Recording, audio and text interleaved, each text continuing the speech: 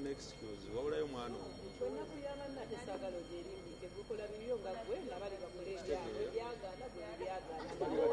tuliko abalenzi bameka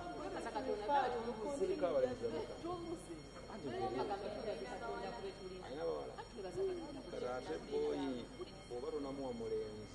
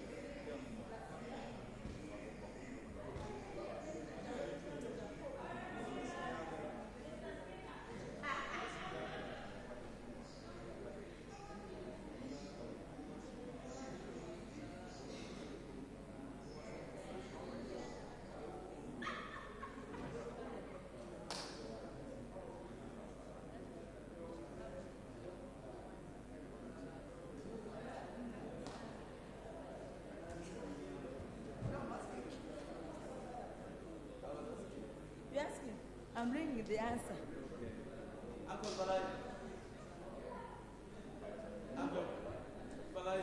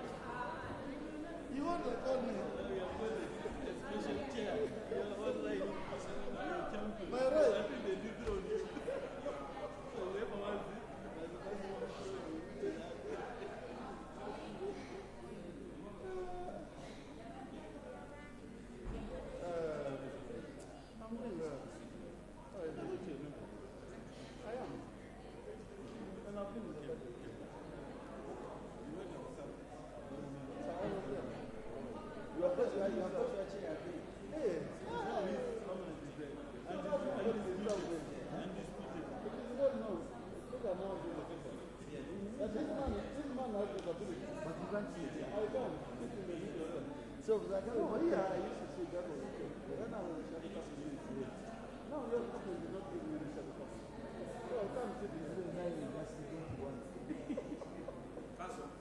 Yes, sir. Okay. But we need to leave this chair. This chair must leave here. Nobody should sit here.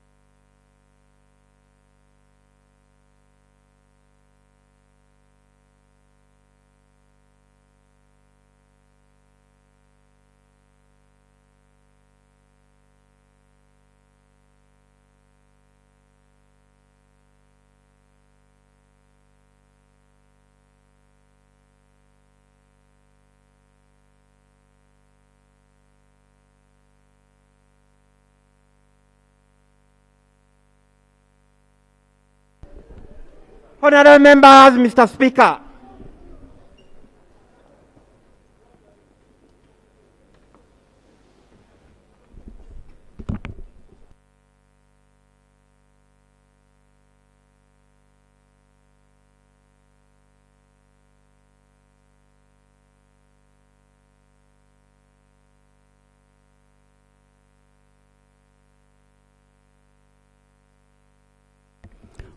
Prayers.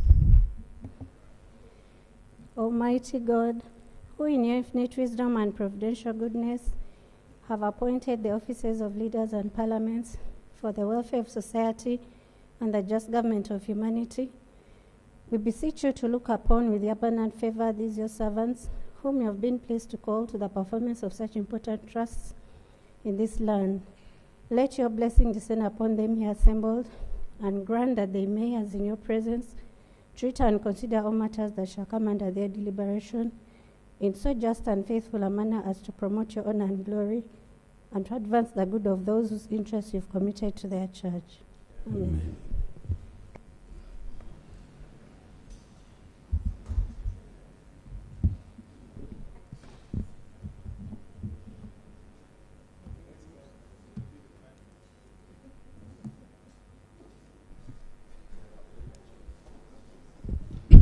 Item 2 on the other paper, communication from the chair. Thank you. Honorable colleagues, I welcome you to today's sitting. Tomorrow we shall consider the National Budget Framework paper. That is Wednesday tomorrow. And I want us to start at 10. And the whole day will be dedicated to the BFP tomorrow, from 10 until 6 p.m. Because I don't want to limit you in terms of time. I don't want you to lobby, to wink at me, to catch my eye. I just need you to go. You read through. I know the budget committee has not yet transmitted the report, but I'm very, very sure if you interested yourselves, by now you have a lot of data and you know areas of interest. So we hope they'll finish signing the report. Then we upload it tonight so that you're able to read through by morning. And then we have enough time to discuss it. Chair, I'm very happy the chair budget committee is here. And then on Thursday, I will handle RAPEX. Because I've been talking to the Minister for Finance. They are stuck. The money that is under entities which we merged cannot be accessed, and now yet the rest of the MDAs are doing really well. So we need to conclude it so that we give them permission now to transfer money from the votes of the merged entities to the ministries or to the entities where they are supposed to be, especially works. They are stuck, we can't do anything. And the minister has requested if we could do it urgent. I hope we've given you enough time, Chair Budget Committee. So tomorrow, MTF, Thursday, RAPEX. I need these matters sorted. Then, honorable colleagues, I will amend the order paper to allow the statement from the Attorney General and the report of the Committee on Human Rights on the issue of Dr. Besje's status in hospital. So that one, I want those issues sorted today. I hope my communication is clear. Really, I wouldn't want us to be derailed.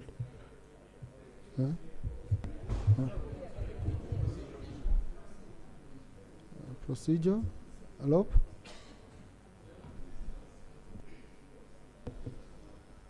Thank you, Right Honourable Speaker. Honourable Speaker, this House, as the legislature, is in many respects the gatekeeper of our country. And so when there's critical matters of concern out there, they can be discussed on talk shows and so on, but Parliament is critical because this is where Ugandans are represented. Honourable Speaker, I want to draw your attention and to seek your indulgence. There is a brewing conflict in Eastern DRC. DRC is our neighbor. There are a couple of Ugandans who are in DRC, and what's happening there is of great concern to us as a country. Honourable Speaker, for about 4 years, the Ugandan ambassador to DRC has not been accredited. So I actually keep wondering about our relationship with DRC, what it's like as we speak today. I'll also remind you that while Uganda waived visa fees for DRC, DRC has not returned the same favor. So it appears to me as if we have some kind of frosty relationship with DRC. And now with the ongoing conflict there, it is concerning. Maybe government needs to update us on, number one, our border, what's happening around that situation. Number two, Ugandans who are held in DRC, given the conflict that's happening there. And as you know, Uganda has previously been blamed for supporting M23. Of course, government denied that, but that blame has come through. Honorable Speaker, we have our troops in DRC. You remember years ago, Uganda raided DRC. DRC took us to court, and we are still paying heavily. So given all that is happening, it's very concerning. And I thought through your chair, Honorable Speaker, government would update us, because we are caught in this, because these are our neighbors, we have Ugandans across, and all the other attendant issues. I thank you, Right Honorable. Thank you. Thank you very much, Lop. A few minutes ago, I think like 20 minutes ago, I was on call with the Minister of State for Regional Cooperation, Honorable John Murimba, and he was asking for space on the order paper to bring a statement to update us on the happenings in DRC, especially with the burning of our embassy today. Yes, our embassy this afternoon was burnt, is on fire. So I've told him that he should get back to me in the evening when the statement is ready. We can accommodate him tomorrow, okay, as the first item, and then we go to the BFP. But government already has moved requesting for space on the order paper. And they were in a meeting, right now they were in a meeting, because I told him if I could give him space today, but he told me, of course, statements of this nature, you have to be very, very cautious, or else you might end up causing much more problems. So they were in a meeting, and he told me they had already been speaking to the CDF of DRC. Then they were consulting other people to finalize on a statement which can come here. So I request that we do tomorrow, we give him space, since it was his initiative. Yes, Honorable. Thank you, Right Honorable Speaker. Right Honorable Speaker, that is a very sensitive matter, just like you have said. And I think we'll have to be patient until tomorrow.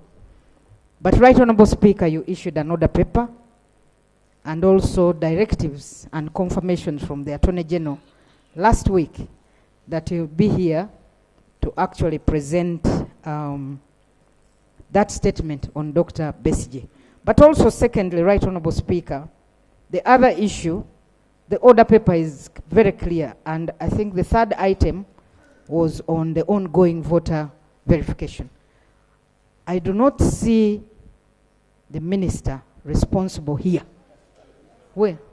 Oh, he's just arriving.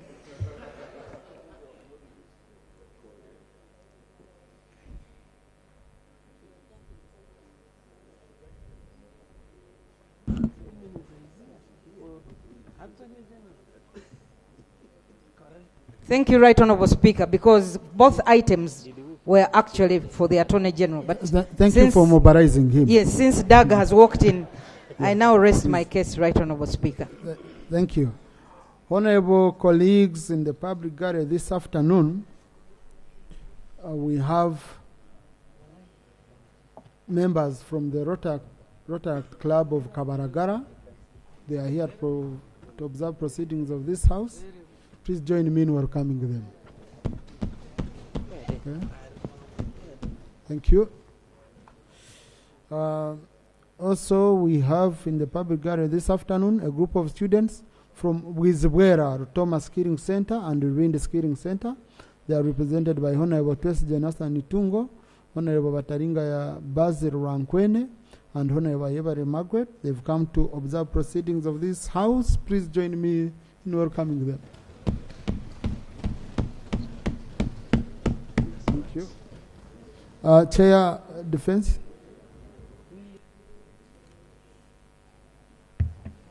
Thank you, Right Honorable. My concern is on the executive order by the U.S. government instructing all agencies. No, but Honorable colleagues, yes. Now you've started raising matters of national importance. I thought you were on procedure. Yeah, okay. Because I have matters of national importance listed here. Okay, thank you. Thank Sit you. down, Seungu. Yes, Honorable Zemji, Honorable Seungu. Thank you, Mr. Speaker. The procedure issue I have relates to the statement that you said the Minister for Regional Cooperation was still carefully putting together. Mr. Speaker, you know, we have invested money in doing roads linking us to Eastern DRC. You also know, Mr. Speaker, that we are paying almost $1 trillion shilling to DRC because of stealing its gold. We've been paying money in the budget. I am only requesting, if you may find the pleasure, Mr. Speaker, in asking the Minister for Regional Cooperation to update us on especially the investment we have made, which makes sense, especially trade. And then finally, Mr. Speaker, the banning of our embassy, as you say, the Minister will explain. I have raised the issues here of the reckless conduct of our CDF. The other day he spoke in defense of, in support of M23, and we nearly got chased from Congo, our military who is fighting there. Can you, Mr. Speaker, also ask defense to come here and explain? Because these things were bound to happen. When you're talking about it, some MPs thought we were joking. The way he was mocking Congo. The reckless nature of the CDF, the trouble that it has started causing Uganda, because that banning of our embassy is partly because of his tongue. Can you, Mr. Speaker, procedurally ask defense to come here and explain if now they have contained his tongue? Because sooner than later you'll have a problem either with Khartoum, with Ethiopia. The other it was Kenya. Now they are banning our embassies our embassy in Congo. Yeah, thank you, Honorable. To begin with, tomorrow we are getting a statement, and I can see your submission was more or less debating the statement which we're expecting tomorrow. So let's first get a statement tomorrow, okay? Then if there are any clarifications from government, they'll be made here. They'll be made. Number two, really, I think it will be unfair for me to ask the Minister of Foreign Affairs to come and update government on roads we are doing in DRC, on payments, when these roads and their funding was approved by us as Parliament, and there is a sectoral committee in charge. When the money that has been paid as reparation to DRC was approved by us as a Parliament, we might not have same opinions on the same, okay? But at least all this was done with the resolution of Parliament. So I think the committee is responsible when we are handling the budget and all that. Please look into these matters, and then the members will pick interest. Otherwise, I wouldn't want us to mix a lot of issues. The situation in Congo is very fragile. I don't want us to come here with statements, again, which will really add in salt into the wound. I don't want us to really inflame the situation. So let's wait for the minister tomorrow, then we shall see how we will handle. Honorable Seungu, then Honorable Watkins. Thank you, Mr. Speaker. My prayer to you from that communication, Mr. Speaker, about Congo is that I think Uganda Airlines must take... DRC. You know there is Congo Brazzaville. Yes, DRC must take in... Uganda Airlines should take in attention from now, immediately. Because they have business in DRC and is always flying there. But, Mr. Speaker, my other issue is that since tomorrow you have called us here, tomorrow at 10, I would pray that the front bench becomes more healthy than it is today, because we need them to respond to issues. And you know we have a challenge with the Prime Minister of Uganda. He's never here. She only comes on Thursday for Prime Minister's time, yet is the leader of government business. A number of issues in the budget must be reflected and must be responded to by the Prime Minister. I'm not attacking the one who's sitting here, and I want to praise her very much. But sometimes we don't get substantial answers from her. But the substantive Prime Minister should be entering appearance here every day whenever we are sitting. Because that's why she was appointed. Order on what?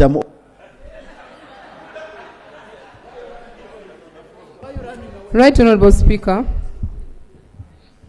Is it in order for Honorable Sewungu to allude that the office of the Prime Minister is not represented? Because there's no single day that this House has been on without a representation from the office of the Prime Minister. Is Honorable Sewungu in order, Right Honorable Speaker? Thank you. Honorable colleagues, I received a notice from the Right Honorable Prime Minister informing me she's in Tanzania on official duty, representing government. That's why she's not here. But she has been giving us time. And really, when she comes, she gives us enough time. And she, even Thursdays, the time she gives us on Thursdays is a valuable time. You know, it's very, very important time. And tomorrow I request, in fact, I'll be shocked to find there is a minister which is not represented when we are discussing their budget. I don't know how they will be wanting to operate. So I hope we come in so that the Minister of Finance doesn't carry the burden alone. Government Chief Whip, Right Honorable Prime Minister, Leader of Government Business, ensure each ministry tomorrow is represented at 10 so that we can kick off business well. Finally, Honorable Katsabe. Thank you, Mr. Speaker. I raise on the value system of I am my sister's keeper, I am my brother's keeper. Mr. Speaker, sir, for those that probably don't know the history of the people that live in Kasese as a community, our great fathers migrated, born and migrated and came to Uganda. So naturally, we are, by extension and by tradition, Congolese, because that's where our great parents came from. Now, under the value system, I am my sister's keeper and I am my brother's keeper. Now that we have an insecurity condition, Mr. Speaker, sir, and you have wisely guided, can I request to you, Mr. Speaker, that the fact that it consists of borders, DRC, our intelligence, offensive, defensive, and military capabilities should be scaled up. This country, Mr. Speaker, has not recovered from the shock of our lives. 42 Ugandan citizens, students, in a boarding school in a pondry, burned to death. Mr. Speaker, sir, I ask that our intelligence, strategic, offensive, and defensive and sustainability capabilities within the military be scaled up along the border, including Bundabujo, Mr. Speaker, so that our citizens are catered for in terms of security and safety. Thank you, Mr. Speaker. Thank you. That's for noting, for government to note and take seriously from the MP of the affected area. Honorable Chinshaba Patience. Thank you, Right Honorable Speaker, for giving me this opportunity. I rise on the matter of urgent public importance as of our rule of procedure of 54. Right Honorable Speaker, yesterday early in the morning, a motor accident occurred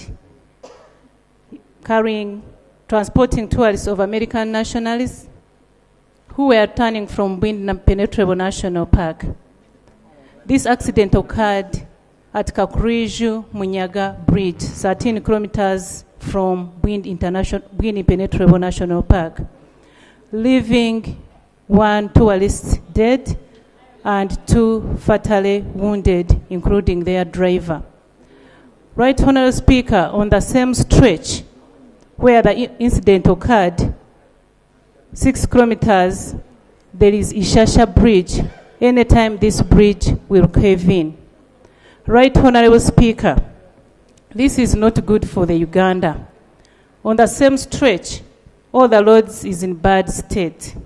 The loss of our lives of tourists sends a bad signal to the international community, which negatively impacts this country. My prayer is, Right Honourable Speaker, this same road was earmarked by the President in his manifesto of 2021 to 2026, but the roadwork has not commenced. And you know very well that Kanungu is a tourist destination. We have 2 national parks, Queen Elizabeth National Park and Bwindi Impenetrable National Park. Right Honourable Speaker, I beg that this government and this parliament work hand in hand to make sure that our roads are worked on, so that this road, Kanyantorogo, Buhoma, Butogota, the road is expedited. Otherwise, we'll keep getting this kind of incidences. Thank you, Right Honourable Speaker. Thank you, Honourable Minister for Works.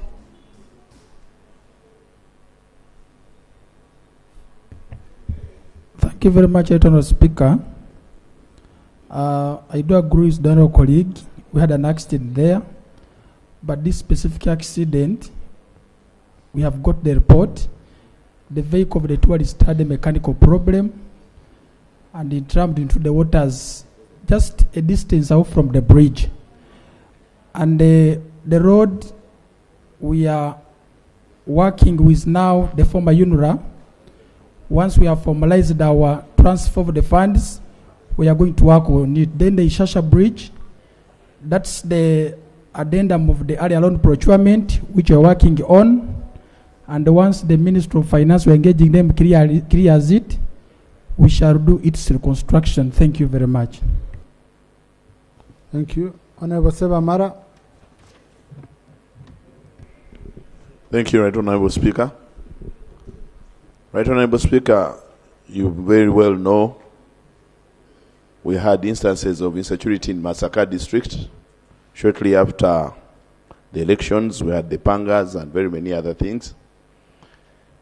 These insecurities were not kept down, although they got out of the media. As we speak today, around 5 mobile money shops have been attacked. We have had 2 deaths, and there is a lot of theft and insecurity in Masaka district. I have tried to engage the Minister of Internal Affairs, I've tried to engage the DPC and the police about these issues, but they continue to say that they don't have transport and their motorcycles are out of order. I'm now praying, Right Honourable Speaker, that a vehicle is given to Masaka district for the police. We have had fires, there is no fire brigade. We are just in a array. I only request that government can provide transportation for the police of Masaka district. Thank you. Thank you. Right Honourable.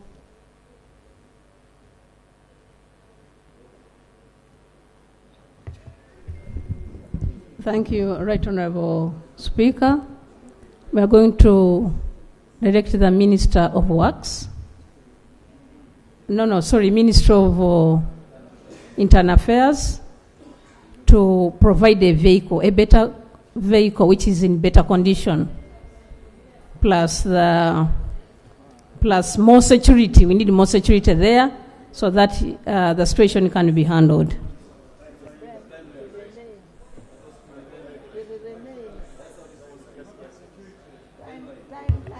I'm going to engage him as soon as possible after this meeting. Thank you, and please be in touch with Honourable Sebamara. Honourable Susan Mugabi. Thank you very much, Right Honourable Speaker, for giving me this opportunity to speak as the Shadow Minister for Fisheries. Right Honorable Speaker, yesterday a boat capsized with about 15 people on Lake Victoria in waters between Buvuma and Mayuge. Right Honorable Speaker, 15 of these people on board who had been arrested by the UPDF Fisheries Protection Unit who were attached to Namugongo Barracks in Jinja District. Right Honorable Speaker, the suspects were handcuffed with ropes in the boat. They had no life jackets. The boat was overloaded, and definitely all the suspects died. The FPU officials survived because they had the life jackets and they managed to swim to their own destinations to save their lives. Right Honorable Speaker, this is what we've been always talking about. And on so many occasions, as the Shadow Minister, I've been here emphasizing that we should table the fisheries and aquaculture regulations for the law to fully operationalize. The UPDF on the lake, they don't have sympathy for our people. And we said, if this law operates, the Marine Police, as we said it in the law, plus officials from the fisheries sector, if they were the ones on the lake, we never know such accidents would have been avoided because these are well-trained people. Right Honorable Speaker, it is really disheartening that someone can lose a life when she or he cannot be able to save himself. It is really, this is very illegal. How do you arrest someone, handcuff someone with a rope, put someone in a boat that is overloaded, no life jacket? Right Honorable Speaker. My God. My prayers, Right Honorable Speaker. These people should be compensated, their families, but even really compensating it is really not enough. The officials attached to UPDF Fisheries Protection Unit should be arrested, charged for negligence of people's lives. Lastly, we should table the fisheries and aquaculture regulations for the law to fully operationalize. The UPDF are not supposed to be on the lake. Right Honorable Speaker, it is really disheartening. Thank you very much, Honorable Speaker. I submit. Thank you. Honorable colleagues, my condolences. It's really sad. The Honorable Migade had come to me on the same, and he said he wanted to add on something. Thank you very much, Right Honorable. Like my colleague has stated, these are not first-time occurrences. They have happened a number of times. One time we actually saw Marine police officers also capsizing, and they didn't know how to swim.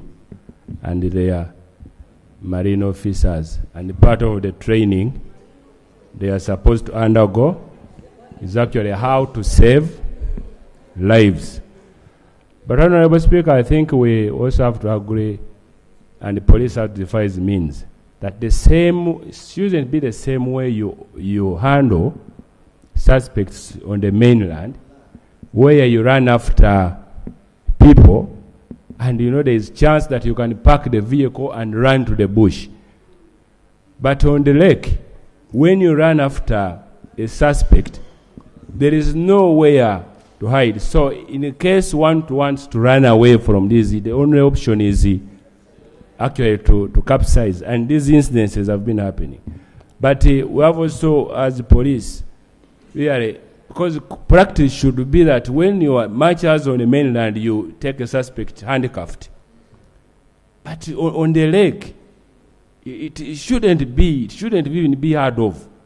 And so, Honorable Speaker, we need the serious action on the officers, and this action should be communicated to this House, because previously they have reported we have taken action, and we find the same people transferred from police posts where they are known to where they are known. So this time we need serious action in this House. And lastly, Right Honorable Speaker, it should now be common practice that as these people arrest officers, they should only arrest suspects in line with life jackets they have in their boat.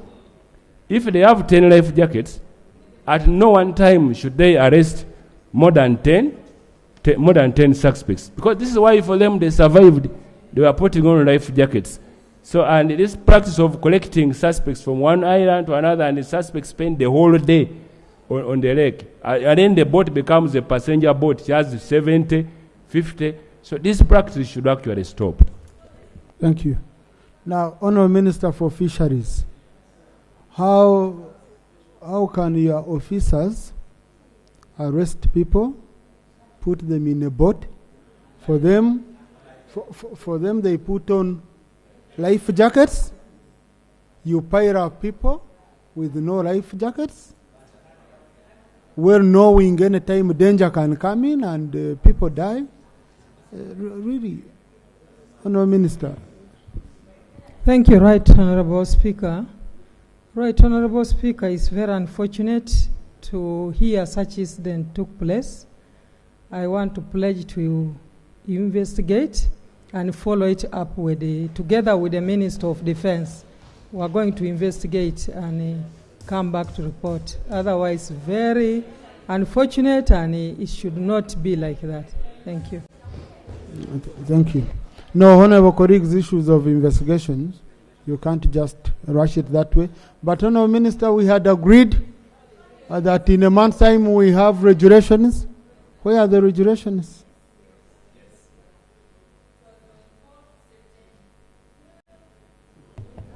Right Honourable Speaker, I have been on the neck of technical team, and I'm happy that after that day in the House, you still called us and you met us, and you met me together with some of the technical team. I have kept on pressing them, and they say the legal team is finalizing with it.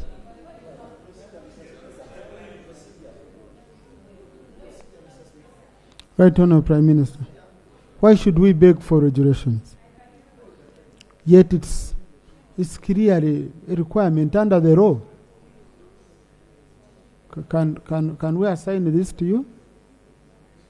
The issue of regulations for the aquaculture, fisheries and aquaculture. Right Honourable Speaker, one, I want to say that condolences to the bereaved families, those who have lost their loved ones, and like he has said, it is not the proper way to handle our people like that.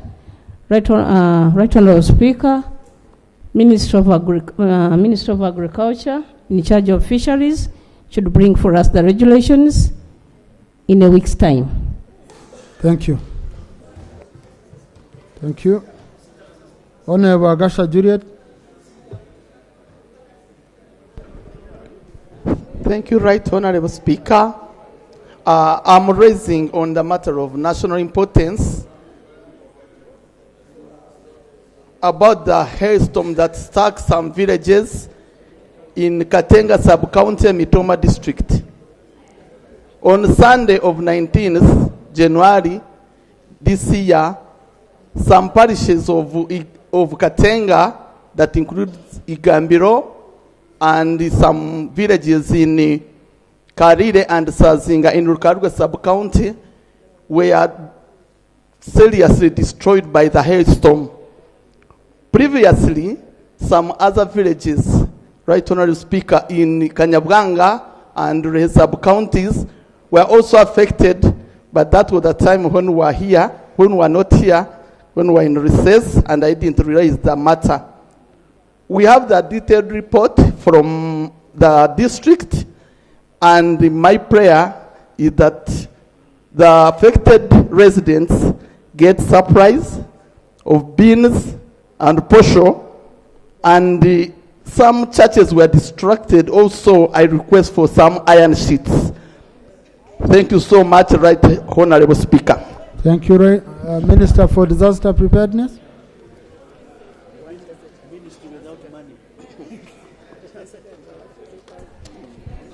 Right Honourable Speaker, I have taken note of the matter raised, I request the Honorable Member, Honorable Juliet, to provide my office with a report so that I am able to provide. I will provide both the iron sheet and the food because we have it in the stores. Thank you. Honorable Minister, the Kao Mitoma district has already transmitted it into your office. Kindly now follow up from there. Honorable Anton Akol.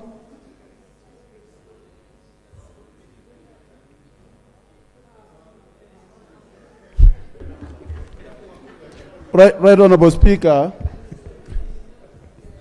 Right Honorable Speaker, I call for your protection. You don't need one. Your size protects you, Honorable.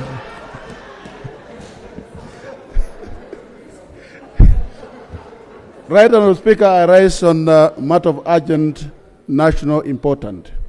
Right Honorable Speaker, you are aware that on the 20th of January 2025, the U.S.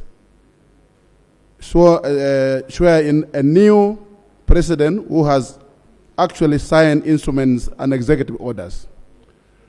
And you're also aware that many members have raised concern that this is really affecting Uganda as a country, especially in the areas of malaria, in the area of HIV protection and treatment, in the area of tuberculosis.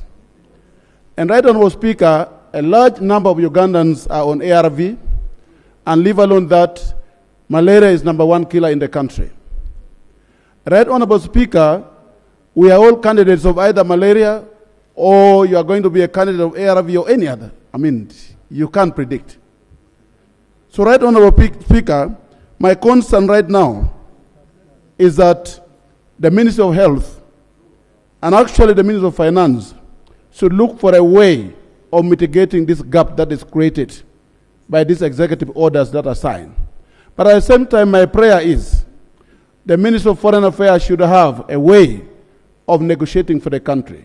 Otherwise, as a country, we are going to be affected and many Ugandans will die with this approach that has been taken by the new president of the U.S. I beg to move. Thank you. Thank you. Thank you. I think what is very, very important, because this is a sovereign right of the U.S., whether to give or not. I think what is very important is, what is very important is our readiness to plug the hole. Okay? It would be, I wouldn't want this issue to come and take much of our time here. No, let's have it at that. Let's have it at that. So I think, Honourable Minister, our readiness to come and fill the gap that would be created by the withdrawal of this aid. Minister for Finance is not here. I think let's handle this issue when we are handling the BFP. Isn't it? Because we shall be. No, I know the two people I'm not saying. I don't want us to escalate this. No, this one, let it be at this. No, let it be at this, okay? Let it be at this level. Issues, I don't want us to start here, issues either supporting the U.S. for withdrawing aid or attacking it or what, no. Honorable colleagues, in the public gallery this afternoon, we have a delegation from Marera Archdeaconry Church of Uganda under the Diocese of Kumi. They are represented by Honorable Ikoja John Bosco and Right Honorable Anita Mong. They've come to observe proceedings of this House. Please join me in welcoming them.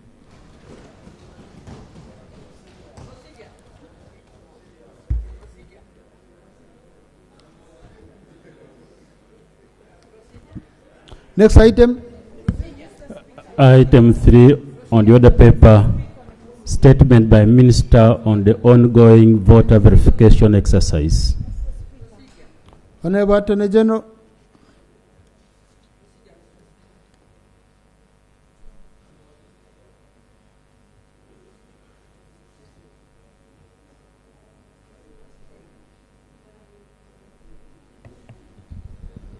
Thank you, Right Honourable Speaker.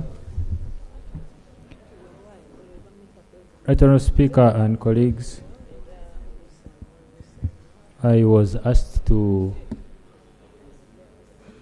the leader of opposition raised the issues regarding the ongoing voter verification exercise, and I was asked to prepare and present a response.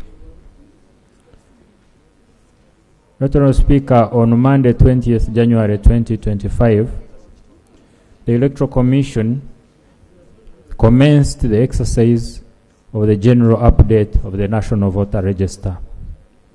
The purpose of the update exercise is to enable eligible Ugandan citizens of 18 years and above who are not registered as voters to do so. 2, to enable registered voters who wish to transfer to new voting locations to apply for such transfer. 3, to enable registered voters to check and confirm that their particulars are correct and appear on the voters register at the voting location that they indicated during registration. 4, to enable students who were registered by the National Identification and Registration Authority, NIRA, and have since attained the age of 18 years to present their particulars, that is, the National Identification Number, NIN number, for updating and assignment of a polling station within their parish of residence of origin. Right Honourable Speaker and colleagues, I wish to report that the general update exercise commenced in all districts and cities across the country. We, however, note that the first day always has peculiar and challenging dynamics which vary from place to place.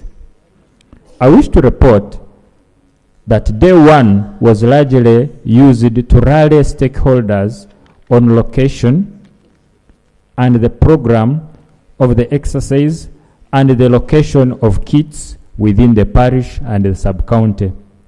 As we speak today, Right Honourable Speaker and colleagues, the activity is ongoing and progressing well.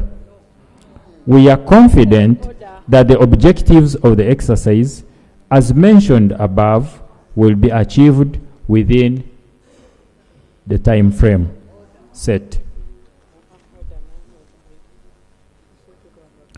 On the public awareness exercise, Right Honourable Speaker and colleagues, concerning public awareness about the exercise, the Commission issued the press release on 10th January 2025 and published it in leading dailies, including vernacular publications, newspapers, brochures, and posters. This communication started with informing and notifying the country of the adjustments of the commencement date. The messaging has been amplified by leaders, including His Excellency, the President, who issued a public statement urging Ugandans to participate in the exercise. Other leaders, including religious leaders, have been giving similar calls. Radio talk shows on the exercise are ongoing.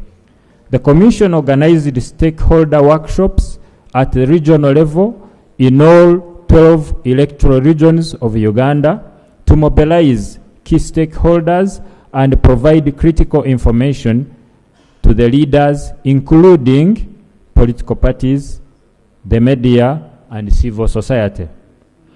Information, educational, and communication materials on the exercise have been produced and distributed, and this is still ongoing. The Commission is further using digital platforms to engage stakeholders. Right Honourable Speakers and Honourable Members of Parliament, on the ground, The Electoral Commission recruited, trained, and deployed supervisors at parish and sub-county level, who also have the function of voter education, mobilization, and awareness creation.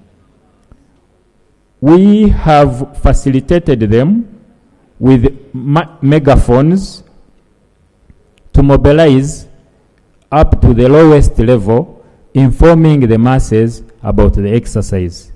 This includes information about the location of the update stations. The Commission is also using community radios or chizindalo to publicize the exercise.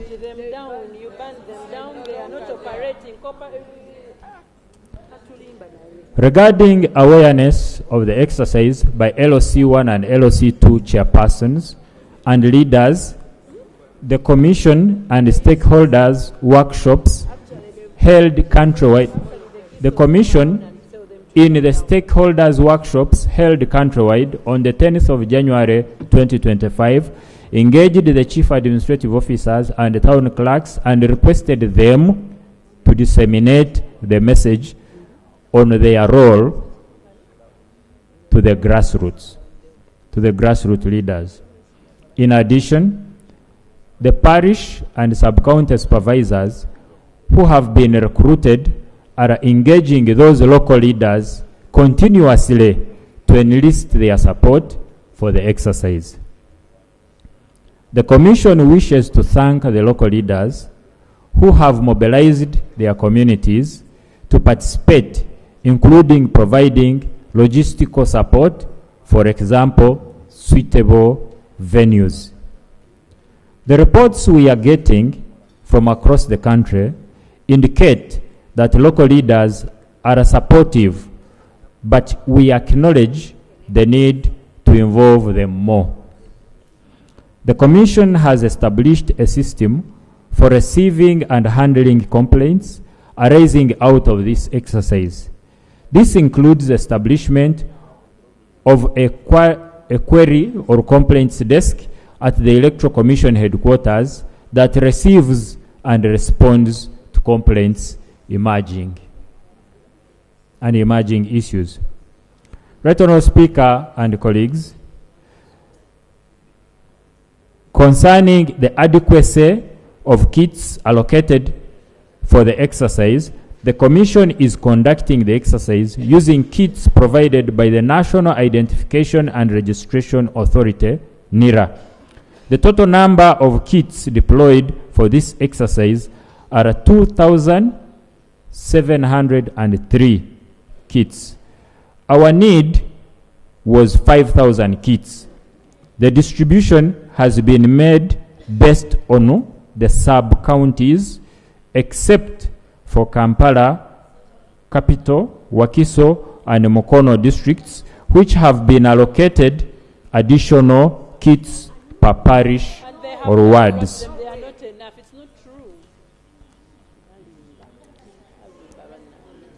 Our update officials and supervisors are providing a schedule on the rotation.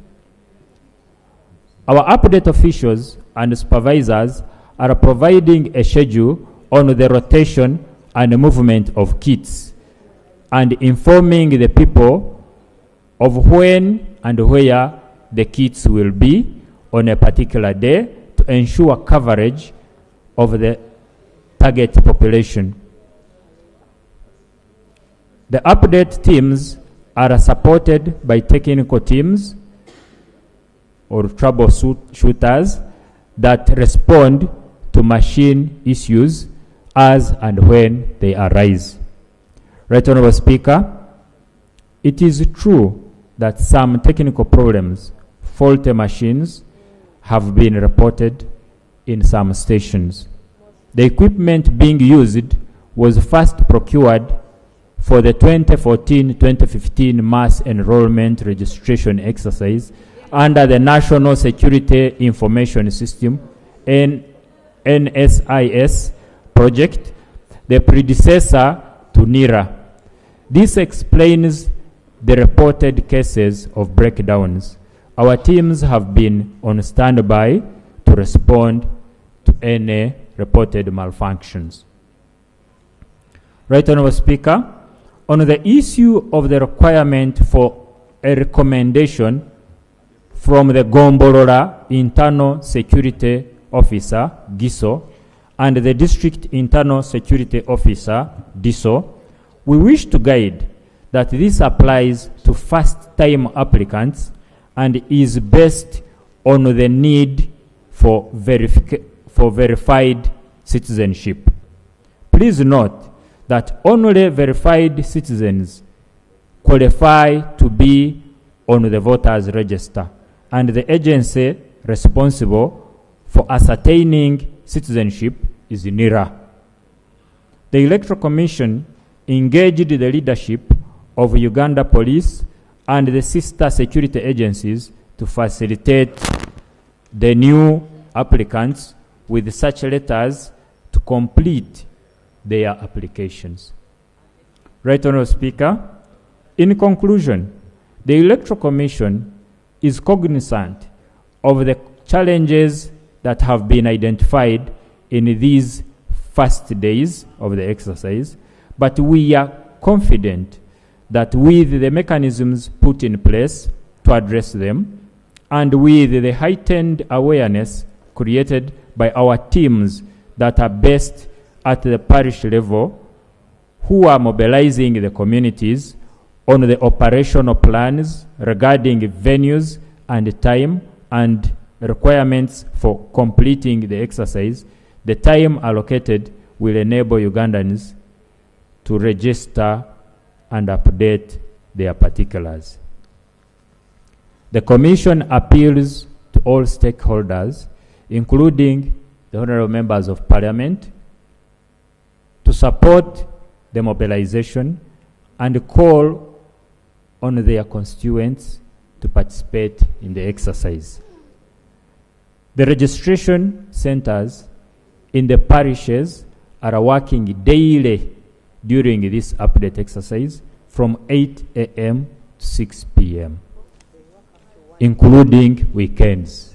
I beg to submit. Thank you, Honourable Minister. Thank you. Dr. Boka. Yeah, thank you, Mr. Speaker. I want to thank the Attorney General for the report. On the 21st, that's the first day of the beginning of the National Voters Register, I went to my parish, Odonga Parish. I was told the team was not in my parish. They were seated at the sub-county headquarters, and all of them. My observation number one was that it's one old machine that was being used, with all the parish electoral officers seated waiting for the same machine. Number two was that there was no register that was delivered to the polling station for me to verify my name in. Number three is that as a district in this country without electricity, it was relying on a battery. And the battery was running out every 2 hours and required to be charged. The feedback from the community is that, one, we needed more machines.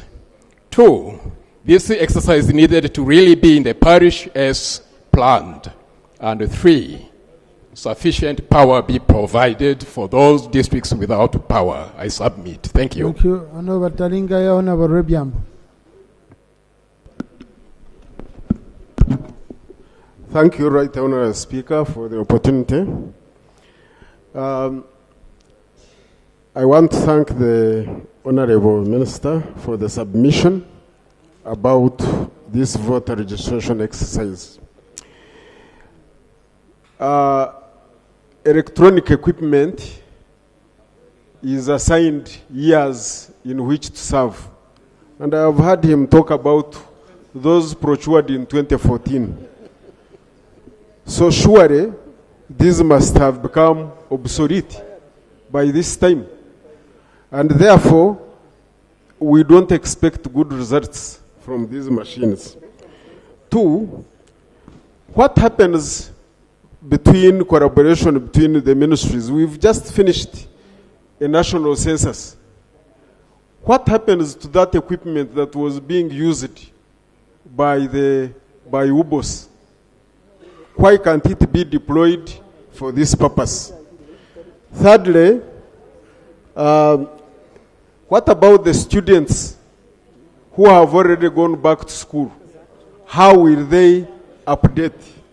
Fourthly, what happens to those areas where we have sung over years and years, especially my constituency, where electricity has remained a thorn, a sore, and it has not been extended? How do we continue to update the registers? And lastly, given that the machines are very few, as he has said, they expected 5,000, they received only 2,000, not even half. Therefore, people have to commute long distances to go for this registration. And an average person takes over 10 minutes. I anticipate that the time assigned will not be enough to complete this exercise. So in anticipation, I beg that this time is extended. Thank you for the opportunity. Barara Busia Agago. Thank you, Right Honorable Speaker. I want to first of all thank you for welcoming my people in the gallery who are from my district and my established skilling centers. I thank you. Right Honorable Speaker, I want to thank the Honorable Minister for the statement. Yesterday, as I was coming back from the constituents, I passed by Mbarara District Headquarters, now located at Wizwera, after seeing so many people crowded, and I wanted to know what was happening. I witnessed it myself, that very many people were gathered there and not being worked on. And not because the people who are working on them did not want, but the process is very, very slow. I entered and asked the girl that was working on the machine, and she told me they can only work on only 50 people per day. Very many people were already gathered outside, and majority of them were youths already shouting. We tried to gather them, and I tried to speak to them. And we agreed that every day, since they already know that they are working on only 50 to 60 people, they should only register those on a paper, that they should register only those on paper,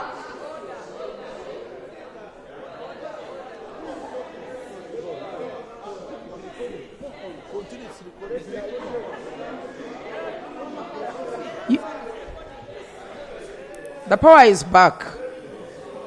So I was saying that we had agreed with those people not to make people get tired of the exercise, because people coming there very early in the morning and spend the whole day there, and in the evening they are told to go back because they are only working on 50 people, will make people hate the exercise.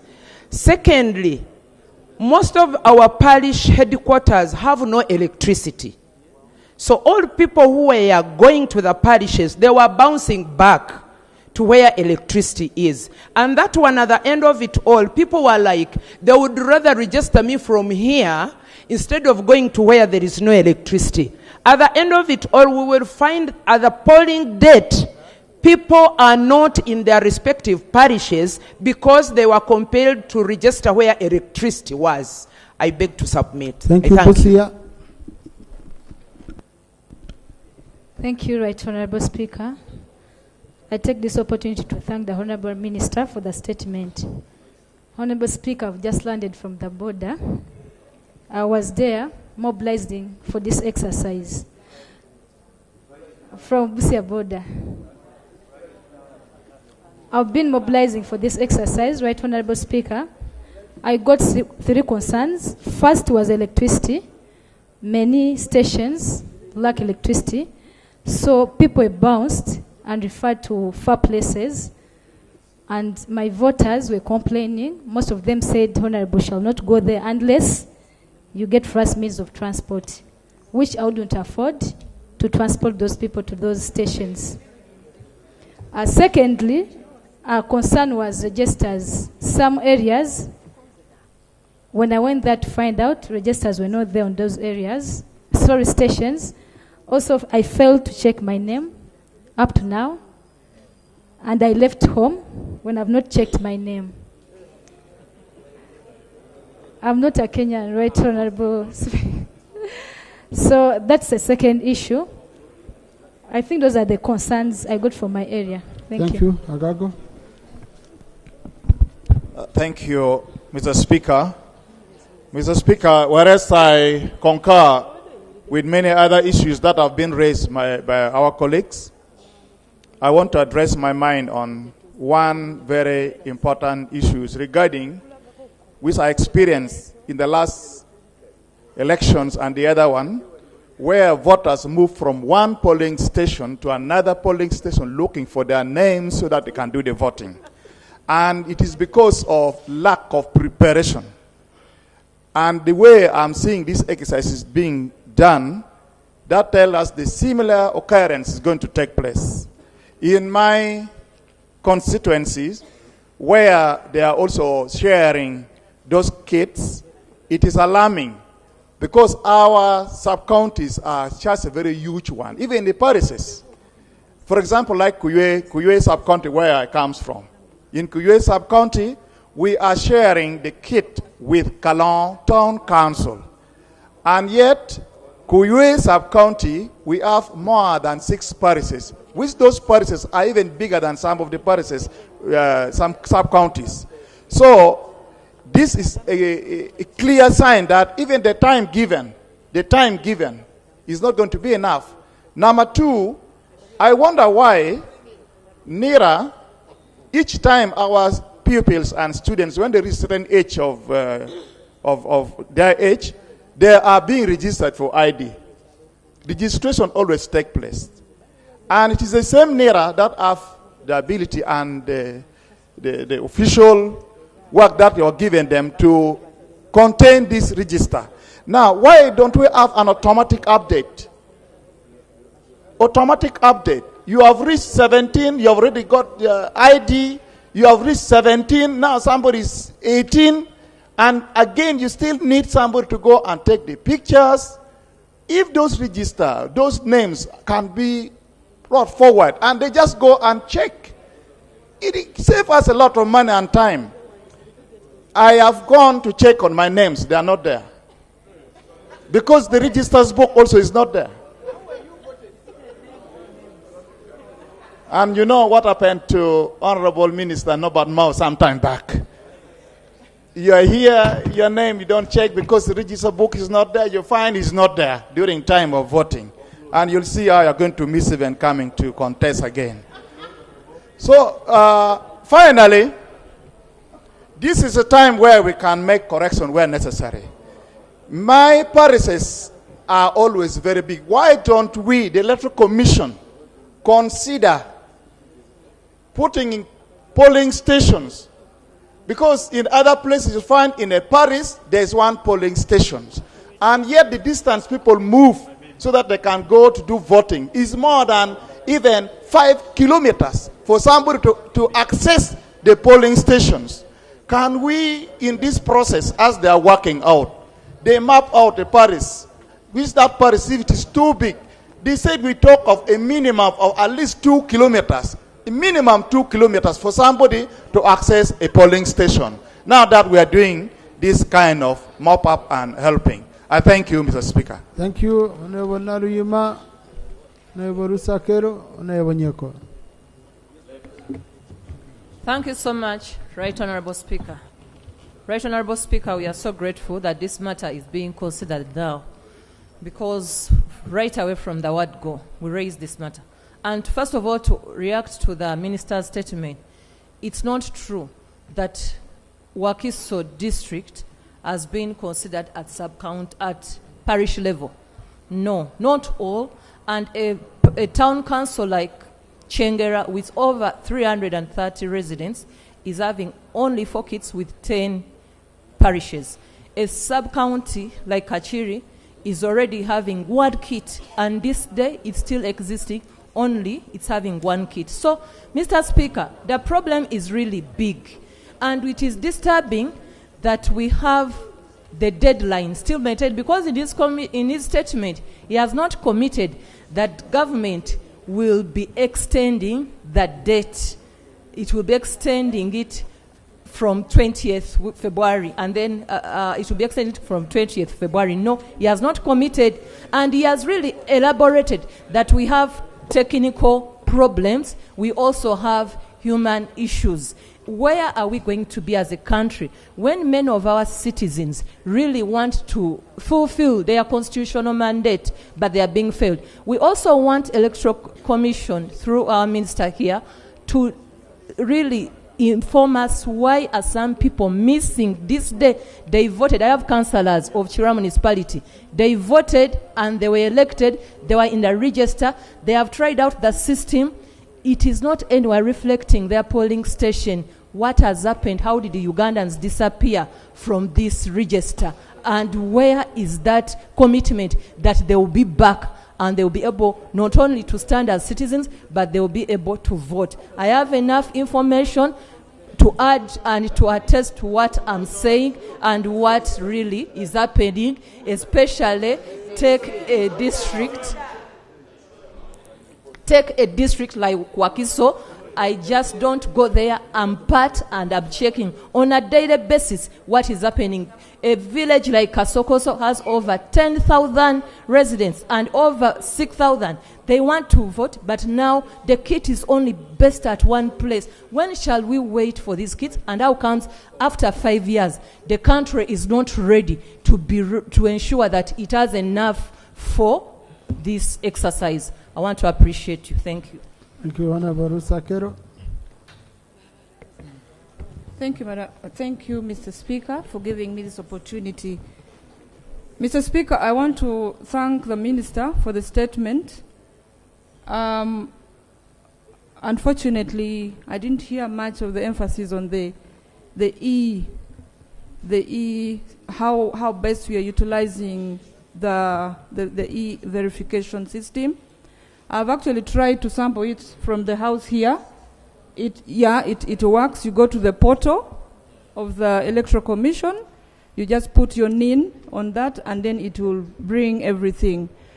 And unfortunately, I know there are many Ugandans who cannot afford this, but there are also quite a number of Ugandans who can actually use this. So can we promote both? Unfortunately, also on this portal, it doesn't give provision for ticking. Because what I know is once I have verified, it has to be ticked on that register. So there's no provision for this. It still doesn't actually make, to ensure that my name actually remains. Secondly, my biggest disappointment has always been we have so many entities and departments doing almost the same work. Why can't we have one system that works for all, really? You go to passport, they are asking you for the same information. You go to NIRA, they are asking you for the same information. Now EC is asking you for the same information. Why don't we just, as a government, come up with one system that will work for all of us and save a lot of time? As I finalize, Mr. Speaker, I am disappointed that we are never ready for our processes. We have a whole ministry that is in charge of planning for this country. We knew that there's going to be election after 5 years. Why can't we have the machines that are enough? Why can't we deploy people as opposed to making people suffer all the time? It's going to make this process very, very cumbersome, and people will fear to vote. Thank you so much, Mr. Speaker, for giving me this opportunity. Thank you, Honorable Nyakode.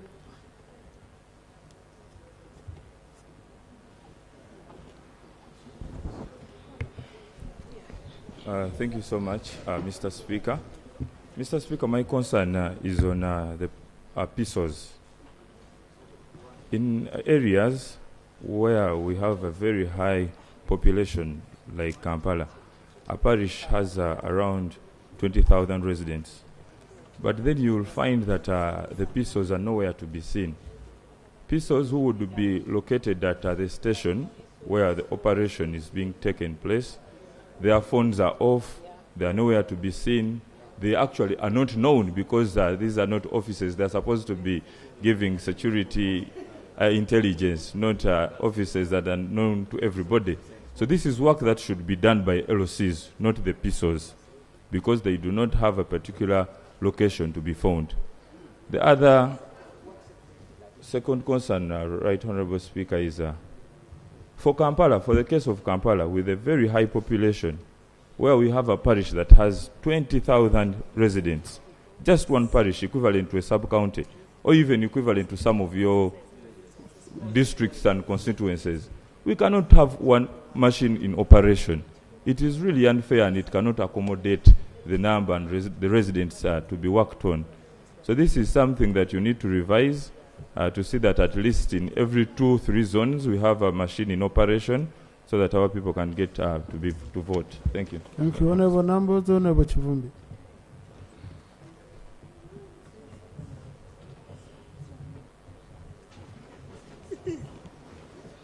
Now, Honorable colleagues, all of you are catching my eyes. Thank you. But just wait, Honorable. But the problem, I can only pick one at a time. Okay? So, but I can even start from there. I say, Chiromera, Nekarit, Kapsave, Kamuntu, Mpindi, Kuneira, Raube. So I continue like that. But it doesn't help. So, just what we do, take your time. I'm giving this enough time. Honorable Numbers. Thank you, Right Honorable Speaker. Right Honorable Speaker, I'm not joining my colleagues in thanking the Minister, because one, the Minister was moved to come here, and I don't know why they don't deliberately give information to this House. And two, the report he has given, the statement he has given, is full of misinformation and wanting. Mr. Speaker, sir, at most, in my opinion, a kit should be at the polling station. Because when you think about a parish, this is people will require money to travel to those places. And two, they have 2,700 kits for 10,595 parishes in Uganda. From those two figures, Mr. Speaker, you just realize that this is just a drop in the sea. Mr. Speaker, it's not true that each parish in Mukono has been given a kit, and then we have even been given more. The fact of the matter is that each sub-county in Mukono has been given one kit. And for sub-counties with, say, 10 or more parishes, each parish is supposed to be with the kit for only one day. Am I safe? SFC. The CDF said he will beat. Honorable, you are very safe. I'm safe. Very safe. You see, Mr. Speaker, the CDF had promised to come for people on my committee, so I had feared. Okay, now it seems I'm safe now. Also, that one had to pass. Eh? You had to find a way. Mr. Speaker, the fact of the matter, Mr. Speaker, also, is that our people go to look for those who are seeking to register for the first time are told to look for the GISO for the clearance. but they charge them 10,000 shillings per person. 2, people transferring from one polling station to another or from one area to another are supposed to carry with them a letter from the LOC ones. LOC ones are charging people up to 5,000 shillings for the transfer letters. In my area, they have been charging up to 5,000, but from colleagues I hear, they charge up to 30,000 shillings. So, Mr. Speaker, an election is not rigged on the day it is casted. Elections are rigged through the full process. And Mr. Speaker, I want to inform this House that, for example, the Electoral Commission is using the census of 2014 to determine the constituencies and even to prepare for the elections.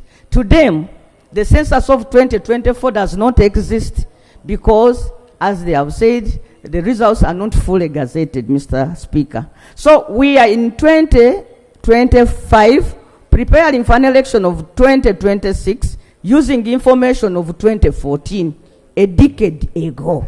Mr. Speaker, can we continue? From what colleagues from the other side have submitted, and so far from what has been coming from this side, it shows that the whole exercise is already messed up. Mr. Speaker, I would therefore suggest that this House takes control and gives guidance to the Electoral Commission, first of all, to stay the rolling out of programs until they are clearly prepared for these exercises. And we forget anything to do with the deadlines, because when you create a deadline and you don't have the material on the ground, you create a rush. People are rushing because there is a deadline.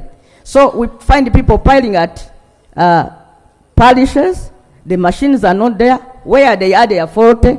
Where they are working, there is no power. Where they are using batteries, the batteries are on and off. So, Mr. Speaker, these people are not ready, and I want to move a motion without notice that this House resolves to guide the Electoral Commission to start the exercise until they have fully prepared for it, Mr. Speaker, including allowing the people who are in charge of the census to gazette the results of the last census properly, so that we can organize for an election basing on the true population of this country. I beg to move.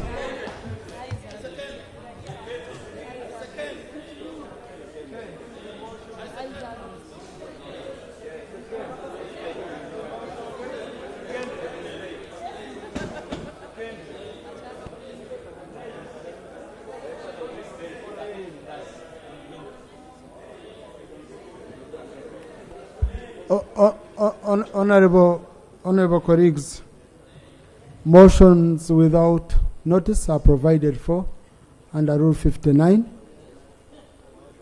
and a motion of this nature under Rule 59 1K should be in the opinion of the Speaker that this is an emergency, and but to me, in my opinion, it's not, and therefore I'm not allowing the motion. I just want us to have a debate. Okay, let's have a debate with the aim, and most of you, the way you're submitting, you're aiming at improving the process. A very good example. The other day, the Minister for Internal Affairs was here. He said they are ready with the new kits of NIRA. Okay? He said they are ready to roll out with the new NIRA kits. Now, what we should be asking is that Minister of Justice works with the NIRA to ensure that they have more gadgets now on the ground. And these gadgets are new, the ones of NIRA. They said they've secured. It was just last week when the Minister was telling us. So we see a way of government building synergies to make the exercise better. Otherwise, time is not on our side. Election time has the statuted deadlines. We are going to say we stop the exercise. They first go and prepare. And you find yourself reaching election time. They say we continue with the election without voter register update. Okay? So let's see a way of. I had allowed Honorable Chivumbi. Right Honorable Speaker, thank you for this opportunity. Right Honorable Speaker, you've just spoken of equipment of NIRA.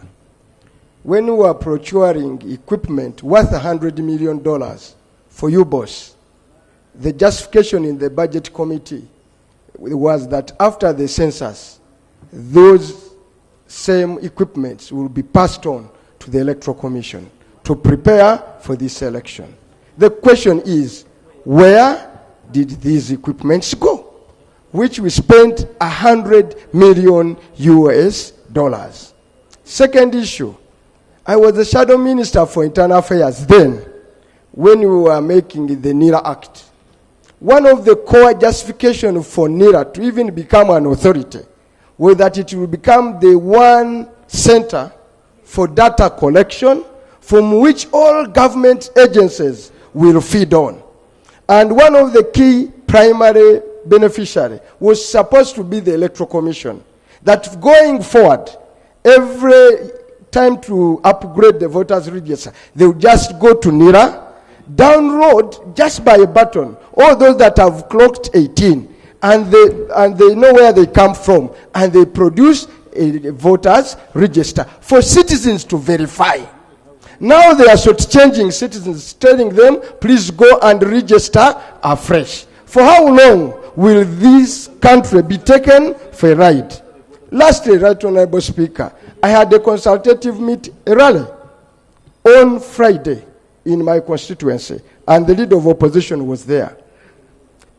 Citizens complained about PISO, demanding from 5,000 to 30,000.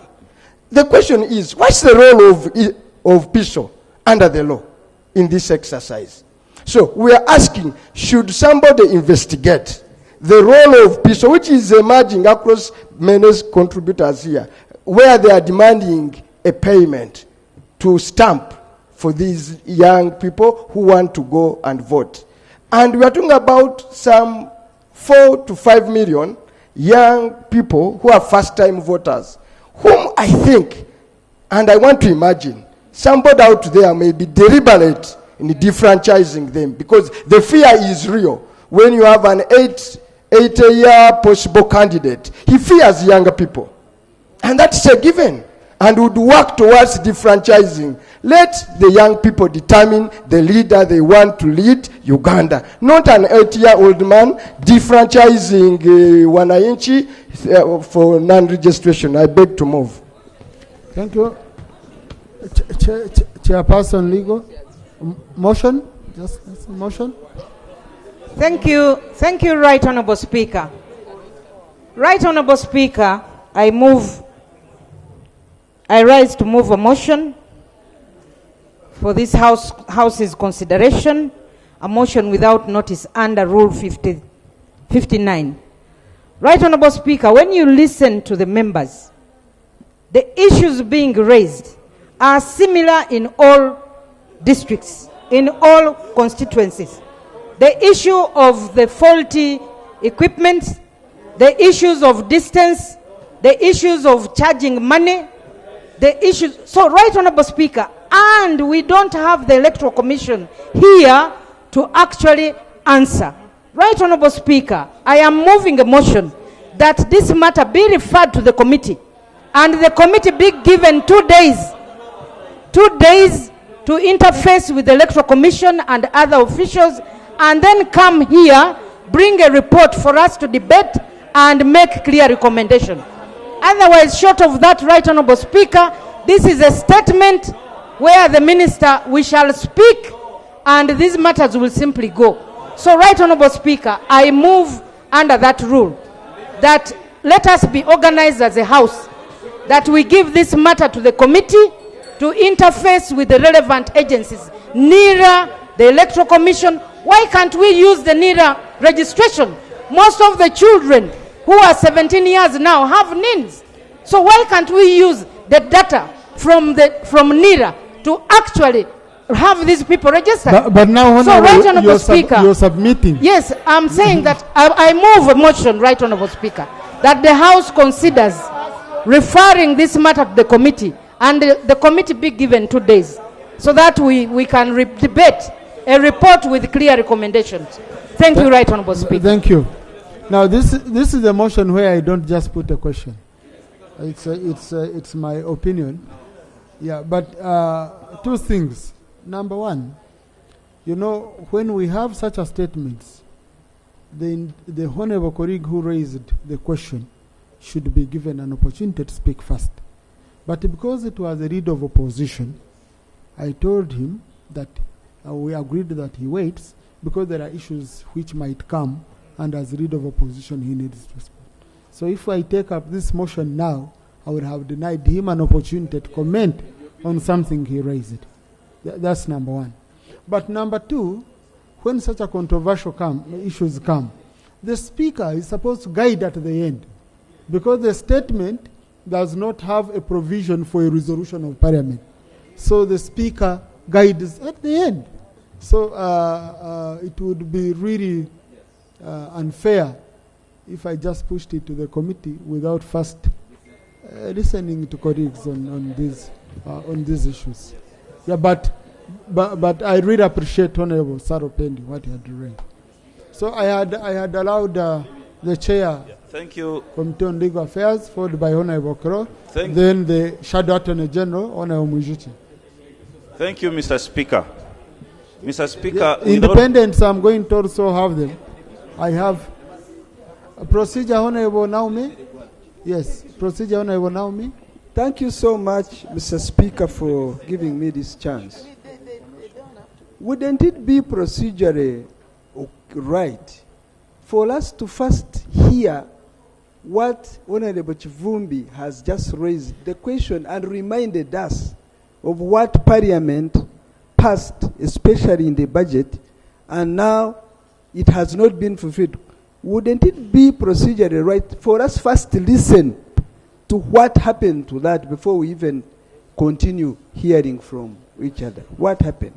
Because this is Parliament that passed it. No, that's your question.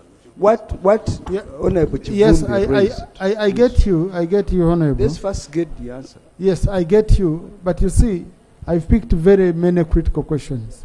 Now, in the interest of time, I felt the minister should answer at once. Otherwise, an issue will come, we say this is critical, first answer. This is critical, first answer.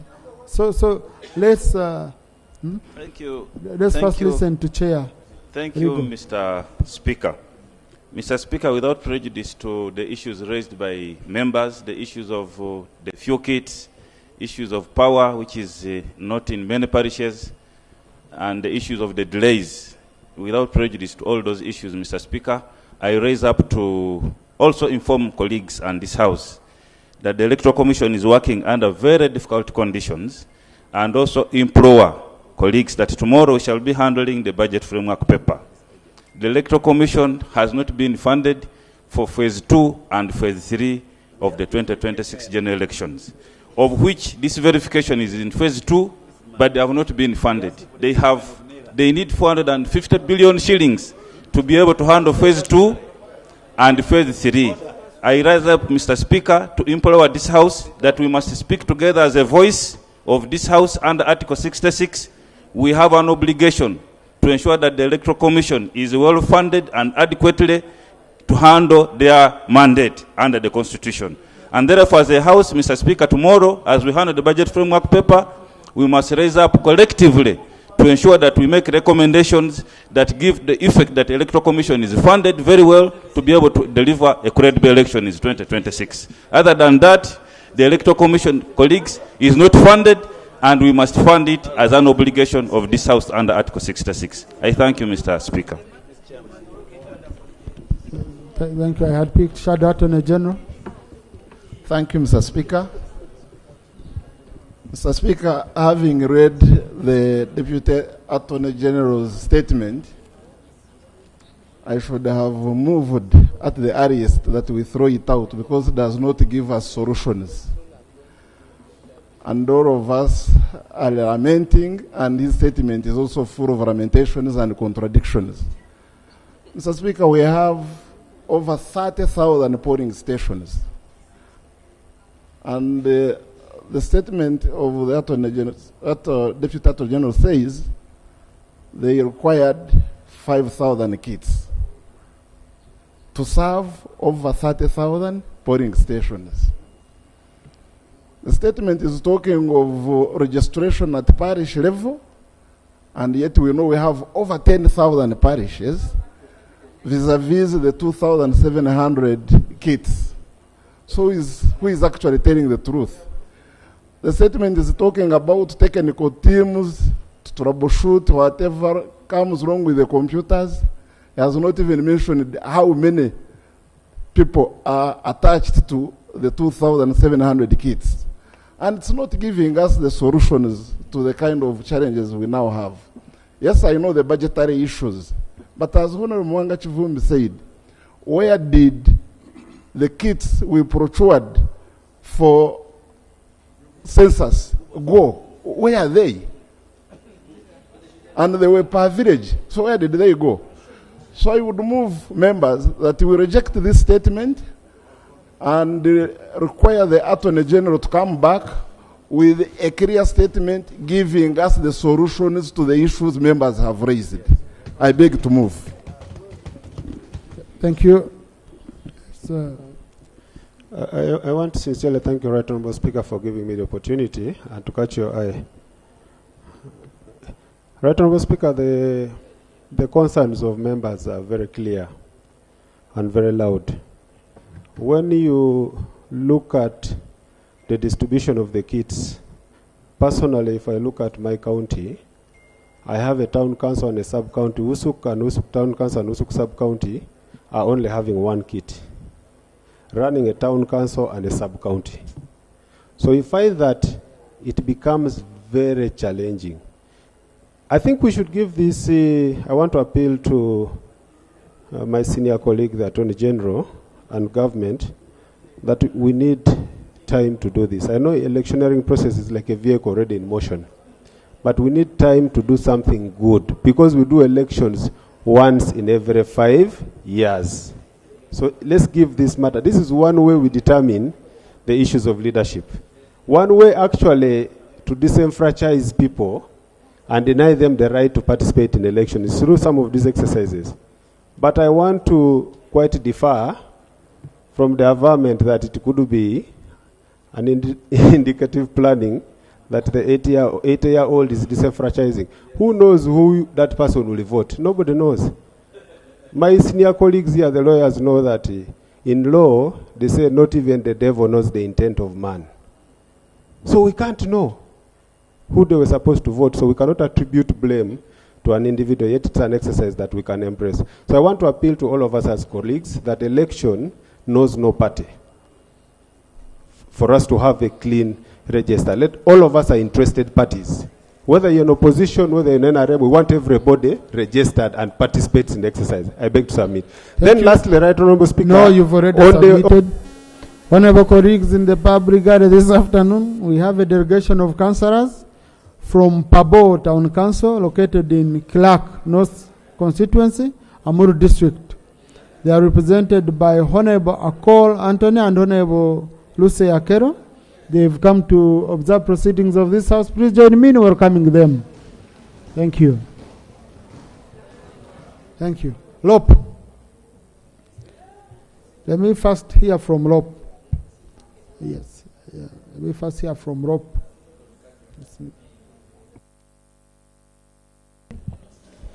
Honourable Speaker, I perhaps if you'll allow me 1 minute before I respond to the statement, Right Honourable Speaker, to raise a matter of our rules, but also to seek your further guidance, because, you know, even as land friends, we keep guiding each other. Honourable Speaker, you quoted Rule 59 in response to a motion moved by Honourable Betty Namboze and Honourable Sarah Opendi, and you said Rule 59, which provides for motions without notice, and you referred us to 59K, a motion which in the opinion of the Speaker is a matter of emergency. And you said that for any of these motions, it must be moved as long as, in your opinion, it carries the day. Honorable Speaker, I would like to respectfully disagree with you, sir, because Rule 59(1) says the following motions may be moved without notice, and it provides for different kinds of motions. K is only one of the motions that can be moved without notice. That is motion which, in the opinion of the Speaker, is a matter of emergency. So it's not true that any of these motions can only be moved as long as, in the opinion of the Speaker, it's a matter of emergency or carries the day. That's my interpretation, but like I said, I seek that you guide further on this issue and then I proceed, sir. Yeah, thank you. Now, honorable colleagues, it depends on how you present your matter and how you qualify your matter. Okay? If you want us to adjourn debate, for example, under which Honorable Saro Pendi was moving, it means I will adjourn debate, maybe to tomorrow, maybe to another day. It's me interpreting. I'm the custodian of rules. Yeah.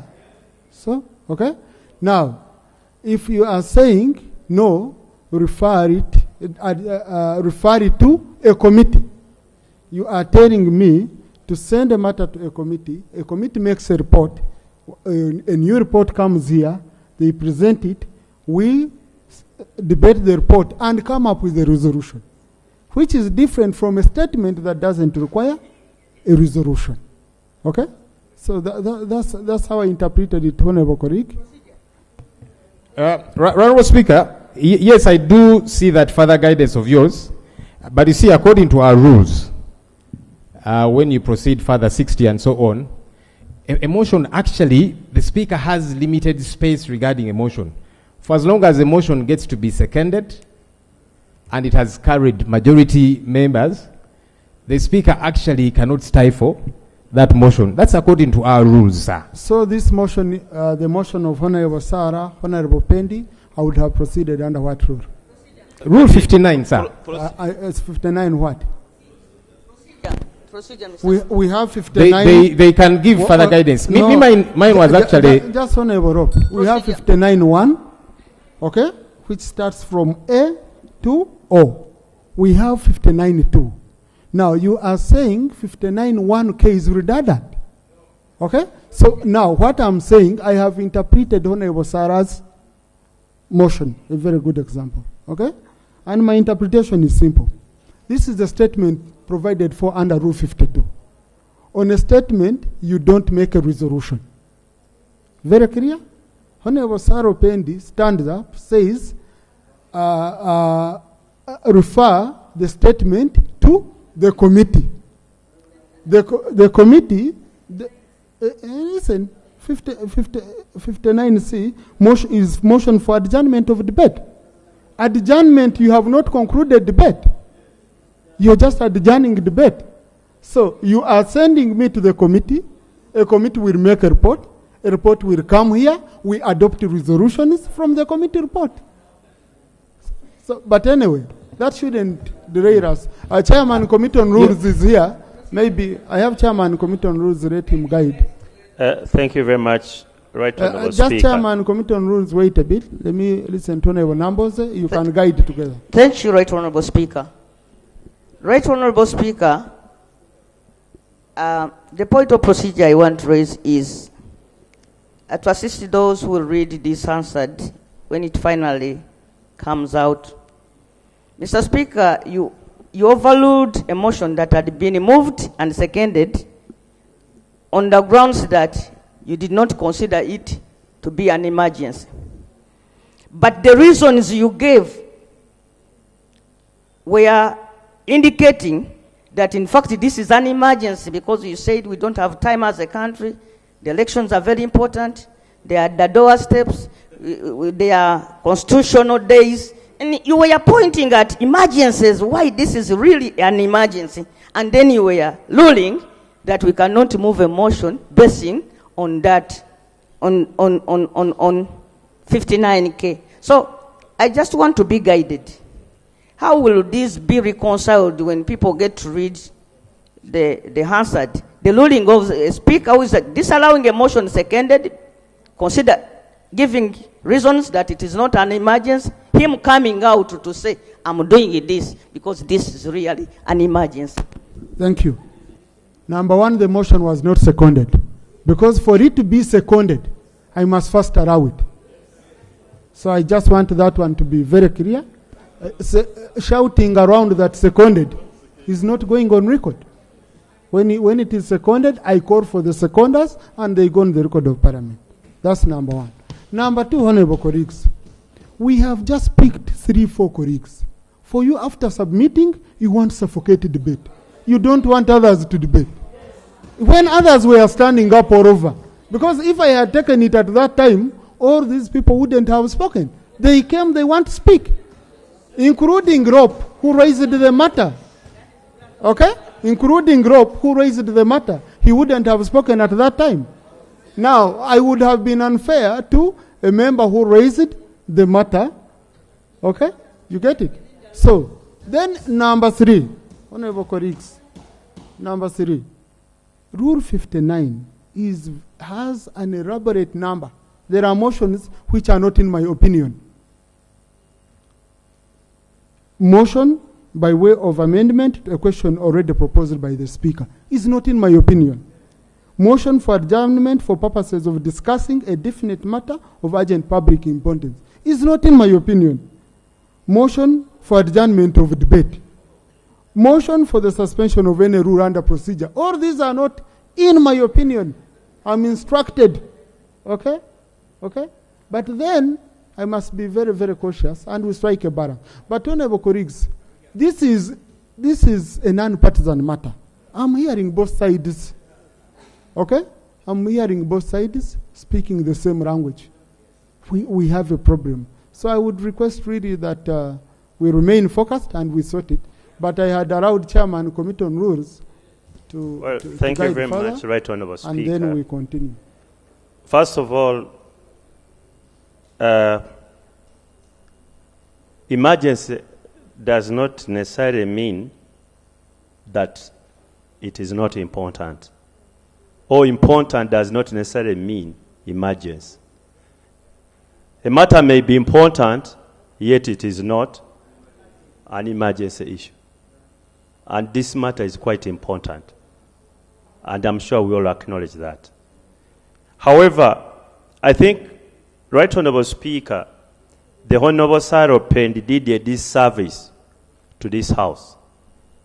Other than bluntly saying, I move under Rule 59, you would say I rule under Rule 59(1)(c), and if it is C, it is pure about to adjourn the debate to another date.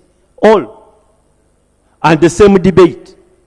But once you bring in other issues, then it ceases to be debate. Because the most important aspect of her motion was to refer the motion to the committee, not pure adjourning. The only rule which is relevant to this should have been only under Rule 59(1)(k), where the Speaker must determine that actually it is of emergency nature, and therefore it should proceed. I hope I get that. I get myself clear on that. And therefore it should proceed. But this is all different. So, in my view, since I don't see where the controversy is, do we need a thorough debate over this matter? Yes, we do. Yes, we do. Because the credibility, the integrity of any election starts with the register and registration. Colleagues, you will be the one crying foul if there is no integrity with that register. All of us, whether you are pink, purple, yellow, red, it doesn't matter. We all need a credible register and a credible process. However, Right Honourable Speaker, what is the end of this debate we are having now? That's what I must guide. Where is the end? That's what I'm So I don't. we now need guidance of the Speaker, because that is within his power. To say the way the debate is proceeding, we might need a process that will give solutions to the challenge we are having.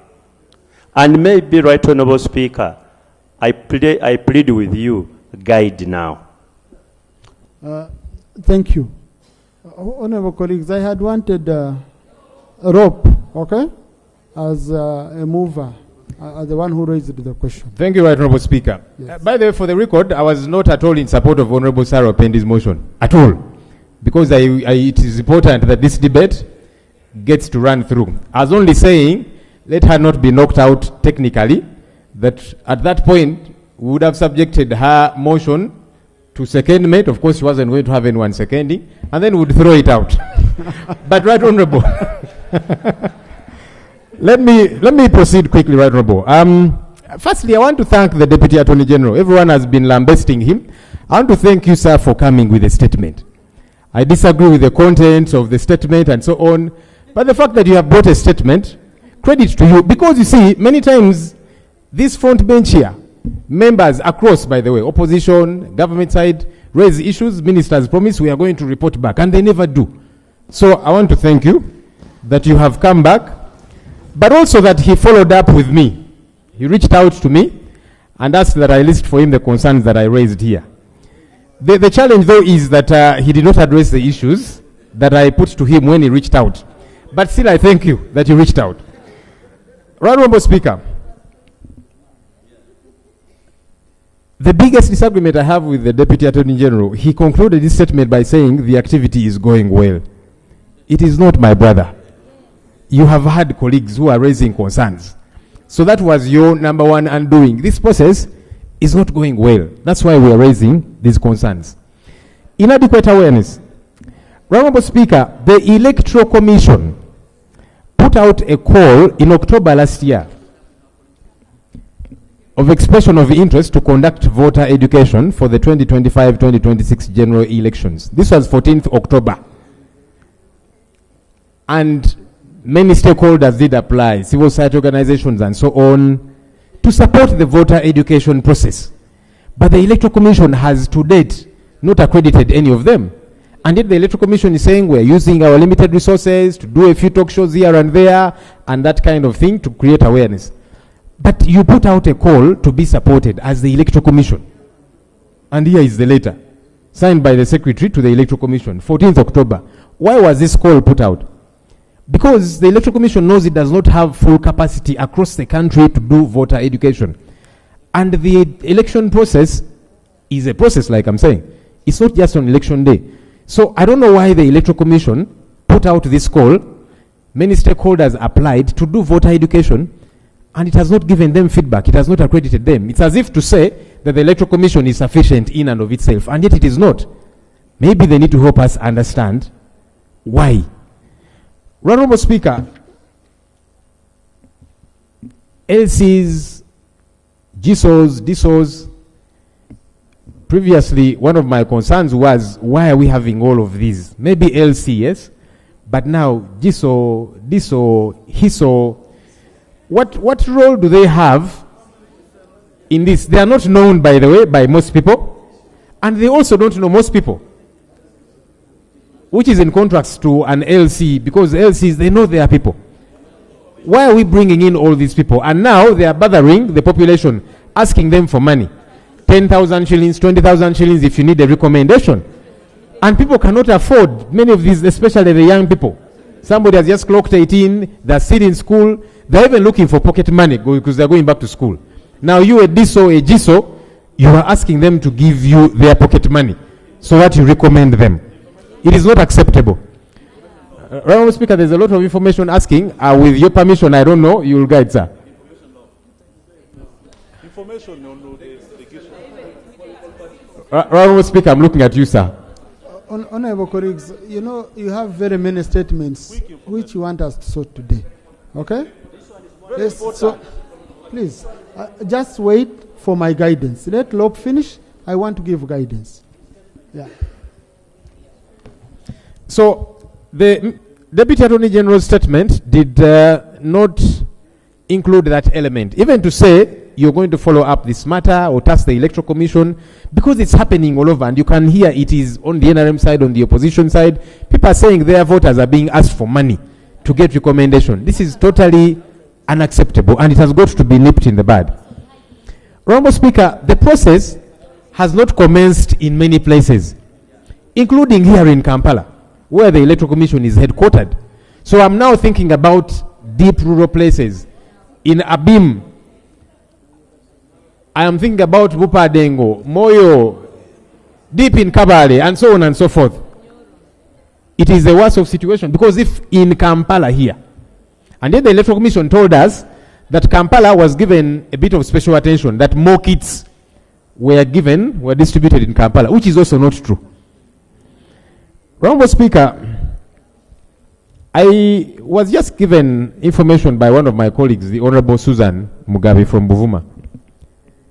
In most of these island places, and by then not just island places, there is no electricity, so these kits cannot operate. There is no connectivity at all. They are meant to print these forms, many forms. They don't even have where to print them from. But the Electoral Commission is saying the process is moving on smoothly. No, that is not true. Honourable Speaker, I think it's important that government concedes there is need for more time for this exercise, because we all want it. It's good for all of us, for our democracy. Let's increase the number of days, because there's been glitches. Up to date, many places, the exercise has not commenced. We need more time for this process to be a free and fair one. Honourable Speaker, for an election to be a free and fair election, it is not just on D-Day. It begins with the process. When people feel they're being disenfranchised, the young people, you're locking them out because of all these different quandaries. That's not a free and fair election. Can we increase the time? And Honourable Speaker, I don't know what your guidance is going to be, but I would like to move a motion without notice under Rule 59 of our Rules of Procedure, that Parliament urges government to extend the duration of the update of the voter registration process by maybe 2 months. It's important, and well, government can suggest whichever period, but I think what's important is there is need to extend this process, because so far several days have moved, the process hasn't commenced in many places. So now on 10th February, the Electoral Commission is looking forward to announcing we have stopped the exercise. And yet the kits won't have reached some places. The exercise won't have been carried out. So I'm hoping that government will find it relevant to extend this process without even Parliament having to urge you, push you around. Find it important to extend this exercise and then sort out the sticky issues. Because you can extend the time and then the sticky issues remain and the complaints remain apparent. Thank you, Right Honourable. Thank you, Rob. The same motion falls under 59(1)(k) and it doesn't qualify. It doesn't meet the threshold, according to me. Honourable colleagues, let's look at this. We've had issues, okay, which are going even beyond the Electoral Commission. We have questions from UBOS. You came, you told us we procure these expensive kits. They are going to be used. Where are they? Why aren't you deploying them?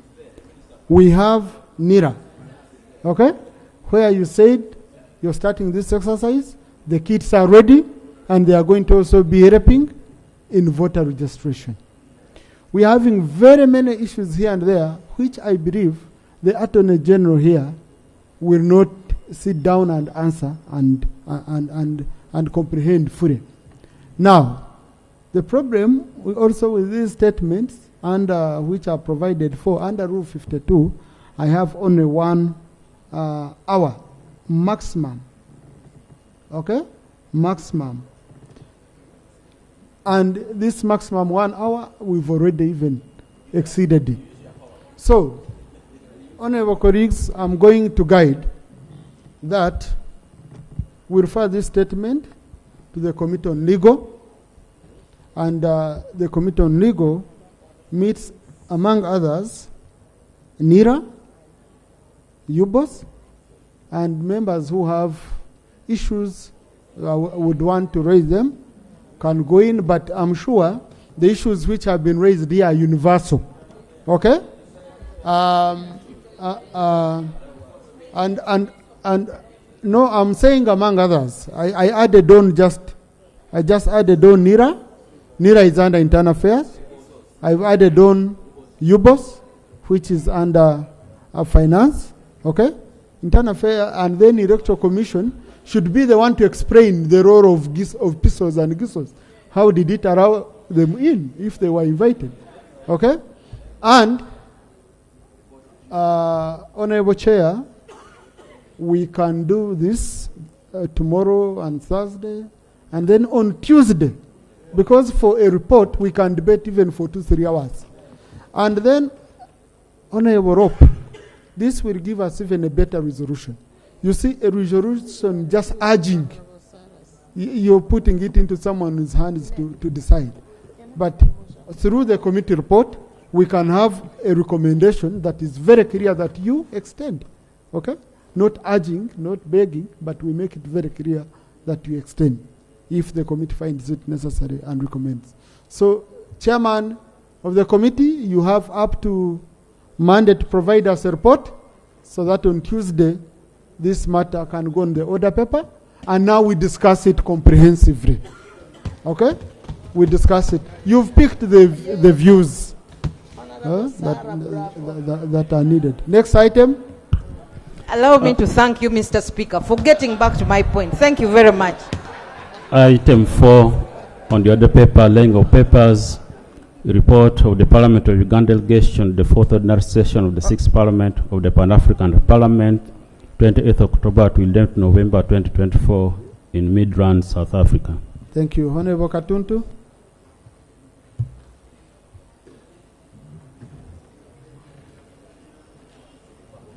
We shall use 10 minutes maximum.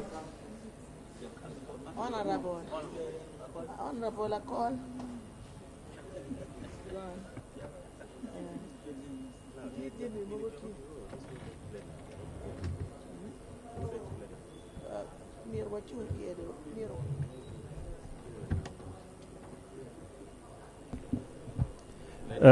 Thank you very much, Right Honourable Speaker. Right Honourable Speaker, pursuant to Rule 33, I beg to lay on table the following documents: the report of the Pan-African Parliament delegation to the 4th ordinary session of the 6th Parliament of PAP, resolutions and recommendation of the ordinary session of the 6th Parliament, strategic plan of the Pan-African Parliament, a model law on the right to nationality and eradication of statelessness in Africa, a model law on labor immigration in Africa, and the Pan-African Parliamentary Calendar of Activities 2025. Right Honourable Speaker, I beg to lay.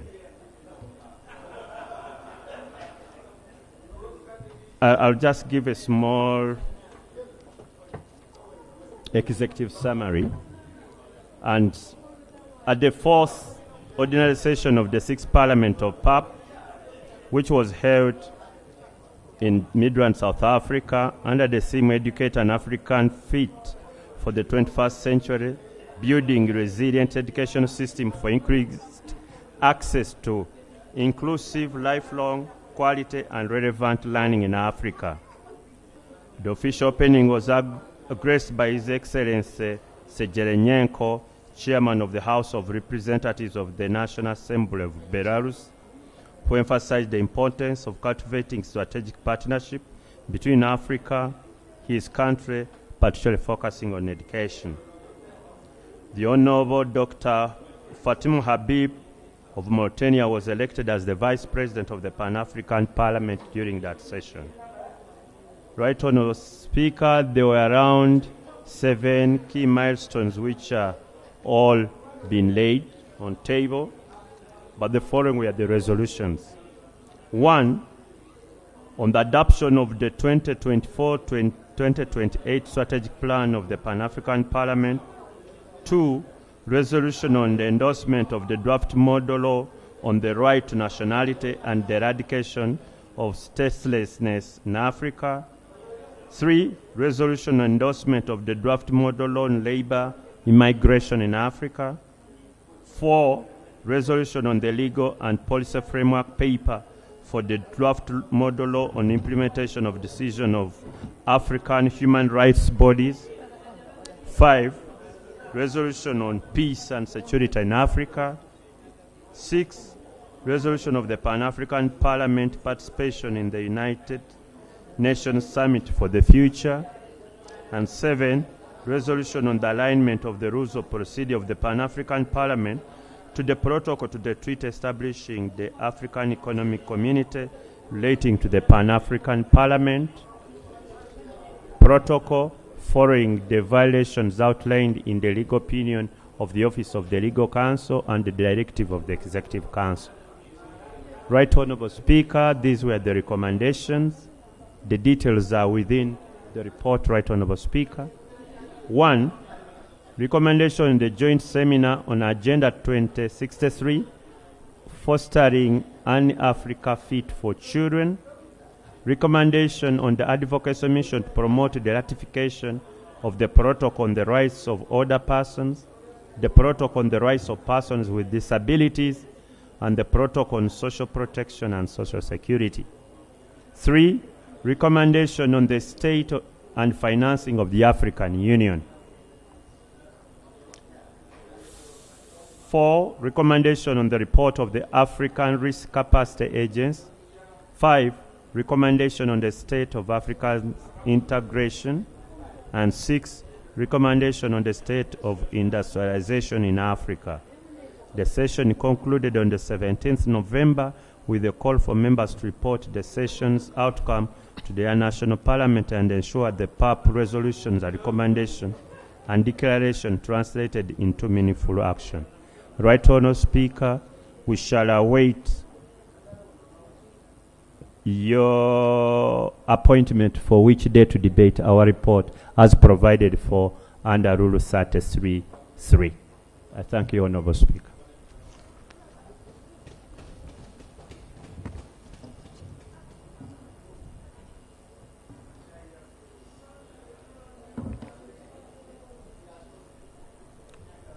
Thank you.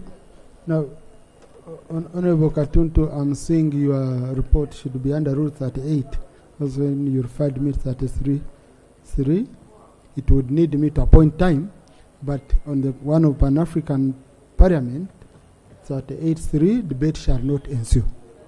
So meaning this report should be taken to the library for members to read and get information once they need it. But I really want to thank you very much for the job well done, and the report the feedback we have as a leadership is that our delegation is doing a fantastic job at Pan-African Parliament.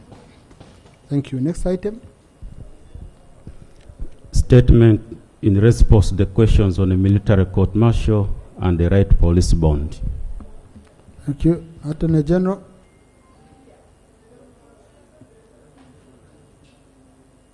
Yes, Honorable Basariro. Madam Speaker, I want to seek your guidance once again. The Honorable Katuntu, when he was making a presentation, his opening remarks were that this report is being made pursuant to Rule 33. And Rule 33 actually has a provision for debate.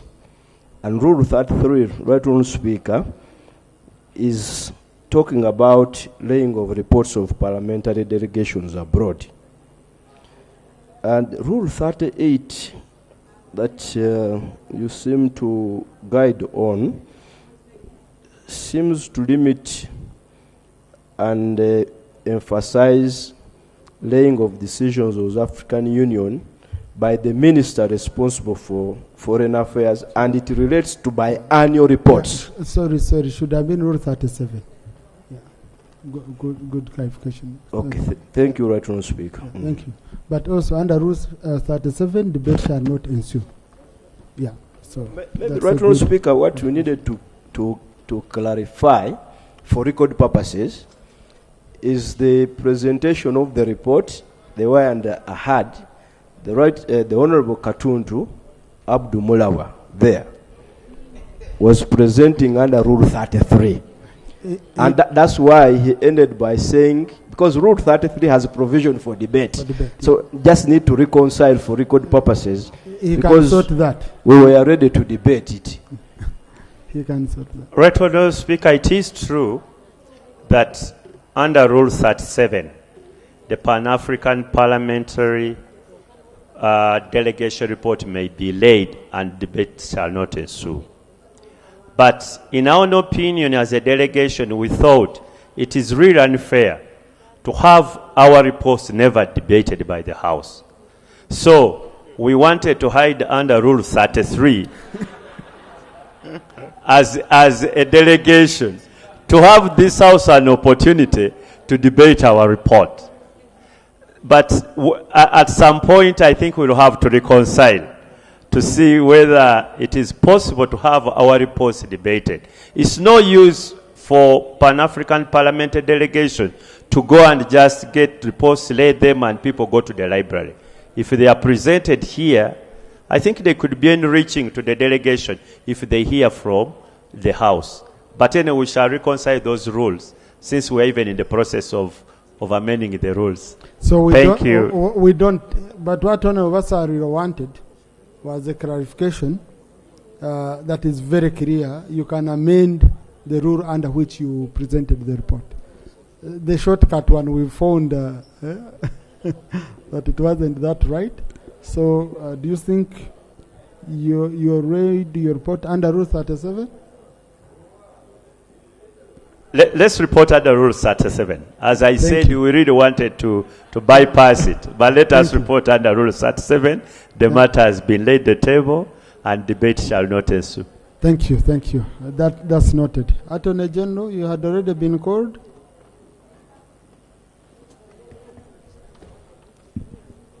Thank you very much, Right Honourable Speaker. Right Honourable Speaker, there are a number of questions that were raised by Honourable Nambeshe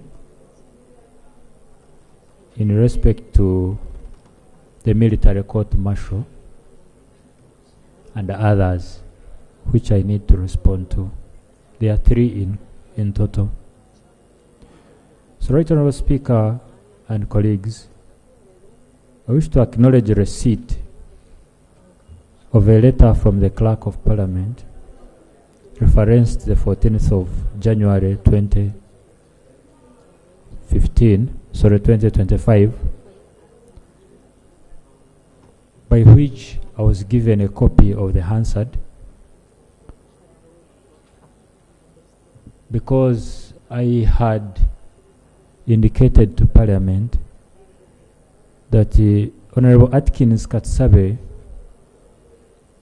who sought to remind Parliament as a follow-up to these questions, had not clearly understood what he wanted. So Parliament did the needful and gave me a copy of the Hansard dated 9th January 2025. I do understand English, but it is his accent that was a bit troubling. It is easier for me to understand my colleague Asuma Wasalewa. So there were three questions.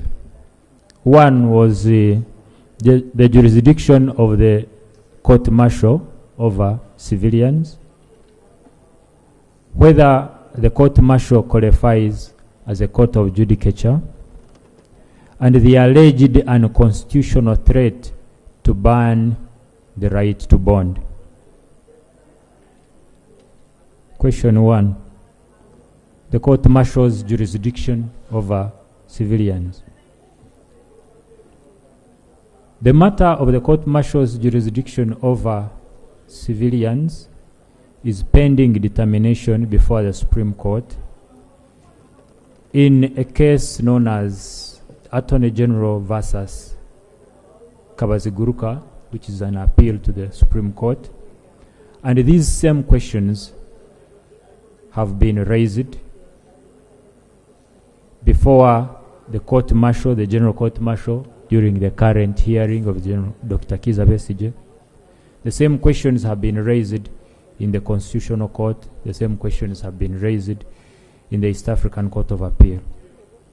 We've received a judgment notice from the Deputy Registrar of the Supreme Court informing us that the judgment in Supreme Court Constitutional Appeal number 2 of 2021, Attorney General versus Kabaziguruka Michael, Honorable, is scheduled to be delivered on the 31st of January 2025, which is Friday.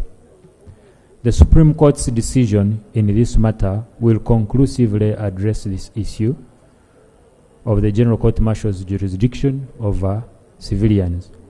We recommend, therefore, that we respect the sub judice rule and avoid discussing a matter that is currently before court. The second question is whether the court-martial is a court of judicature. The court-martial is established under Article 129(1)(d) of the Constitution and Article 110 of the Constitution. Under Article 129, as amended, it states, "The judicial power of Uganda shall be exercised by courts of judicature, which shall consist of A, the Supreme Court, B, Court of Appeal, C, the High Court, D, such subordinate courts as Parliament may by law establish, including Kadi courts for marriage, divorce, inheritance of properties, and guardianship, as may be prescribed by Parliament." Article 210 of the Constitution provides that Parliament shall make laws regulating the Uganda People's Defense Forces, and in particular providing for A, the organs and structures of the Uganda People's Defense Forces. This mandate implicitly includes the establishment of courts such as the General Court-Martial. So by passing the UPDF Act, this Honorable Parliament established the General Court-Martial as a court of judicature. Question 3. The alleged unconstitutional threat to ban the right to bond. It should be noted that His Excellency the President, in his New Year's message, stated, among others, that "I have raised the issue of bail with His Lordship the Chief Justice, and I have banned the issue of police bond. Any police personnel that gives police bond to a village thief when the case is ready for trial will be held accountable. The handling of village thieves legally but firmly is good for villages and also the thieves themselves." The implication of the above statement is not necessarily to ban police bond, but to emphasize to the police that once a case is ready for trial, then there is no need to give bond to the suspects. It should be noted that the President's statement strictly referred to cases ready for trial. And what this means is that the stage of investigations are complete and the case is ready for hearing, and such the suspect is already on remand. The President's statement was a clarion call to the justice, law and order sector to ensure that they use the discretion jealously in granting bond. In conclusion, the President's statement, as analyzed in its full context, is not a threat to the abolish the right to police bond, but rather a call for caution and greater accountability in its application. I beg to submit. Thank you, Attorney General. Honorable colleagues, out of our push for this statement, okay, the issue of Dr. Besigye's condition came up. And we said the committee should go and visit him in Ruzira. The committee report, whose deadline was today, is ready. Okay? So I would propose that we also receive the committee report and then we debate them at once since they are related. Next item. Motion for adoption of the report of the Committee on Human Rights on the visit to Lizira Maximum Prison to assess the prison conditions of Colonel Retired Dr. Kiza Besigye and Haj Obed Lutal Kamulegeya. Thank you. Chair, Committee on Human Rights, as is coming, let's get a point of order. Mr. Speaker, this House has two sides, the opposition and the government. And it is always with your powers that you determine whether you are giving us free sitting or not. And here we are having a member sitting on our side, is conducting a conversation. But the best practice is, if you want to talk with somebody, you call him out, you talk as you proceed. So is the Honorable Vice for Defense, in order to come on our side, squeeze the Chair President, and disorganizing you, Mr. Speaker, as you are seated there, you are conducting is talking, yet there are a number of seats on this side. Is it in order? Now, honorable colleagues, I've seen this happening on several occasions.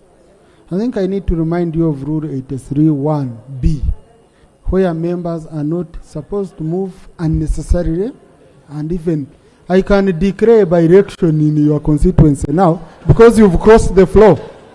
So I should forgive you now. Go back to your seat. Honorable Linus. Always crack and draft for me later. I declare by election from here. Because the member has crossed the floor.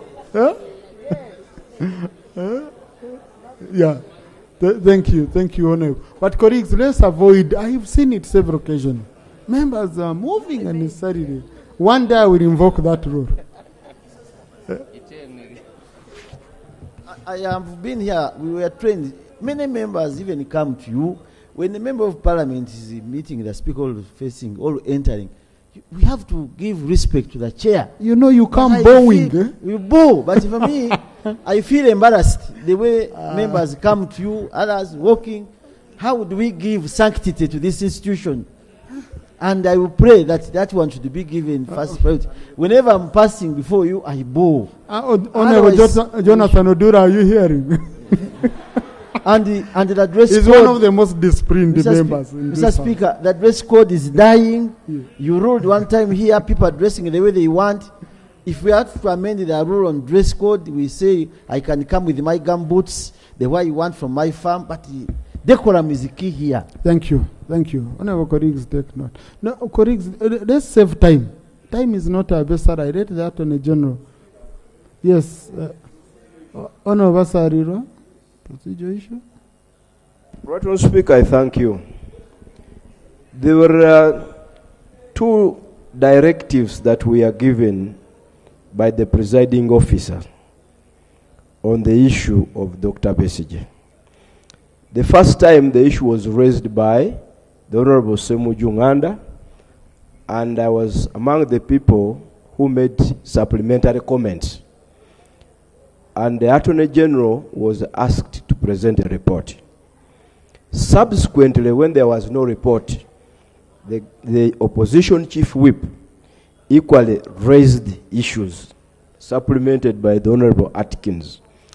Listening to the learned Attorney General, his response was limited to the comments that had been made by the opposition chief whip.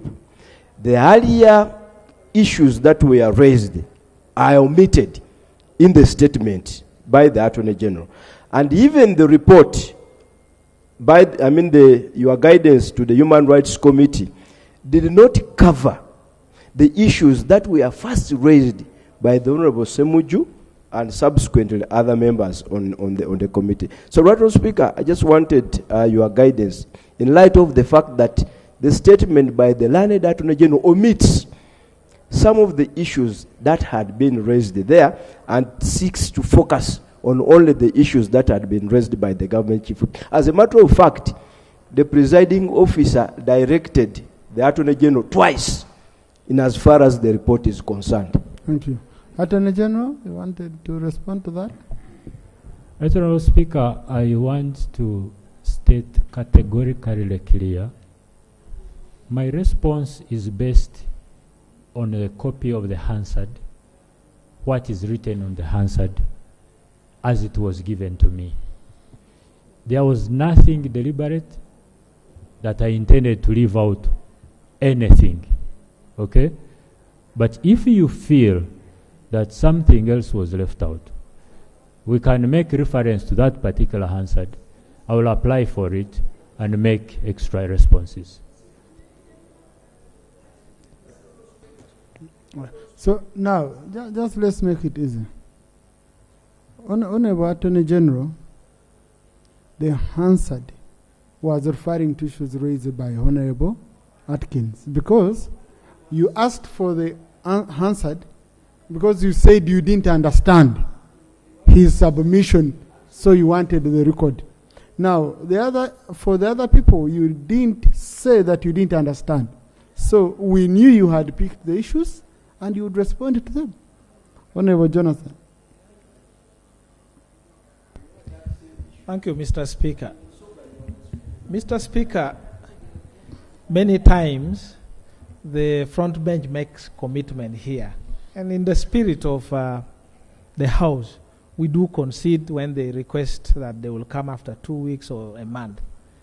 One such commitment that came from him, the Deputy Attorney General, was when I asked the question here on the performance of the judiciary, which came from the report released by the judiciary stating that the Supreme Court was able to perform at only 15%, meaning that about 85% of decisions expected from them were not delivered. The same with the Court of Appeal that had performed around 20 or 25. The best was High Court at 35. But that translated into about 80,000 cases that are before courts, and those of criminal nature means that we have people detained, which accounts for the congestion in the prisons, accounts for a number of all these things. The Deputy Attorney General undertook that he would come here with a full report accounting for those cases. And if I may cite one example, Mr. Speaker, there is a gentleman called Robert Biarohanga, who has spent 28 years in Luzira prisons without trial. 28 years. I know many people charged with murder and capital offenses that have been sentenced to 15, 20 years. So that tells you already that even if the person is tried eventually, the sentence that will be passed by court may actually be 5 or 10 years. So how do you then compensate that person for their 20 years that you have wasted? And that is just one case among us, so many. So he had undertaken, I think the period has passed, to bring a comprehensive report detailing cases that are pending at the Supreme Court and what are the issues. And I raised that issue because this parliament, in my opinion, had done very good justice to the judiciary. When we passed the Administration of Judiciary Act into law to make them comfortable to do their work, when we approved the number of judges, judicial officers, we expected speedy and timely disposal of cases, so that those ones who are guilty are judged as such, and then they are sent. Then those ones who are not are removed. If you look at the statistics, out of the 80,000 plus people who are in prisons, more than 50 to 60,000 are actually on remand. 50 to 60,000 are on remand. What happens when they are judged or when they are found not to be guilty? That's the issue. So we don't have to come every time to remind the Deputy Attorney General, and I think it speaks to what the Honorable Asuman is talking about. My understanding of parliamentary procedures seem to be different.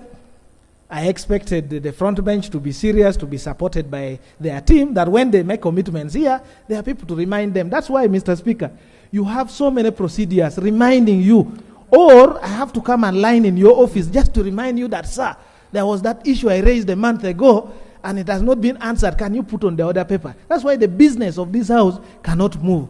So if they could be cautioned and probably guided, so that the commitments they make here, they are there to it, so that we don't clog this house so much. Thank you. I totally agree with you, Honorable Jonathan. And I've been emphasizing, Honorable Colleague, that we don't clog the order paper. We don't clog the order paper. But now sometimes you bring responses already overtaken by time and all that, you know, we end up having issues. Honorable Attorney General, these other issues.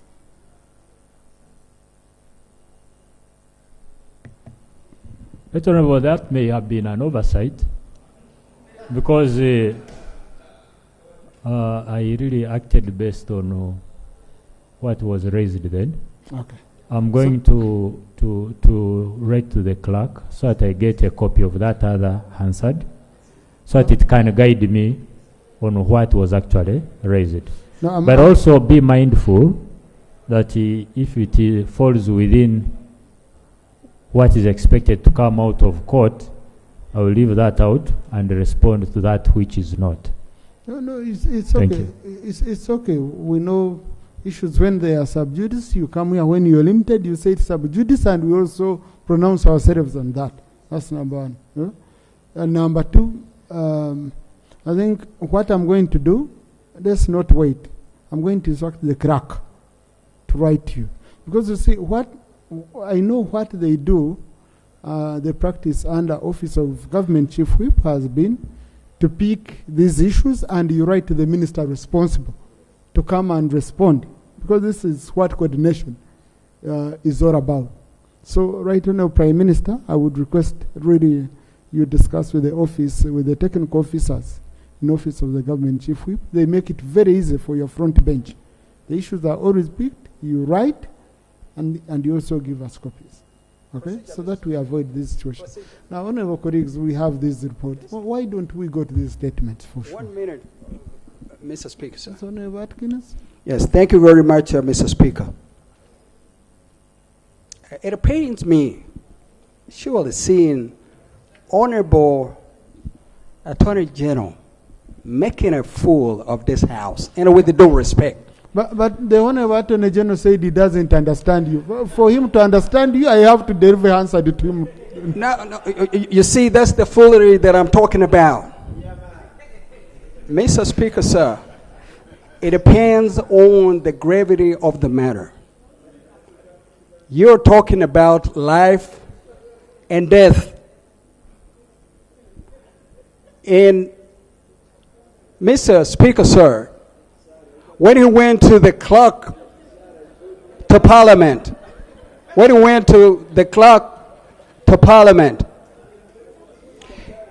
was served with a copy of the Hansard.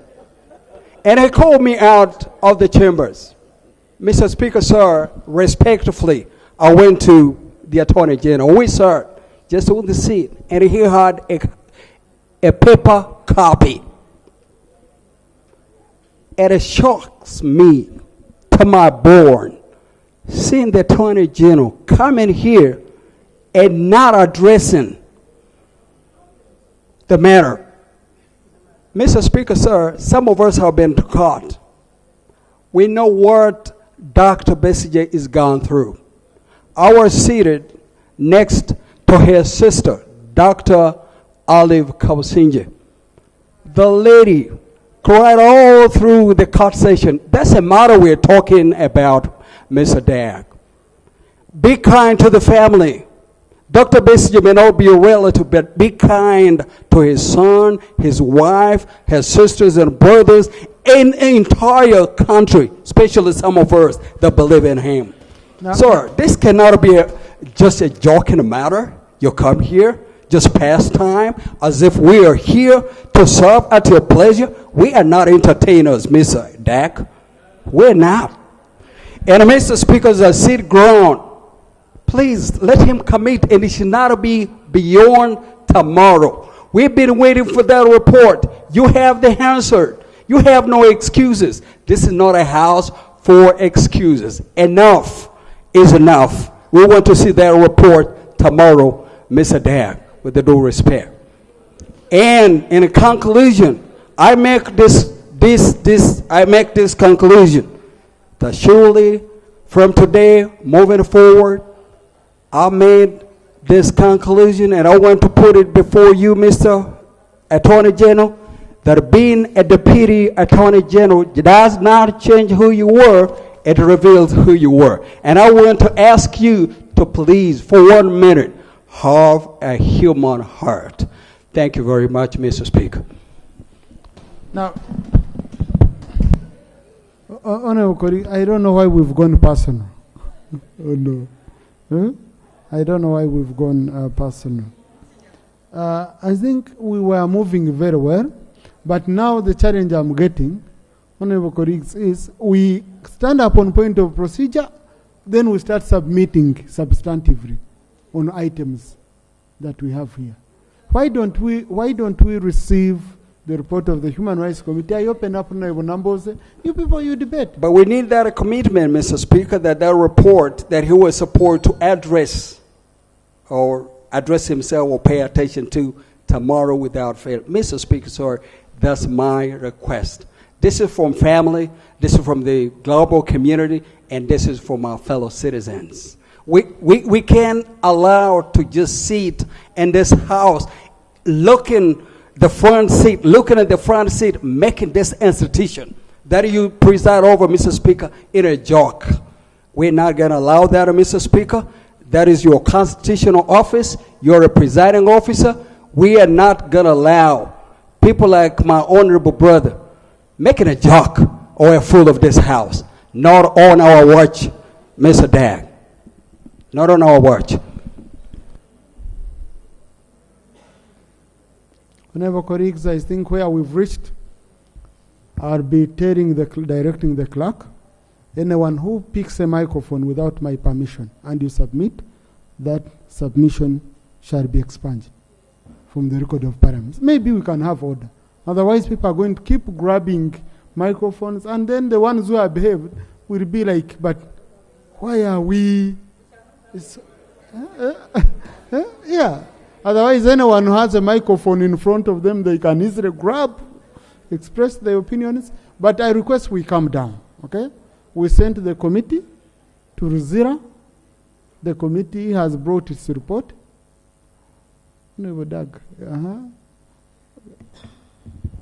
Mr. Speaker, I find that to be more or less a person attack, an attack on my person as an individual and character. And I want to request that it should be expunged. If he has anything personal with me, we can handle it outside of Parliament. Thank you. Now, honorable colleagues, the tone is a little bit different from the language. But I don't know. These days, Honorable Atkins, maybe we shall have a talk in the office. Let's have a talk. I understand why you're behaving the way you're behaving these days.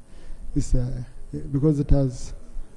Sometimes I keep quiet. I see situations, I decide I keep quiet. I leave you talk, and in the end, I keep quiet. But I think we are creating, we are brewing a storm in a teacup. We are listening to each other. There is a report of the committee. I would say, let's go to that report. Today, I'm so lenient. I want to be as lenient as possible. It will be up to you. If it reaches 5, I wanted to adjourn at 5. Okay? I'm seeing the time you're eating.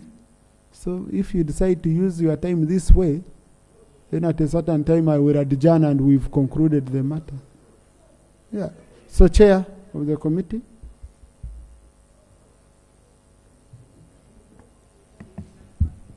Thank you, Right Honorable Speaker.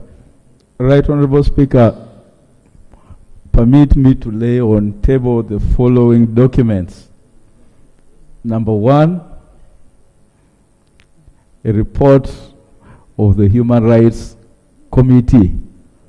Number 2, a minority report attached to the report of the Human Rights Committee. Number 3, minutes of 2 meetings held in respect of this subject. And number 4, written submissions of Uganda Human Rights Commission and written submissions of Uganda Prison Services. I beg to lay.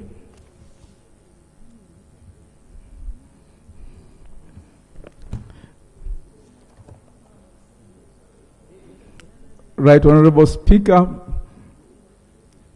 permit me to present a report of the Committee on Human Rights on the visit to Luzira Maximum Security Prison to assess the prison conditions of Kano, retired Dr. Chiza Besije, and Haji Obeid Lutale Kamulega.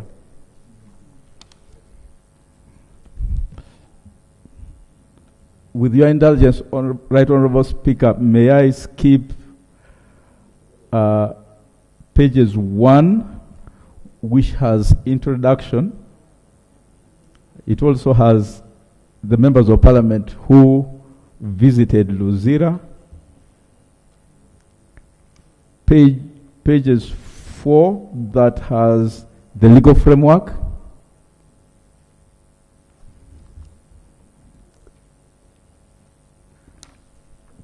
Page 5 is still legal framework. Page 6, objectives of the field visit and methodology. Yes, and we can do from 2.0. From? 2.0. 2.0. On page 6. Objectives, methodology, we need to know how you went. And Right Honorable Speaker, the objectives were, number 1, to visit Kano retired Dr. Chiza Besije and Haji Obeid Lutale Kamulega to establish their detention conditions. Number 2, to assess the human rights conditions of Luzira Maximum Security Prison. The methodology.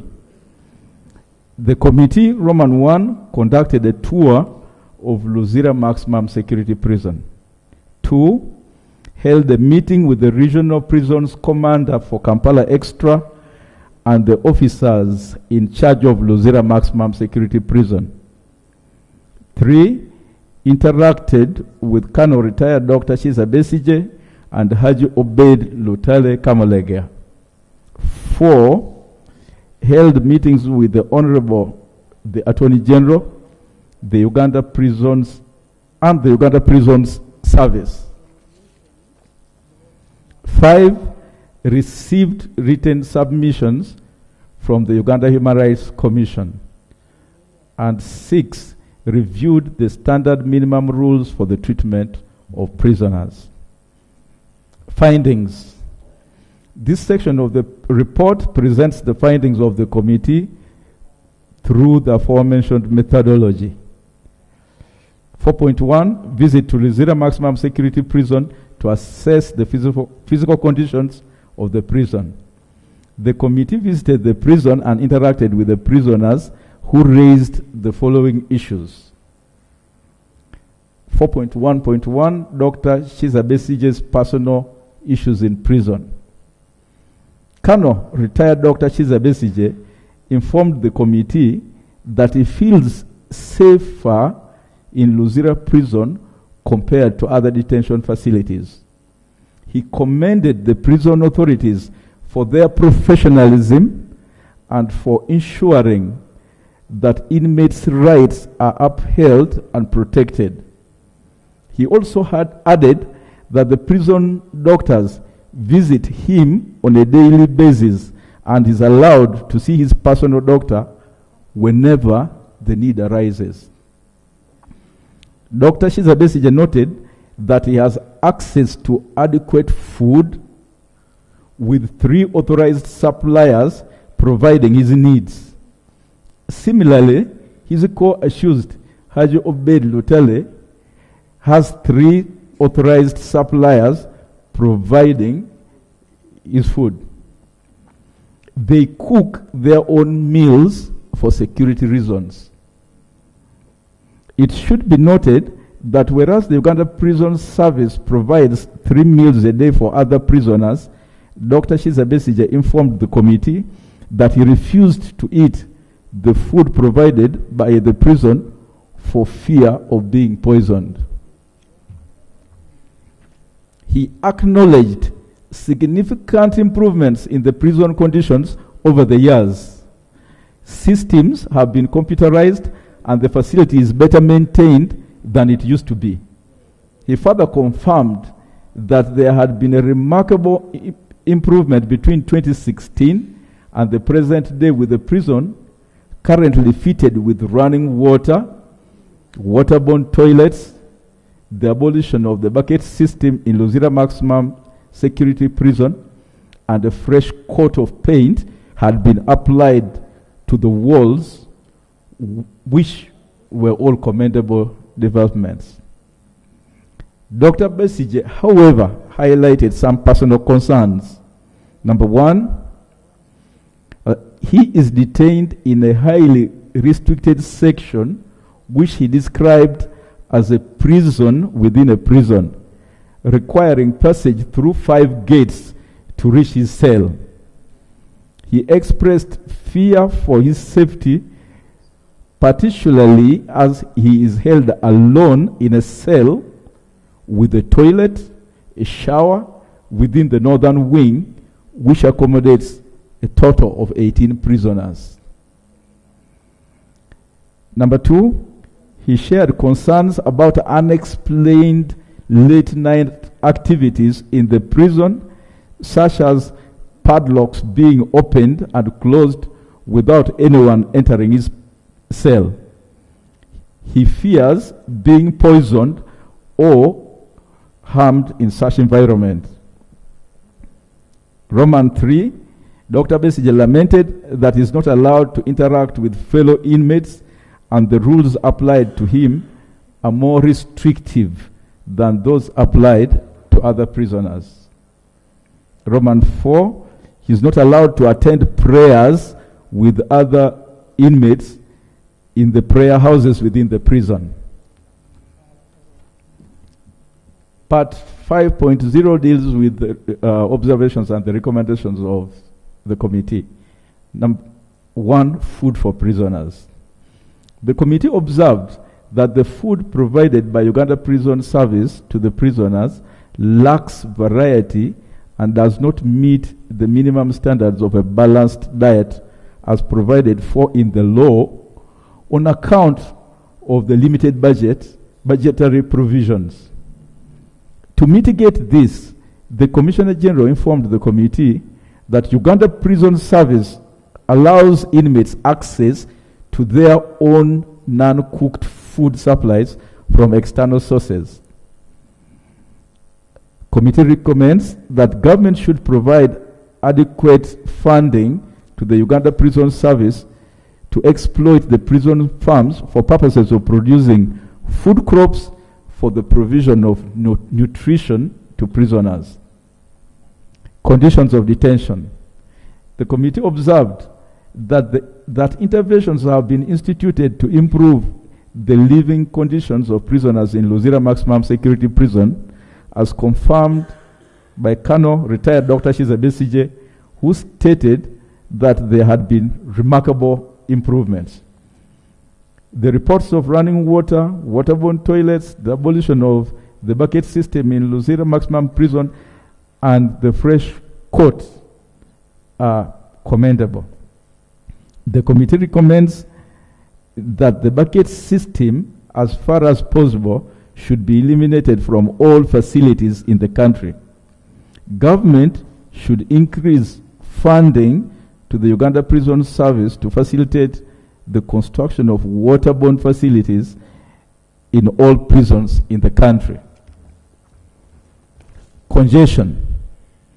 The committee noted that the rate of occupancy of Luzira Maximum Security Prison exceeds 500% since the facility was designed to hold 600 prisoners but currently holds 3,292 inmates. The committee recommends that government should prioritize setting up new prison facilities or expanding the existing ones to address the issue of congestion. The committee also recommends that government should take practical steps through the judiciary to urgently address the issue of case backlog. Separation and classification. The committee noted that the current incarceration of convicts, the condemned, and prisoners on demand in the same facility results in prisoners on remand who should be presumed innocent until proved guilty being treated as convicts, whereas, as much as possible, their rights should not be severely curtailed to the same extent. The committee recommends that the three categories of prisoners should be housed in different prison facilities to ensure that the rights of prisoners on remand are not abused since they are innocent until proved guilty. Prolonged pre-trial detention.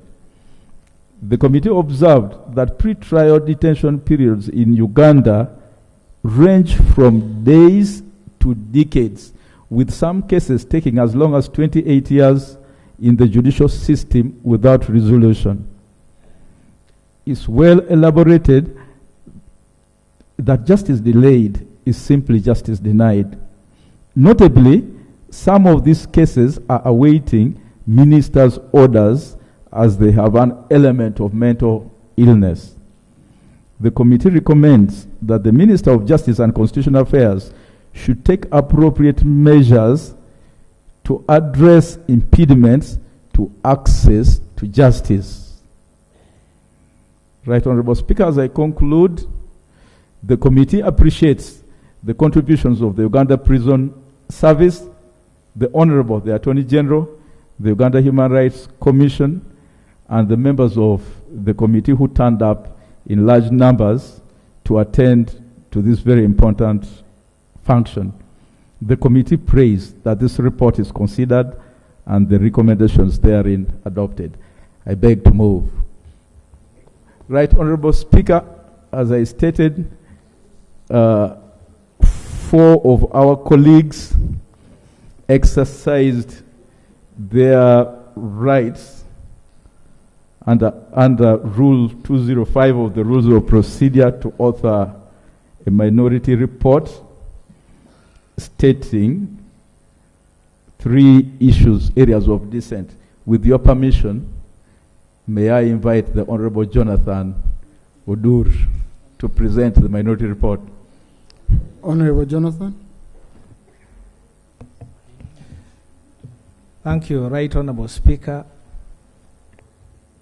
The first area of dissent is the safety of Dr. Kiza Besije, known as Uganda Remand 1867 of 2024, fear of being killed in prison.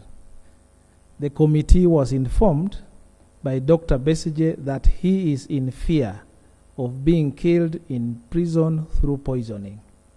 His biggest fear is that the state, being the complainant in his case, the persecutor, and has the command and control of the Uganda prisons, puts him in danger. This fact, the Commissioner General of Prisons confirmed knowledge of the fears of Dr. Besigye and stated that it has put the prisons authorities in a precarious situation, having a prisoner under them who fears being killed by them.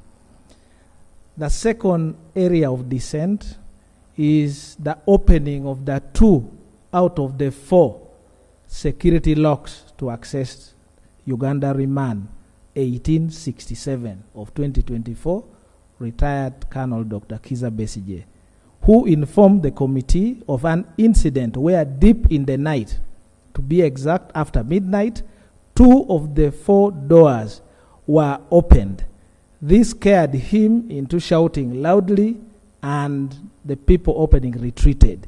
He sought an explanation, and 3 different versions of events were told to him. The first, that there were some items forgotten within his detention facility. Secondly, he was told that the opening of the doors were because some padlocks had not been locked, so they had returned to lock it. And the third explanation was that it is routine inspection by the prison authorities to come into the night and inspect whether the prisoners are inside. This made him fear that the contradiction was not justified. Point number 3 of dissent is the solitary confinement of Uganda Remand 1867 of 2024. It was the submission of retired Colonel Dr. Kizza Besigye that he was being detained alone and is not allowed to interact with other prisoners, including attending prayers on Sunday with the rest of the prisoners. This is contrary to Section 57C of the Prisons Act 206.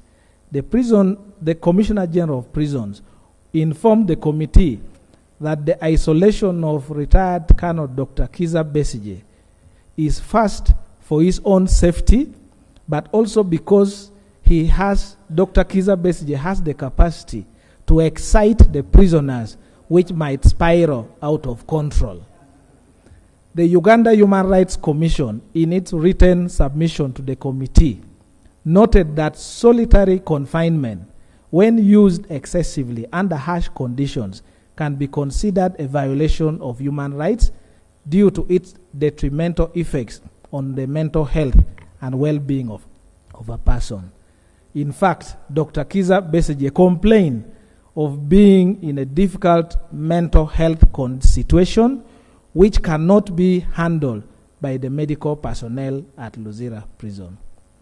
Point of dissent number 4 is confiscation of the Christmas greetings to Ugandans. Uganda Remand 1867, Dr. Kizza Besigye wrote a Christmas greetings and message to Ugandans, and it was confiscated for having 2 words, freedom and justice. There was no plausible justification by the prison authorities for detaining a message, confiscating it, and eventually sentencing that message to death, and the execution of the message was done.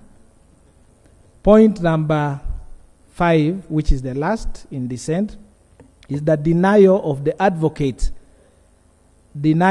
access to advocates to Dr. Kizza Besigye. The committee learned that Council Lukwago areas advocate to retire Colonel Dr. Kizza Besigye was denied access to his client on a critical day when the court-martial was sitting the next day. The lawyers had papers, applications, and affidavits that needed the signature of the accused persons.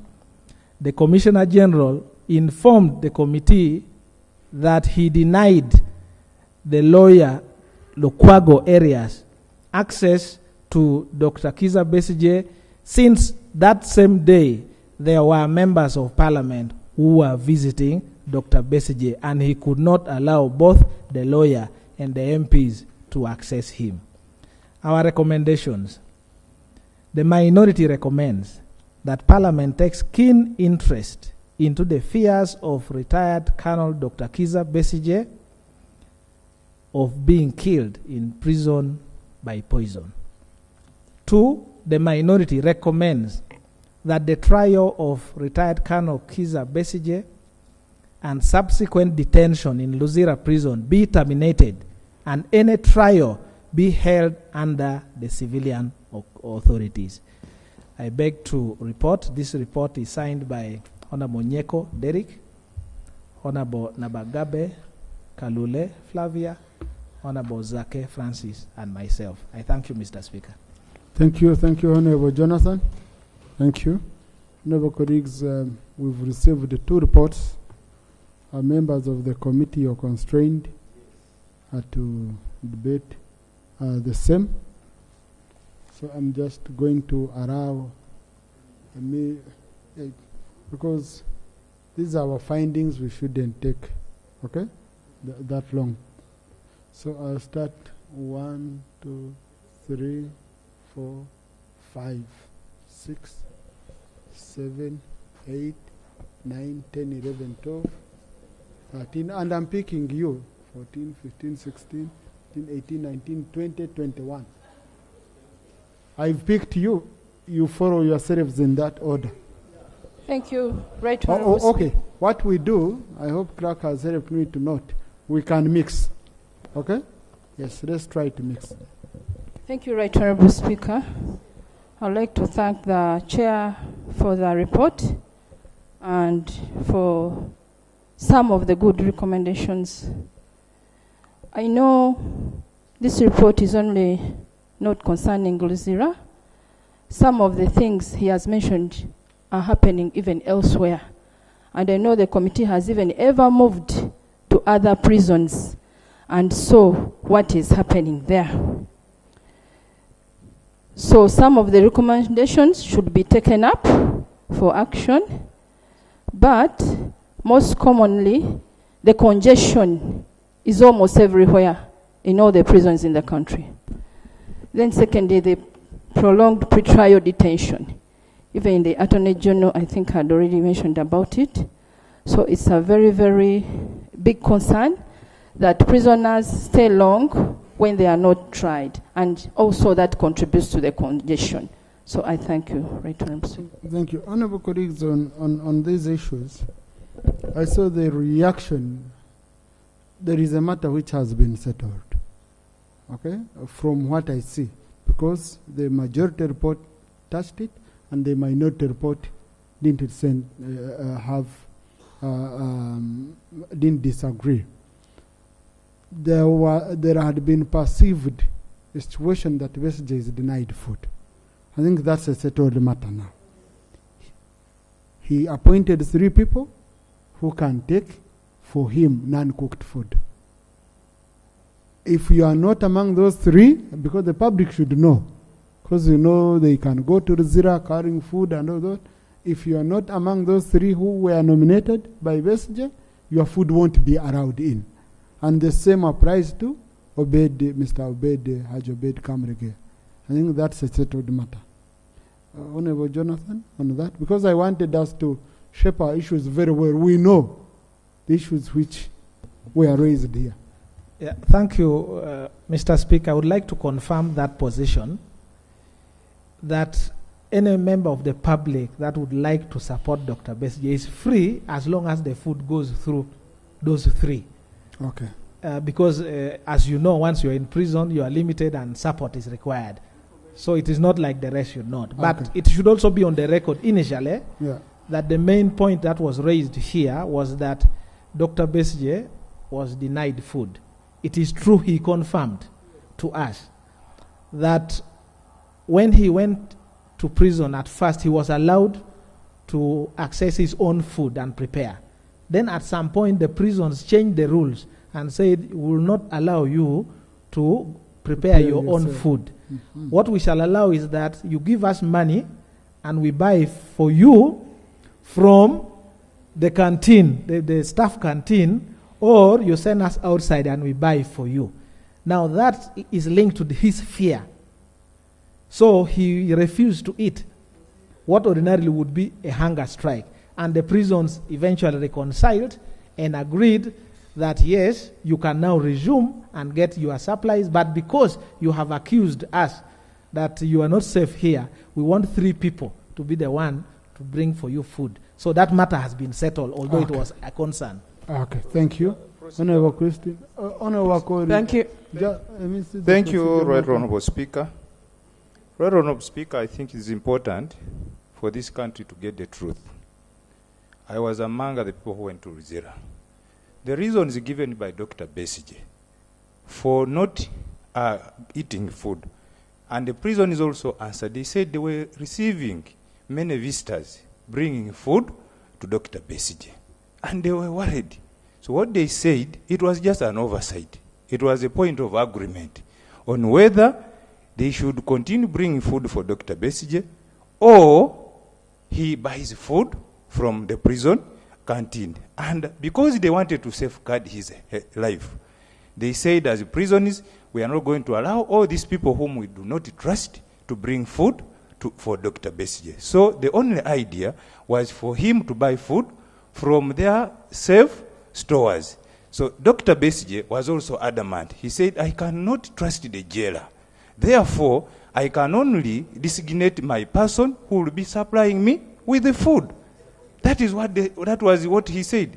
But for you to say that they were forcing him to buy food from the prison, it was not true. I think we need to tell Ugandans the truth, other than exciting the nation.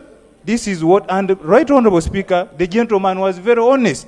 Even what our colleagues from opposition were pushing him to say otherwise, Dr. Besige was honorable enough to tell the committee the truth and the whole truth. Even the issue of his staying in a single room, it is not true. These are people just like those of you who have rented. You have an apartment, and one of you staying here, another one here. It is not true that he's even staying in one room and he's put alone there. Even access to worship, he gets even a bishop to attend to him religiously. Thank I you. think it is important to tell the country the truth. Thank you.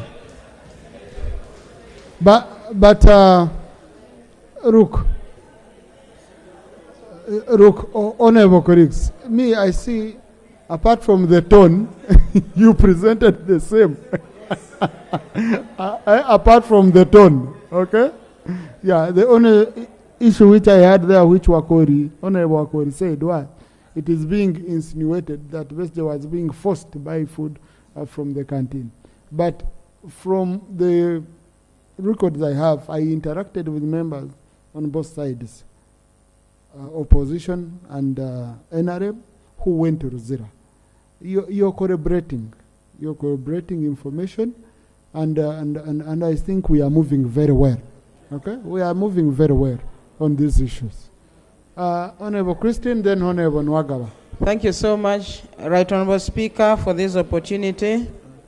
I'm picking from here and here, so but I remember. Right Honorable, I want to appreciate government on the note that Dr. Besige made a statement on improvement in the conditions in prison. It means that the effort of Parliament has been considered. I now want to support also one particular recommendation on the removal of the bucket system. And I want to agree that in some of our areas, the bucket system is no longer there. How I pray that it cuts across the country. And also to thank the prison leadership for the better handling techniques. Because surely, when we look at this situation, where Dr. Besige is allowed to see his personal doctor on daily basis, whenever necessary, I am actually giving a reference that where he is allowed to see his personal doctor, that is okay, because there is no aspect of imposing doctors on him. So my prayer, Right Honorable, is that the improvement in the conditions in Luzira prisons should cut across the entire country in relation to the provision of water services. Thank you. Thank you, Honorable Nwagaba. Thank you, Right Honourable Speaker. I will respond to the two reports and begin with the one from the Attorney General. I would invite the Attorney General to reread Article 129 of the Constitution and see whether the reference to subordinate courts includes the reference to military courts or military tribunals as they are called, vis-a-vis Article 210 of the Constitution. And if you applied both the strict interpretation rule and the jus dem generis rule, whether you would import the provisions of Article 210 to Article 129. And I will respectfully disagree with you that military courts are envisaged as subordinate courts under Article 129. Secondly, in respect of police bond, well, thank you for the clarification, but you need to be very clear and advise the policemen who have now taken the presidential directive on banning giving of bonds, because the bond is giving of a bond is a discretion. It's a discretion on the police, and you know the time, the constitutional time frame of bringing suspects to courts, the weaknesses in investigations and the like. So you must be very clear that yes, if you are to deny a person bond, make sure that you produce that person in the court within 48 hours. Lastly, on the report of both the minority and the majority report of the Human Rights Committee, I believe they both agree. But essentially they both agree, but there are two areas. One, the idea of solitary confinement of a prisoner, especially who is on remand, because solitary confinement is literally a punishment. It is actually serving a sentence. So the solitary confinement of a prisoner on remand, to me, is illegal. It amounts to torture and must be condemned. And the prison officers must be cautioned and told in an explicit terms they should not be confining a prisoner who is on remand to solitary confinement. Two, and lastly, wrong pre-trial remands. Mr. Speaker, we have allocated substantial monies to the judiciary. And actually the judiciary has over-decentralized. I even pity some of the recruited judicial officers who have been posted to sub-counties without any facilities. But unfortunately, the office of the DPP, which deals with people in the prisons, has not been given matching resources to recruit staff. And this is an area that the Attorney General and the Minister of Finance should take it upon themselves. Either we halt the further expansion of the judiciary until we match the human resources of the office of the DPP, or do away with the judiciary in some of the areas. Because part of the explanation why we have prisoners on remand for these long periods is largely because the office of the DPP is not as facilitated as the judiciary. But we also need to caution the judiciary. There are provisions in the Constitution where you can give people, you can raise people on their own cognizance after they have spent the mandatory period in a prison without trial. The judiciary is not using that opportunity, is not using that discretion. We really need to cut down the numbers of prisoners on remand in a prison who have not been tried. Person being in a prison for 28 years, honestly, and then you sentence him after? No. We need something to be done, Mr. Speaker, sir. But by the way, on that issue, I forgot. I don't know. Well, the presiding officer had already pronounced that the Attorney General responds. But I think these are some of the issues which the committee should go and look at. For example, someone in prison for 28 years on remand, it just shook me. And it can happen to any of us. It can happen. 28 years, I don't know which crime he would have committed. I don't know which sentence that person will get. Procedurally, let me get the opinion of my colleagues here. Procedurally, I'm still just trying to get an opinion of the colleagues. No, mine which I'm on is different. I'm on someone who is in prison for 28 years. You're talking of Besije who went there yesterday. We are talking of 28 years. Okay? So, Honorable Chair rules. Honorable Chair rules. On that same person of 28 years? He's not in for 28 years just on remand. He has never appeared in court. For 28 years? Because you can be on remand when you are appearing in court. But this very one, they're actually two. One has been there for 28, another one 16 years, and both of them have never appeared in court. And they're just waiting for the minister's order. Now, because you see why, yes, Attorney General before Chairman rules, so that I seek my guidance on this. Thank you, Right Honourable Speaker. When we appeared before the Committee of Human Rights earlier today, I appeared together with the Commissioner General of Prisons, and some of these issues were raised. We agreed that we are going to take 2 days, engage with the leadership of prisons and get all the necessary information and see the next step. Either ask for an automatic release or advise accordingly. But in 2 days, we'll be able to get so back. If you're asking for 2 days, yes. If you've agreed upon 2 days, can you update the House on Tuesday?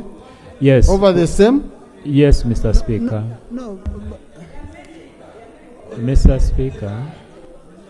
No, honorable colleagues, let us take it as if, let us not take it as if the minister has gotten only 2. No, because this came from the House itself.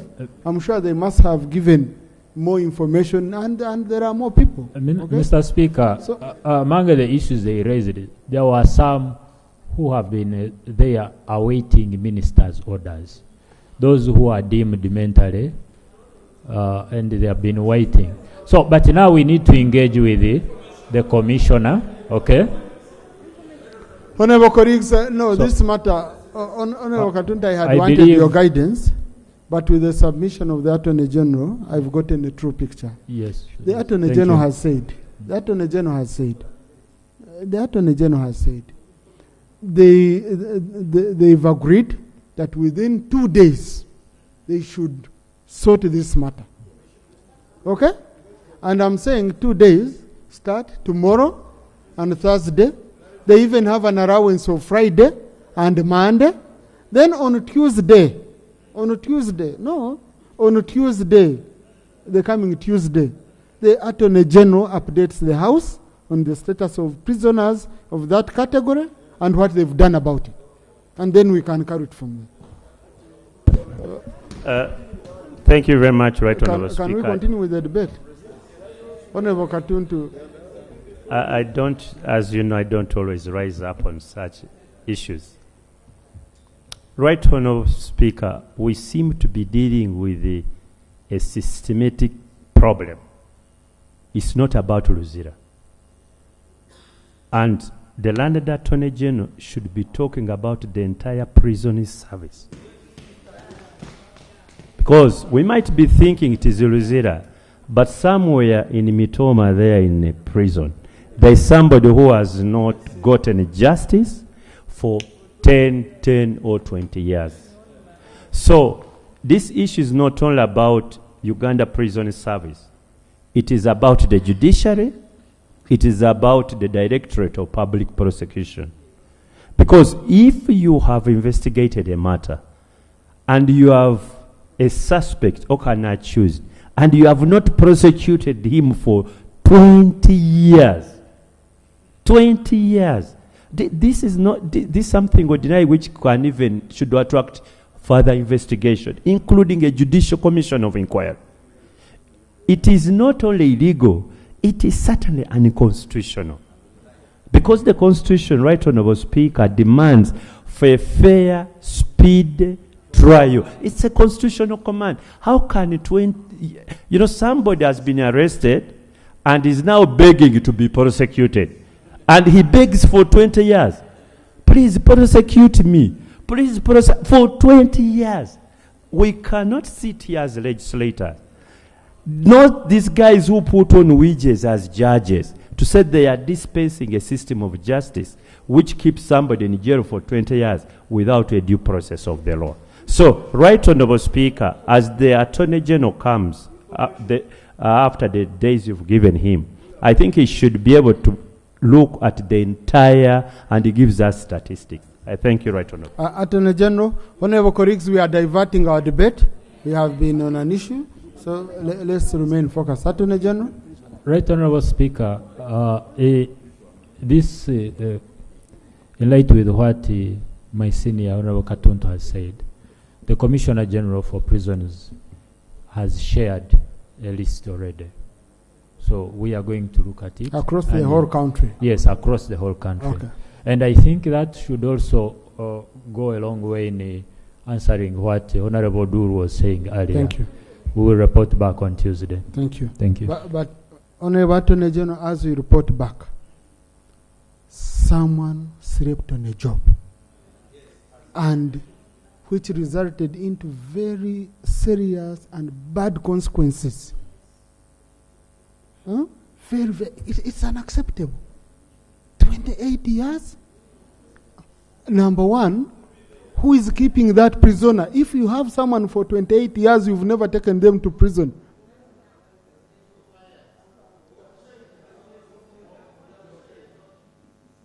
Huh? So, I think it shouldn't stop on you looking at these prisoners, and anyway, you're going to report, but you should be looking at really taking action on those officers and probably compensating these people. 28 years, someone has never been to court? Oh my. Some of the things, they appear like stories in novels and action movies. But let us not be diverted, Honourable colleagues. Let us refocus. We go back to where we were. Honourable Ward, Betty.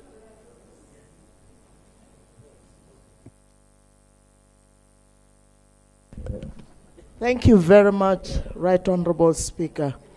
And I would like to thank the Committee of Human Rights and also the Attorney General for the report and the statement. At least it is opening our eyes on what is happening in prisons. Today is doctor, tomorrow is somebody else. I would like to tell you that for us as mothers, it is so painful, especially the minority report pointed out at doctor going on hunger strike. Is very, very painful. His brother, his younger brother, died after prison. So he has all the fear for being poisoned. Why do we deny him food from out?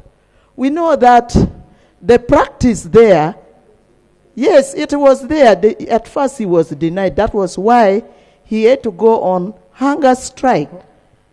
Until then they open. Let's go on unsettled issues, because settled issues will drain us. Yeah. So at least we are happy that this is now helping us even to solve other problems, other people's problems. At least one time I even visited Luzira prison and gathered with people from the north to find out that one person was there without proper documentation. How do you allow a person in prison without proper documentation? Then I asked, how did he enter here without proper documentation? So I think that one should also be investigated. I Thank left it out to the legal minds. You know, for us, we are not legal minds. But it is very painful when we take people in detention, in prison. We all want peace. And in order for us to have this peace, justice should just be there. It should be there for all of us. Thank you, Honorable. Colleagues, you know, Honorable Dur shocked me, so I'm still recovering. And that someone has been in prison more than, I think, the years Honorable Frank Akawi has. Honorable Frank Akawi, are you more than 28? Oh, yes, Honorable Frank Akawi here, and I think Honorable Auma Heren,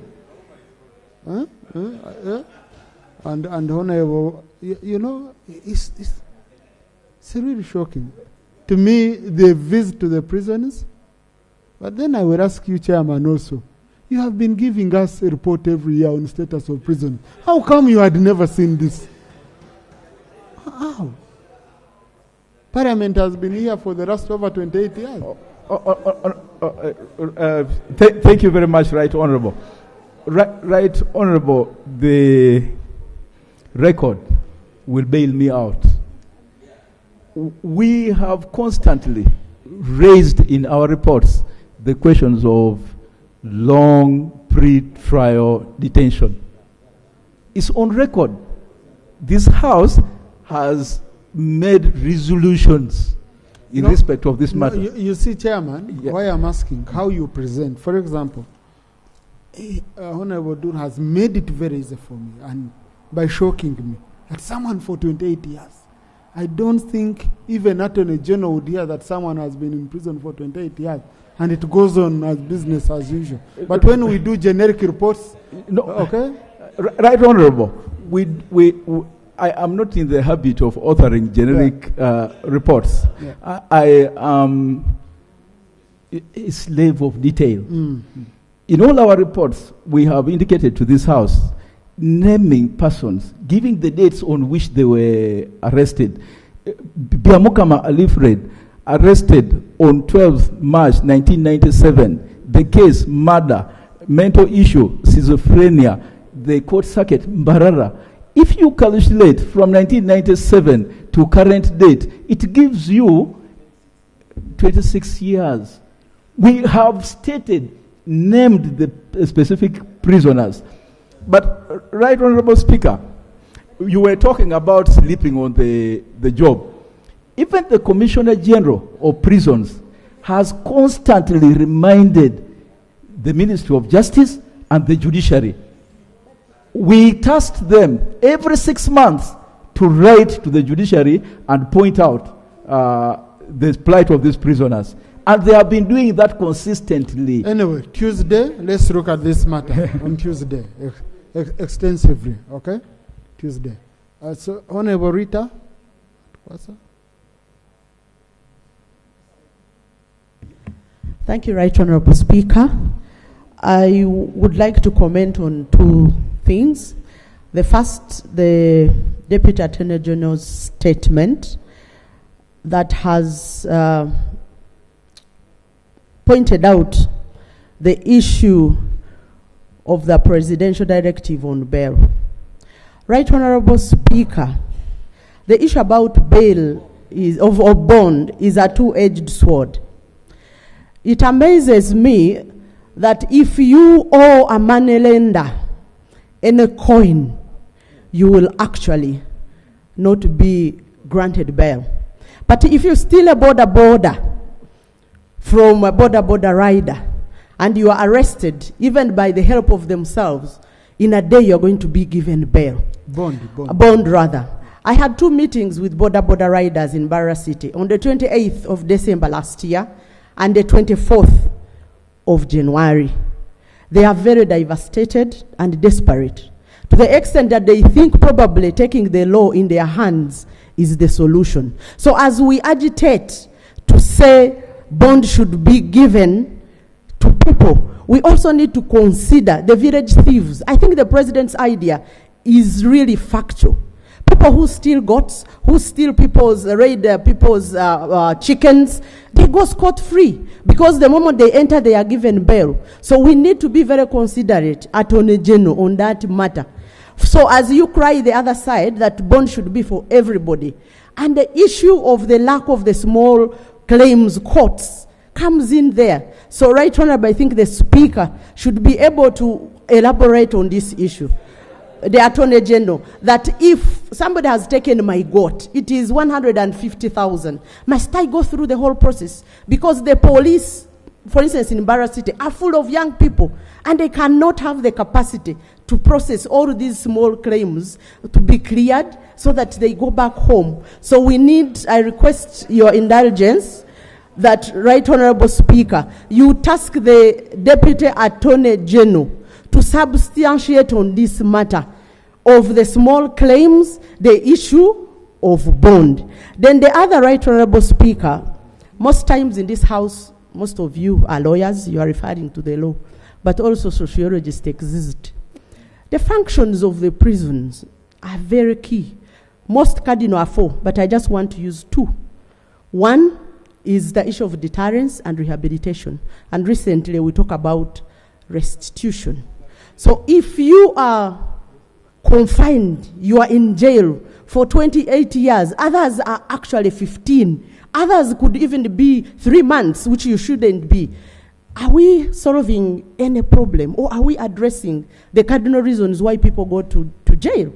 So I think I support Right Honorable that the committee should go back and bring lists of individuals who are in these prisons. The person being spoken about here comes from Barara, and I don't think he or she is the only one. So the committee should do us justice, go back and bring these lists so that we task the minister, the judiciary, to be able to remove these cases so that we know we are making work, we are not just here speaking. Thank you very much, Right Honorable.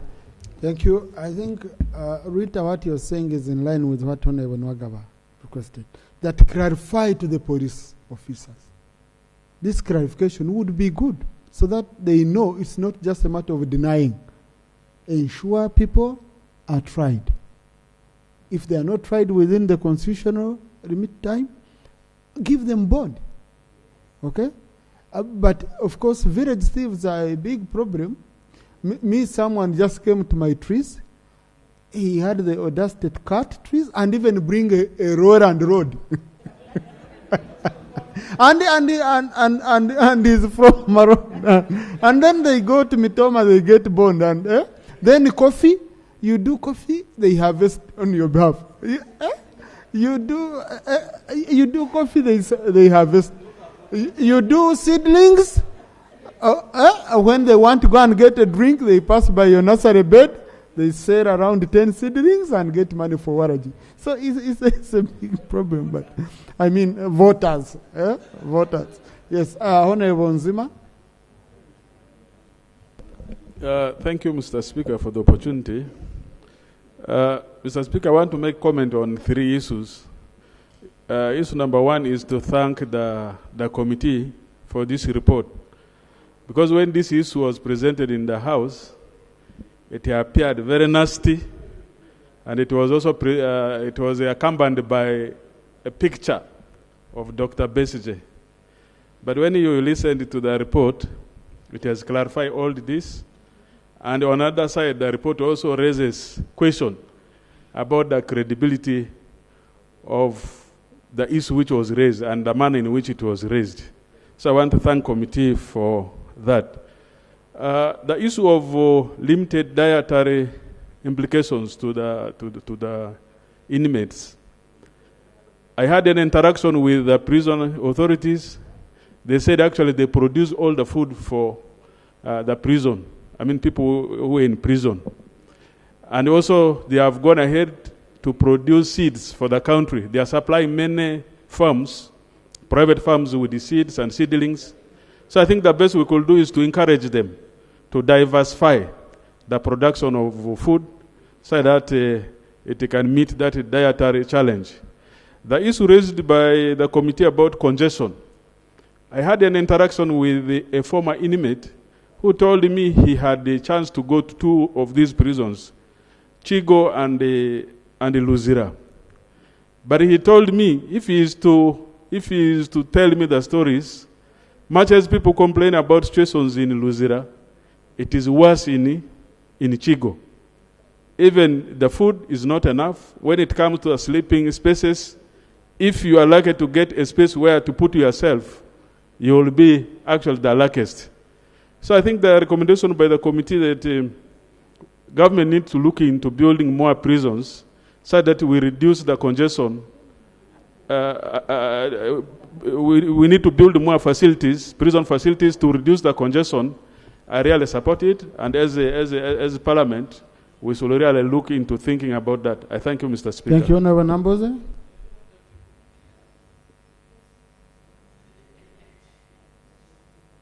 Thank you, Mr. Speaker. Mr. Speaker, I visited Luzira in my capacity as the Shadow Minister for Internal Affairs, and I had the opportunity to go inside the prison and even visit the room, the so-called room where Dr. Besigye is being held. First of all, Mr. Speaker, I want to tell colleagues here that Dr. Besigye was once a Minister of Internal Affairs. Today, he is the prisoner for whose rights this House sits to deliberate. Let's not wait until we become suspects or even convicts in Luzira before we would come out to support for better conditions in our prisons. Mr. Speaker, when I visited the room where Dr. Besigye is being held, and I want to put the room in commas, it is like a hall that is only 1 meter wide. In fact, the adjacent bathroom is bigger than the sleeping cubicle. There is no window, but a single ventilator that is about 20 feet high. It's like when you are in that cubicle, it is as if you are in a hall. There's no window. And I think these are cubicles. Honourable Numbers, what is cubicle? So, sir, for the record. I'm sorry, I withdraw that. I wanted to tell you, what I wanted to express was that it is really a very tiny place. It's like a box. It's very So tiny. it's a small cubicle for record purpose. And it is so small, Mr. Speaker, that I was tempted to forget that this is Parliament, and I used that word. I'm sorry. So, Mr. Speaker, I think these cubicles, which are slightly bigger than a coffin, were created for hardcore criminals who have been convicted, but not people on remand. People on remand are not guilty. They have not committed the own offense. They are just being held there for the sake of the processes of law. And the probability that they will be declared innocent is even high. It is so bad to make somebody to serve a punishment while on remand. Remand, in any case, Mr. Speaker, if we had provisions, we would not mix up convicts and the people on remand. 2, this tiny coffin-like hall where Dr. Besigye is being held is locked from outside all the time. These people in Luzira, they serve lunch in the morning. At 9 o'clock in the morning, they are serving lunch. At 3 p.m., they are serving supper, and it is bedtime. Mr. Speaker, to be held in that condition for several hours, it is torture. The bed in that cubicle does not even have a mattress, but only 2 folded blankets. I don't know if we are intending to create another Mandela for this country, because these are places people will try and say, how cruel were these people who lived during these times, Mr. Speaker. Mr. Speaker, this is not about Besigye alone, but it also affects other many people For example, by the time I visited that place, which holds 18 people, only 3 of those 18 were convicts. Only 3. Others, that was one NOP supporter. He was arrested when he was coming in from South Africa because he's a member of our chapter in South Africa. In 2001, up to today, he's still there. In 2021, he was visiting Uganda from South Africa, but because he belongs to the NOP chapter in South Africa, he was arrested at the airport. His claim, he told me, he's not, even us at NOP, we are not aware that he's there. Because even his relatives in Uganda didn't know that he had traveled to Uganda, and those people in South Africa are considering him missing. So, Mr. Speaker, it is not about even putting better conditions for some prisoners at Luzira. It's about resolving our political issues. Some people are being held as political prisoners, and we now have a category of prisoners who are called political prisoners. People who were arrested go to jail through the court martial, and then until they plead guilty through full figure and balam. You cannot be released from prison until you are forced into a forced plea of guilt. Mr. Speaker, it is so disheartening to have to resolve our political issues using the UPDF courts. Thank you. Thank you. Honorable Nzima, then Honorable Abdallah, then Chair, Vice Chair. Oh, sorry. No, Thomaza. Sorry. No, Honorable Thomaza had not spoken. Thank you very much. My OBs, I can't forget you. Yes. Thank you very much, Right Honorable Speaker, for the opportunity. Yeah, a lot has been talked about Dr. Besije while in Luzira prison.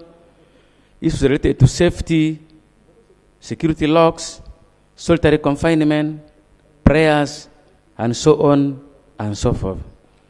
Mr. Speaker, Dr. Besije is a high-profile prisoner in Luzira prison. And I have not heard about issues related to communication and information. Does he have access to television? Does he have access to radio? Because not having access to this is tantamount to blindness. He is being made blind. He cannot see what's happening in the outside world. And yet he's a high-profile politician and a prisoner. And so my concern here is that in the nearest future, let such high-profile politicians or prisoners have access to communication, access to television, access to radio. Thank you very much, Mr. Speaker. Thank you. Chair will help us on that. Honorable Abdallah. Thank you, Right Honorable Speaker. Right Honorable Speaker, first of all, I'll invite colleagues to only I can see high-profile people are robbing. Right Honorable Speaker, I'll invite colleagues to specifically look at 2 articles of the Constitution. One is Article 28(3), which provides for innocence until proven guilty. In this line, the Attorney General, I beg that you advise the President. A person, once he has been arrested, he is presumed innocent. We may not run away from this person being tried, and we are not running away that a person should not be tried. One, as it was said, that advise police 48 hours, it is a dictate of the Constitution. Once investigations are not yet over, the Constitution is very clear. You should be very clear about that. Article 28, Article 128, it is about the independence of the judiciary, where it clearly states that no person shall interfere with the judicial system or give them directions about what to be done. You have clearly said that the President and has always been saying that I have directed the Chief Justice not to grant bail, now not to grant bond. This has been consistent with the President. Why interfering with the judicial system? Yet the Constitution is very clear about that. And lastly,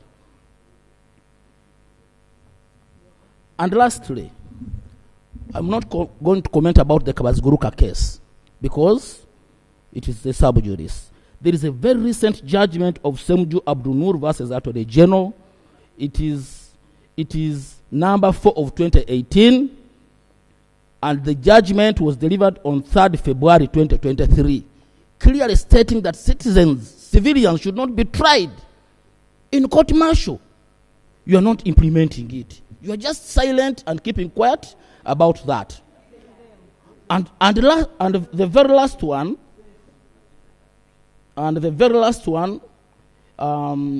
Right Honorable Speaker, I want to inform through you the Attorney General. Honestly, I for one, I may not be complaining about Dr. Kizabes, but he's being charged with 3, with Olal and Obed. You have not talked about Olal. Even the report from the committee does not talk about Olal. Where is Olal? Olal, where is he? Is he in prison? Why is he being detained? We need clarification about. Is also being charged. Thank you. Thank you. Thank you. Honorable Linus. Then Honorable Frank Akabuye.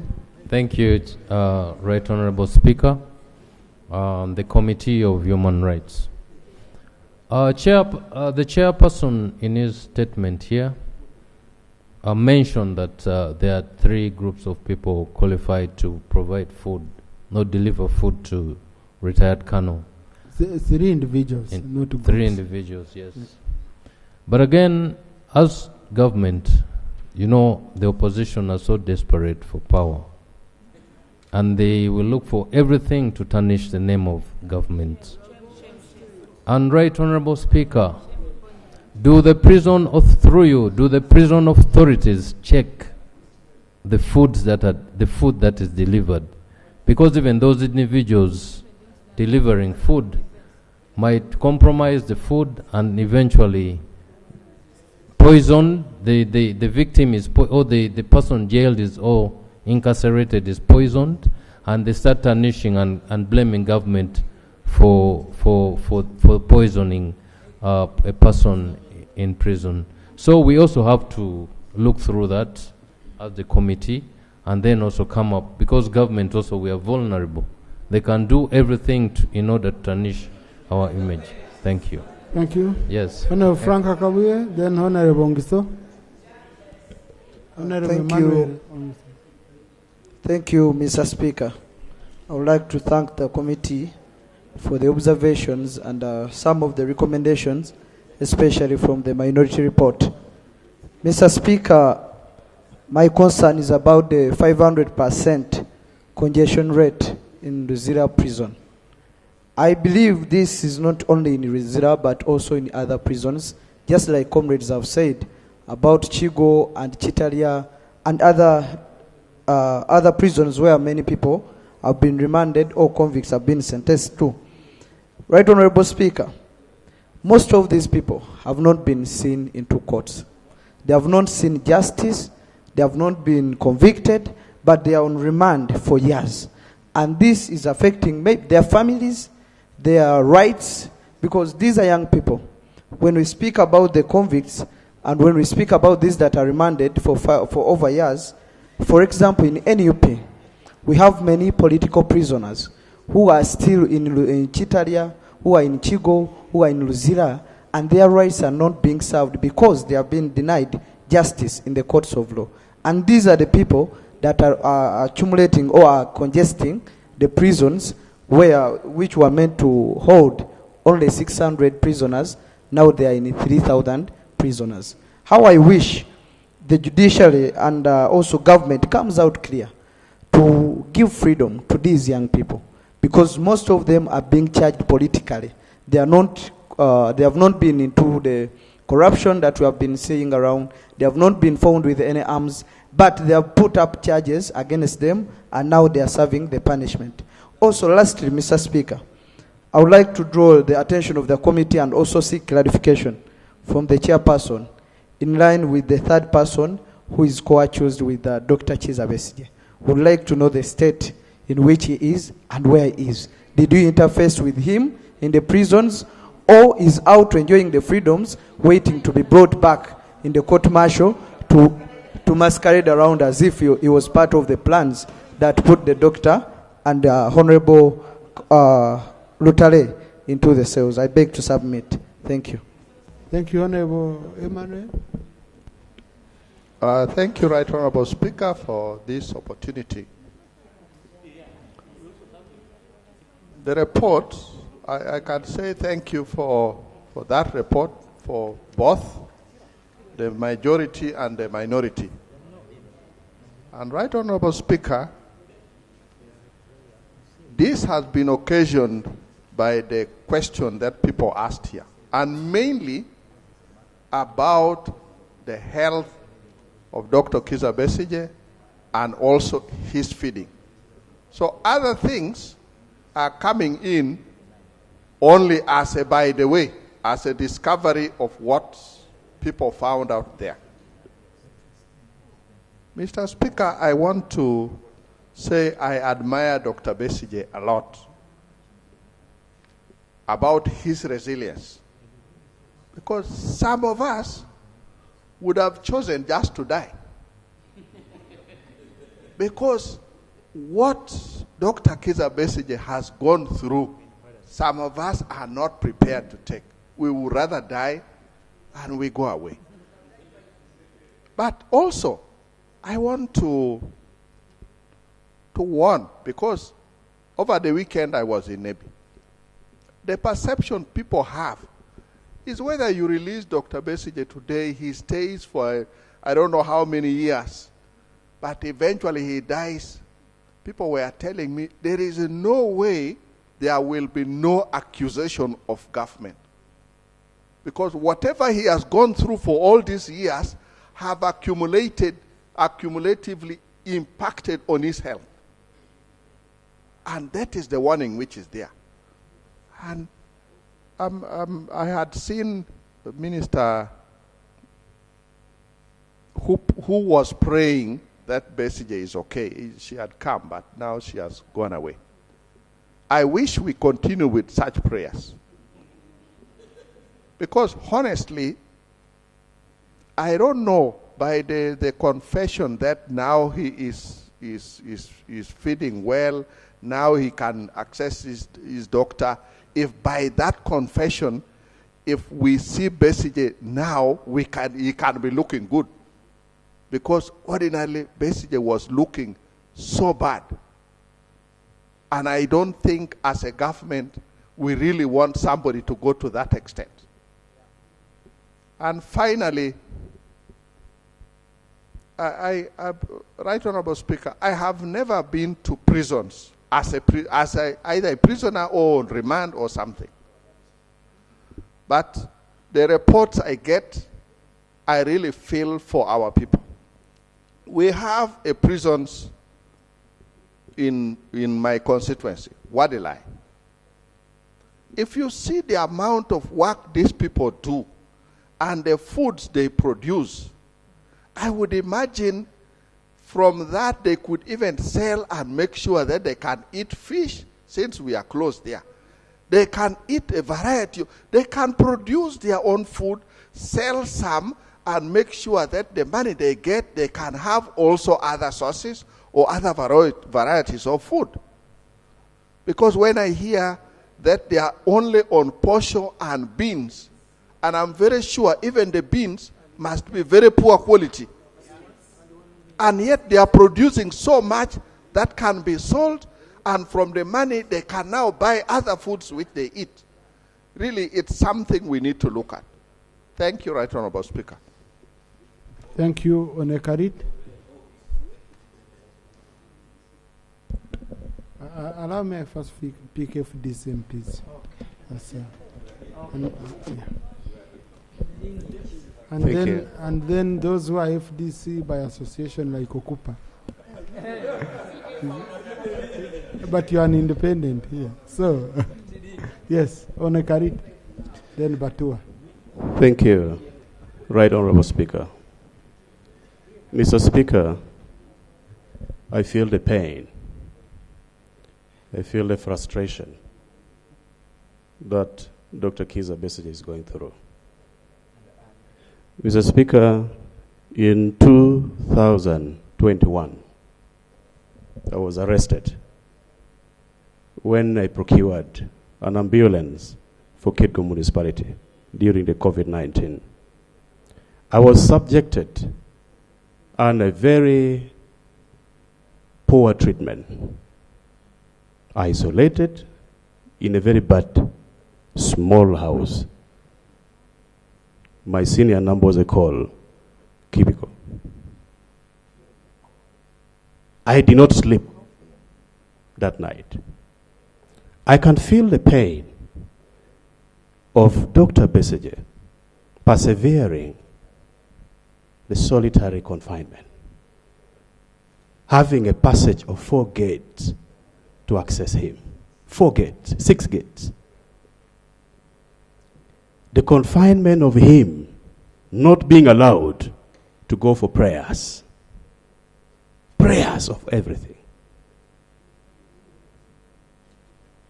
Mr. Speaker, in history and in record, we have heard of very many political prisoners who has been given even time to give wishes to the public. The likes of Mandela and so many people. For Dr. Besigye Christmas message to be denied, to be published, just because it is having the word of rights and freedom, it pains a lot. Right Honorable Speaker, I really request that this House and the government in particular should put their faith in the condition of Dr. Besigye, the pain is undergoing, and many other Ugandans. If Besigye can be given space, freedom to socialize with these people, the people in prison, it will do less harm. Let him be given the freedom to socialize with the fellow prisoners. It's very important. The torment is terrible. Right, Honorable Speaker. Thank you. Honorable Batua. Thank you, Right Honorable Speaker, for granting me an opportunity to speak about the person of Dr. Kano Kizza Besigye. There is no doubt that if anybody is to name 3 important Ugandans that the name of Dr. Kano Kizza Besigye will miss. It is clear in everybody's mind that he has sacrificed for this country. It is clear in everybody's mind that he is a very, very popular person. The last time he was in an election, he garnered over 3.5 million votes as per the Electoral Commission. I was looking at the legal factors that inform the need to remand a person. And one of those is fear that that person will intimidate witnesses. Another is again to do with the fear of the risk of tampering with evidence. Then there is also fear that this person could run. Fear of the seriousness of the offense. When you look at Dr. Kano Kizza Besigye in this perspective and against these reasons, Right Honorable Speaker and colleagues, in 2005, the very first time Dr. Kano Kizza Besigye went to prison, he was in South Africa when charges, which in his words calls trumped up charges, were put against him. The charge sheet was sent to South Africa, read before him by a colleague, trying to intimidate him and scare him from coming back to Uganda. He did the opposite. He didn't hide in South Africa, even in knowledge of what would happen when he gets here, Dr. Kano Kizza Besigye boarded the plane. He came to Uganda, and true to what he was told, he was arrested, he was detained. He was the first presidential candidate to be nominated while in prison. Now, if you look at that against this, being a high-profile person, he is sincerely the kind of Ugandan you would prefer that in case he has a case to be answered of this nature, he should be kept at his home, in the comfort of his home, because I'm sure as and when is needed, he will present himself as he did when he was in South Africa. What is before us is a gentleman respected and loved by Ugandans, locked up 5 doors deep into prison. What would happen in the event of fire? Each door has 2 locks. The keys to those locks are centrally placed. What would happen in the event of fire? When a doctor like Dr. Kano Kizza Besigye, who has been in the bush, fighting for freedom, liberty in this country, talks of poison, it goes beyond the fear of food. You can look at it in the nature of solitary confinement that he's in. You put him in one room and other prisoners are sharing rooms. As a doctor, he knows that he can inhale poison. Honorable Senators.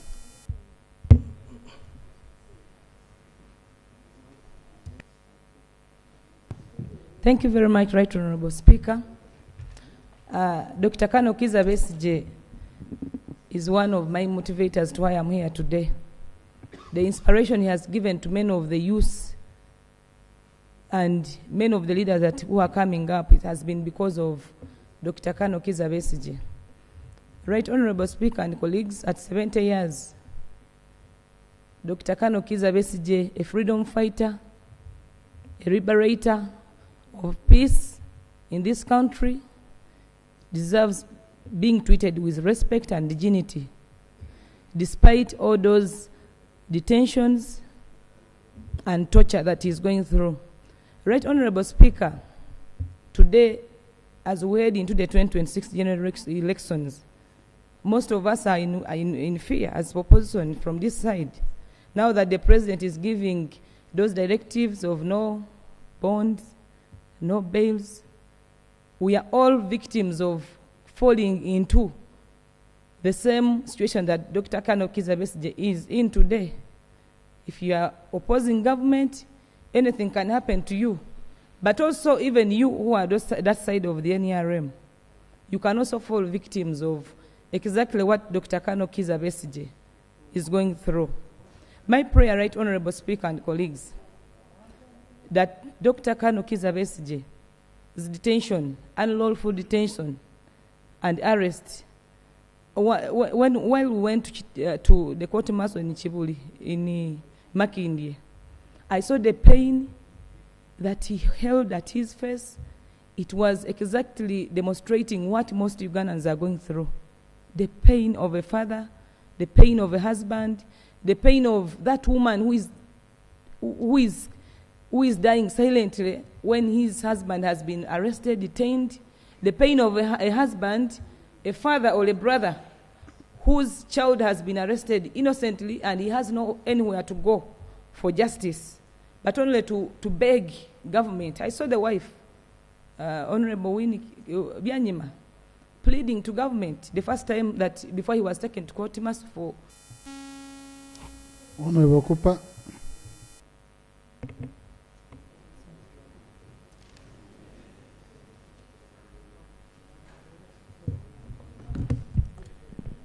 Right Honorable Speaker, I was just seated thinking and reflecting on those people who are in prison, in the police cells, in ungazetted places.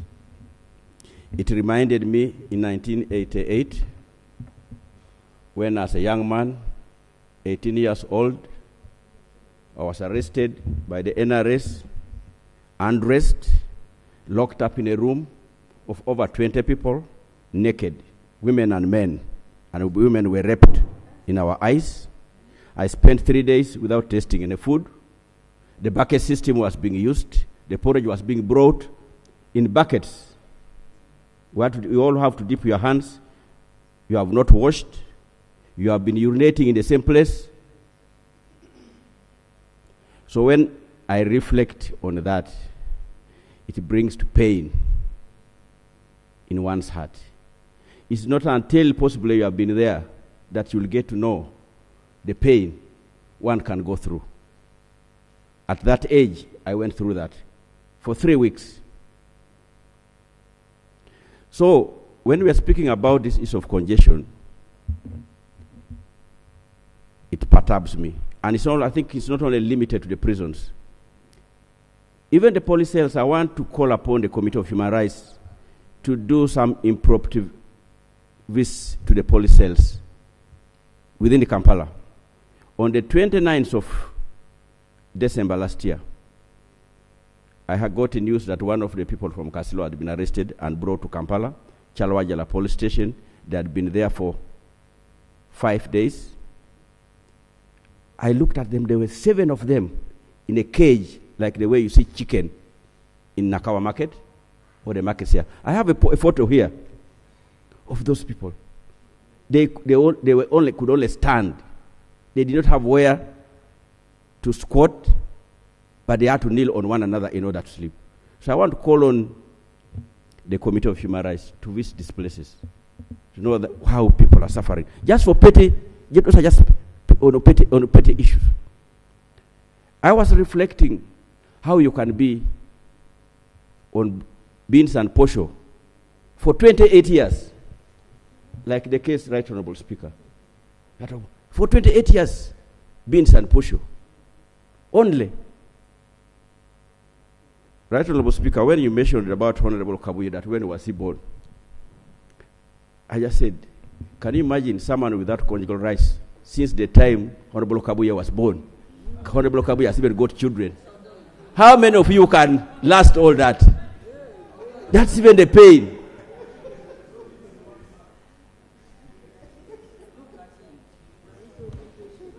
Right, Honorable Speaker. You can take it to different dimensions to make you feel. Maybe that's the language you need to get in and get feel. And you even don't know for what case this someone has spent all those years. I wish Attorney General was still here. I would have asked him whether. Thank you, Honorable Mujeche. Thank you, Right Honorable Speaker. Right Honorable Speaker, I am not a member of the Committee of Human Rights, but because I'm the person who raised this matter here, I went with the committee as an observer. And I've been following up the matter, and I want to thank them for the good job. And I was there when Dr. Wese was ushered in. I looked at the members. Apart from Honorable Fox, I saw almost everybody crying. I think Fox is the strongest. I don't know the strongest, or he was not as touched as most of us. But two, I have read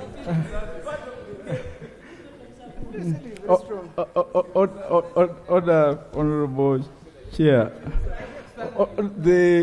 my wonderful friend, the Honorable Francis Mwijushe, has stated on record that he observed the members of the committee and concluded that almost all of them cried except me.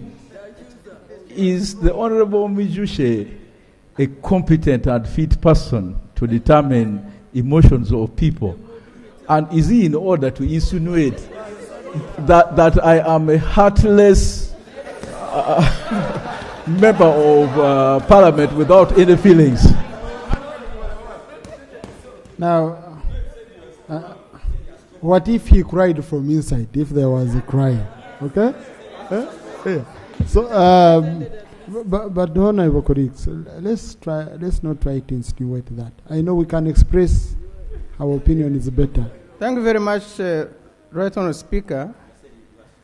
And I wanted to say, while there, Dr. Wese said, health-wise, he was okay. No, Mwijushe, your colleague, who was gracious enough to invite you, even as an observer. Yes, he's a very strong man.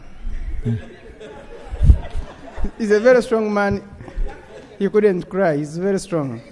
After all, he's a chair. If a chair cries, who will remain?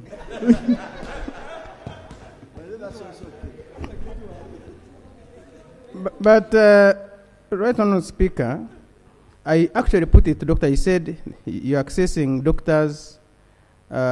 You say your health is fine, but we see you frail. What's the problem? And he said it is trauma. Yes, he says it's trauma. And we said, but how? He actually said, with this trauma, these doctors can actually not treat it. So he said the only solution for me is to get out of here. Otherwise, with trauma, doctors cannot find solutions to it. Because you would see that even when he says that he's accessing services, but he's weaker. He actually at some stage almost fell down while he was standing to speak to us. But I just wanted to conclude by saying that Parliament has done a good job, because when we discussed it, I'm told after our discussion here, it is when prison services started discussing certain issues which have since changed. So the role of Parliament will not be underestimated. So I want to thank you, Honorable Speaker, for taking up this very important issue, asking Honorable Fox, the strongest, to lead the committee that has come up with the report that will remain in the history of this country for the future. And of course, to also... Thank you. Lope?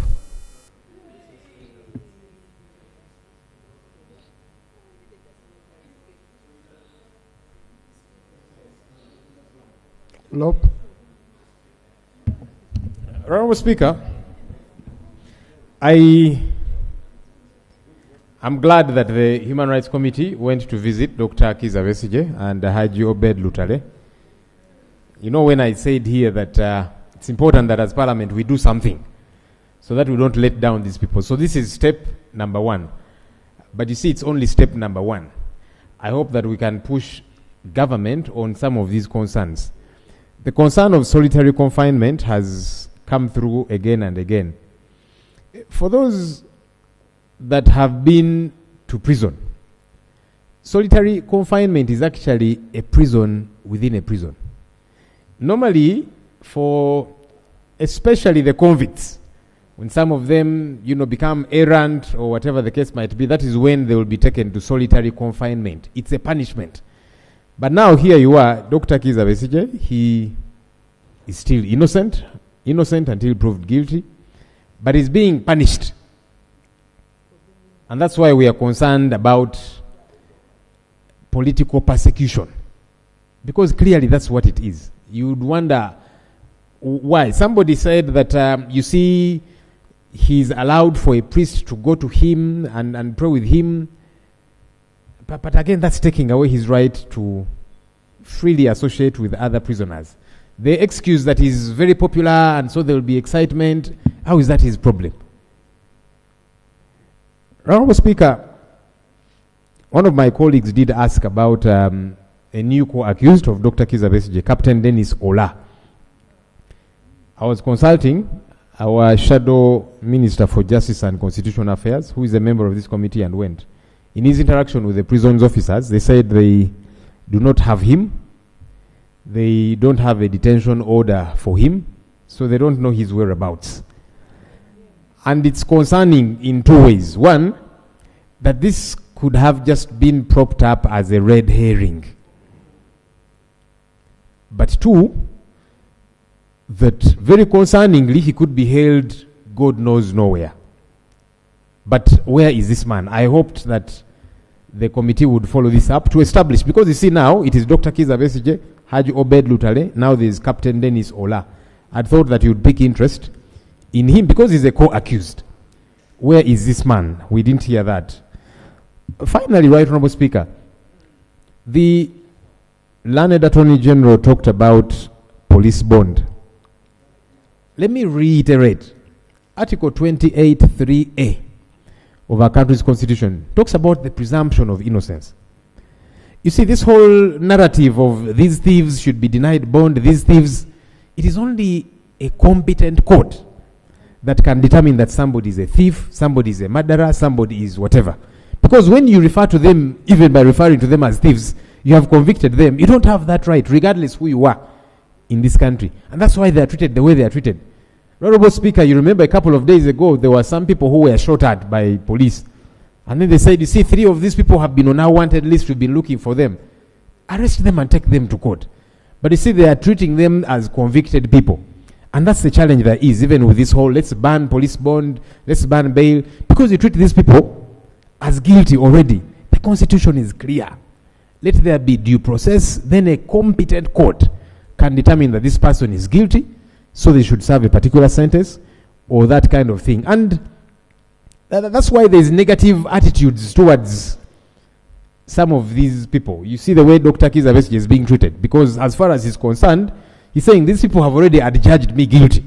That's why they are treating me the way they are treating me, solitary confinement and taking out all these different rights, because you don't treat these people as suspects, which is problematic. Because you see, any of us, Right Honorable Speaker, whether on this side or on this side, can on any day find themselves in a situation like this. The other day, and I say Honorable Paul Akamba is here, we were talking about him when we were asking questions. We were asking government, where is Honorable Paul Akamba?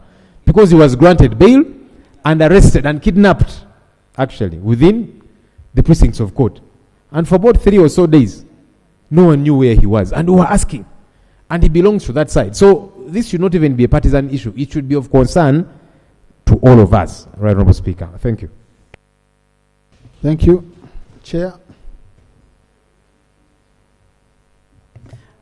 I thank you, Right Honorable Speaker. Right Honorable Speaker, I will respond to a few issues. The first issue is solitary confinement. Right Honorable Speaker, the facts are clearly captured in the report. Colonel Dr. Kizza Besigye is detained in a wing that has a total of 20 prisoners. 20. 20 or 18? Let me go back to my records. You are correct. A total of 18 prisoners, Right Honorable Speaker. Solitary refers to the word soul. It's a singular. You cannot impute. There's no way you can state that a wing that accommodates 18 people has a prisoner in solitary confinement. Common sense issues, and those are the facts. Number two, Right Honorable Speaker. Right Honorable Speaker. It's also not true. No, can I explain this? Can I just explain it? I will give you the opportunity. No, I will allow. In the wing where Colonel Dr. Kizza Besigye is detained, there are rooms, single rooms, and there's a cell, an open cell. Colonel Kizza Besigye occupies one of those single rooms that is never locked. Fact, the door is never locked. Directly opposite him is Haji Obed, occupying a single room that is never locked. So they are not in solitary confinement. And we had this discussion even with Colonel Dr. Kizza Besigye. The third issue I wanted to clarify, Right Honorable Speaker, is access to TV. And I should apologize, we did not report on this. The prisoners have access to a television set. It is the size of that television up there. Yeah, that television is in a corridor. We asked Colonel Dr. Kizza Besigye, do you have access to TV? He said yes. We are permitted to watch news on NTV and on NBS. He specifically stated those two television sets. And we asked him whether he has access to newspapers. We had a 3-hour interaction with Colonel Dr. Shiza Besige. We interrogated every aspect. And his answer was, yes, I have access to newspapers. The newspapers are censured by the removal of expressive female photographs. That they remove female photographs before they give them the newspapers. This morning. So you mean like Honorable Nambo's picture, basically they cannot access it in his papers now? If it's partially nude. No. She's always decently dressed. She doesn't. Yeah. But so this morning we tasked the Commissioner General of Prisons to explain the rationale of removing female photographs from newspapers. And his answer, which is even contained here, is we need to maintain order in the prison service. And I can understand. No, Honorable Chair, please, I don't have much time. Please. The next issue that we should clarify is Captain Ola. We asked the prison services for the whereabouts of Captain Ola when we visited Luzira. They gave us answers at that time. But this morning, they again submitted their position in writing. This report, the written submissions of the Commissioner General of Prisons is contained in the documents that I laid on the floor of the House. Their answer is at page 7, number G. The question was, if the court-martial directed that Captain Dennis Ola be brought to Luzira prison, why is he being held elsewhere? And the answer is the following. Section 58 of the Prisons Act states that no person shall be received or admitted in prison custody without a valid commitment or remand warrant, order or detention warrant of conviction or committal signed with a court seal or authenticated by a person authorized to sign such a warrant. Uganda Prison Service has never received any of the above documents to admit the said Captain Dennis Ola in the prison's custody. It continues at page 8. At page 8, they state the remand orders for Colonel retired Dr. Shiza Besige and Haji Lutare are hereby attached. As already mentioned, Captain Dennis Ola is not in our custody. And we have on our record the detention warrants of the 2 prisoners. We don't have the detention warrant for Captain Ola. We investigated this matter further than that, and we got the testimony of Dr. Colonel Shiza Besige to the effect that he met Captain Ola for the first time in the dock, and he interrogated Captain Ola. The information he got from him is that he has been appearing before the General Court Martial for a very long period of time, and he's remanded within Makindye Barracks. That information I have not had the opportunity to verify, and that's the reason it didn't appear in the report of the committee. Right Honorable Speaker, we undertake to continue making impromptu visits to police cells. During the course of last year, the Committee on Human Rights visited police cells in the whole of eastern Uganda, starting with Jinja all the way to Karamoja, and we are working on a report that we shall present very soon. I didn't want to make any comments on the state of capital on the state of Kano, Dr. Shiza Besige, but only to state that as a Christian,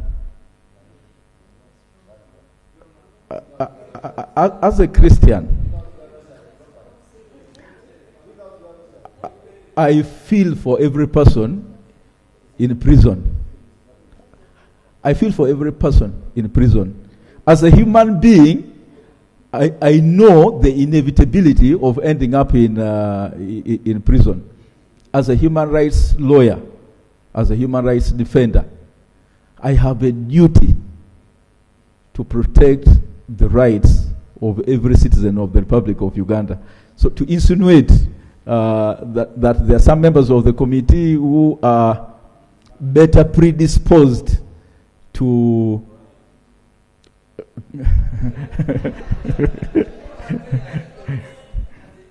Right Honorable Speaker, we asked Colonel Dr. Shiza Besije to make a self-assessment of his strength, his health. When he was produced before the committee, I had even asked him to make his submissions while seated. And his answer was, I am strong enough to stand. He stood up on his own volition and made a presentation that lasted 3 hours. So where the Honorable Francis Mujushe gets this position that he couldn't even stand, I don't know. I beg to submit. Thank you. Yes, Honorable Dur, you wanted to... Yes, Mr. Speaker, sir, my 1 second is not about anything in rebut. I want to just thank you for giving the Committee of Human Rights business. This committee that I've been part of and I've complained, and it must go on record, is one of the most dormant committee. And if you had not given us this business, the whole of this financial year, it was possible that it would go without the Committee of Human Rights doing business. So I want to thank you so much and appreciate you and invite you to give us more business to do. No, but Honorable colleagues, your mandate, for each committee's mandate is provided for in our rules. Okay? Honorable Fox. Right Honorable, you should thank me for giving you business. I thank you, Right Honorable Speaker, for giving us business. But Right Honorable Speaker, it's not true that we are a dormant committee. What is factually correct is that the Honorable Udur has missed more than the 15 sittings of the committee.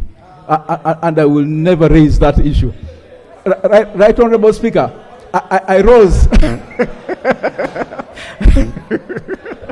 Mr. Speaker, I am on record. I know what constitutes a committee meeting in Parliament. A workshop by entities other than committees of Parliament in Golf Course, in Imperial, purported to be a committee meeting. It's not a committee meeting. I have the record. I can prove the chairman has been inviting us members to workshops organized by NGOs. That's not true. Now, no, honorable colleagues, now we are going beyond. No. Right Honorable Speaker, can we make progress? Yeah. There's a more serious issue.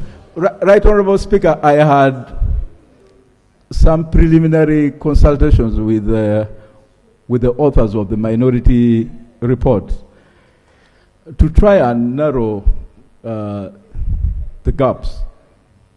They make 2 recommendations, and we are amenable to adopting the first recommendation. Parliament takes keen interest in the fears of retired Dr. Colonel Shiza Besije. For whatever is worth, I would concede that we adopt this together with the recommendations of the committee. Right Honorable Speaker, in respect of the second recommendation by the minority, I pointed out to the Honorable Udur that we think this offends the law. And in my discussions with him, I also stated to him that this matter is already in court. I think it's only in the premise of the court to grant the orders sought by this recommendation. It's only the courts that.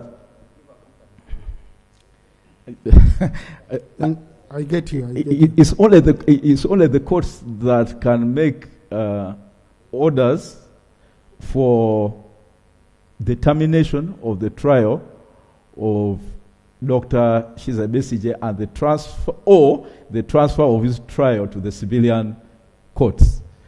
So, if my brother can be heard on this matter, we could make progress and resolve this issue. I beg to move. Thank you. Attorney General, you wanted to go, what's your view on this second recommendation?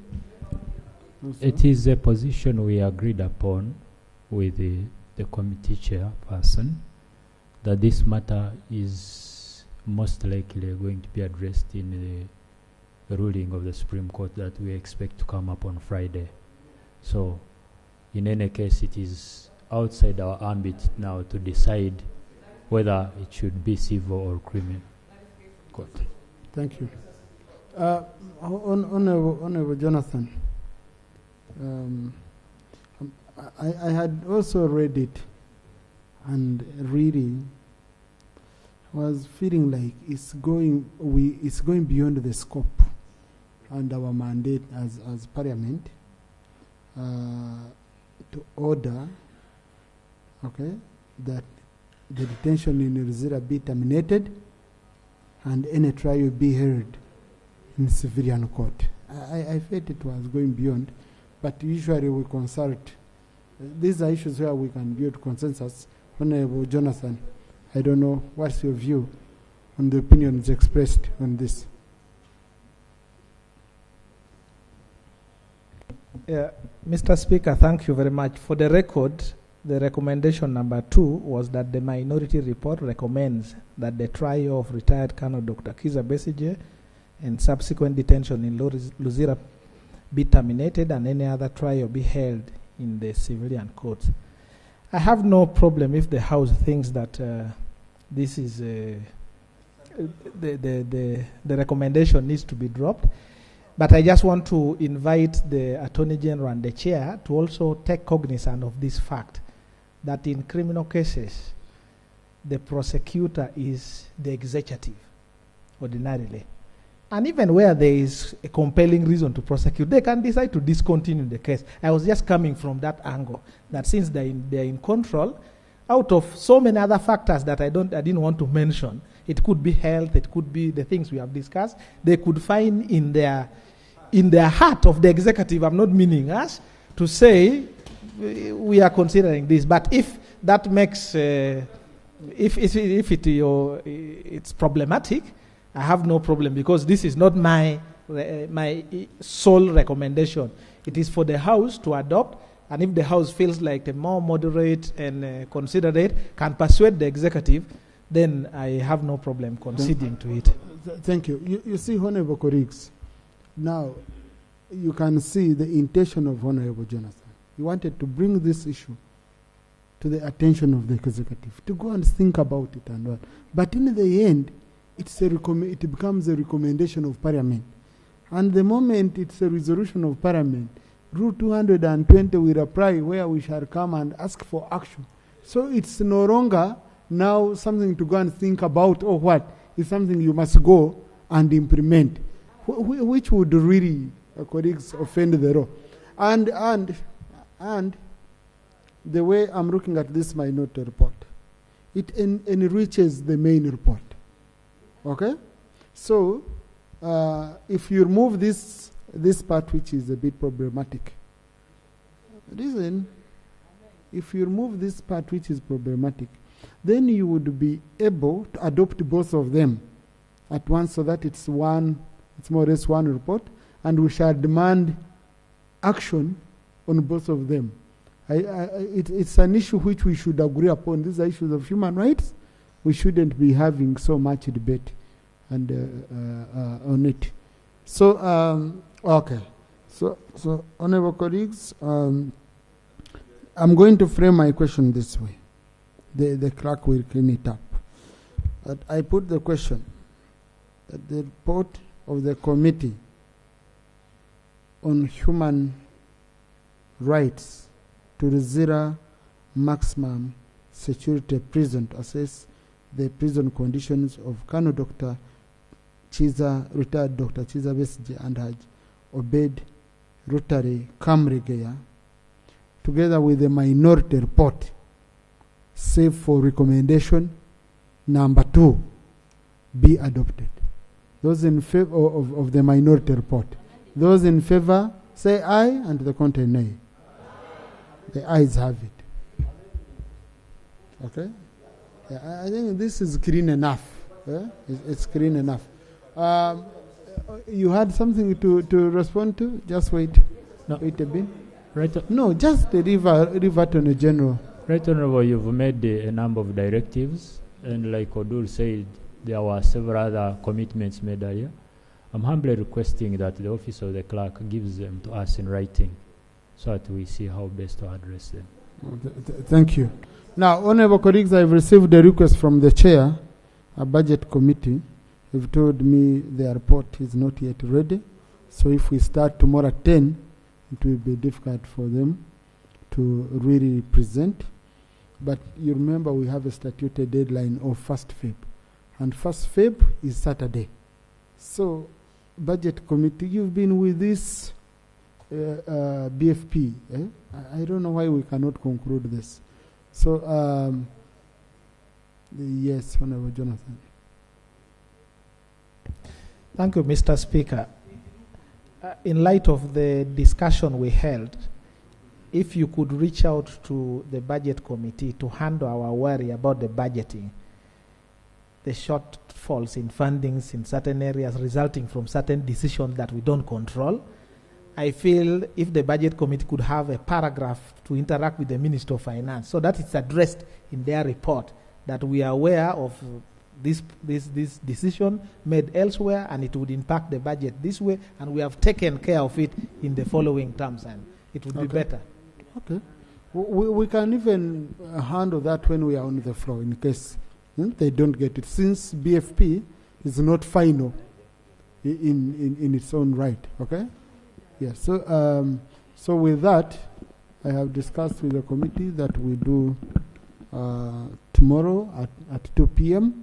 whatever will be ready, because we have the report on RAPEX, we have the report on BFP, and then the report for government assurance tomorrow. I want it sorted. It's been pending for long. So I had communicated earlier that House will start at 10, but it will start at 2. House adjourned to 2 p.m. tomorrow.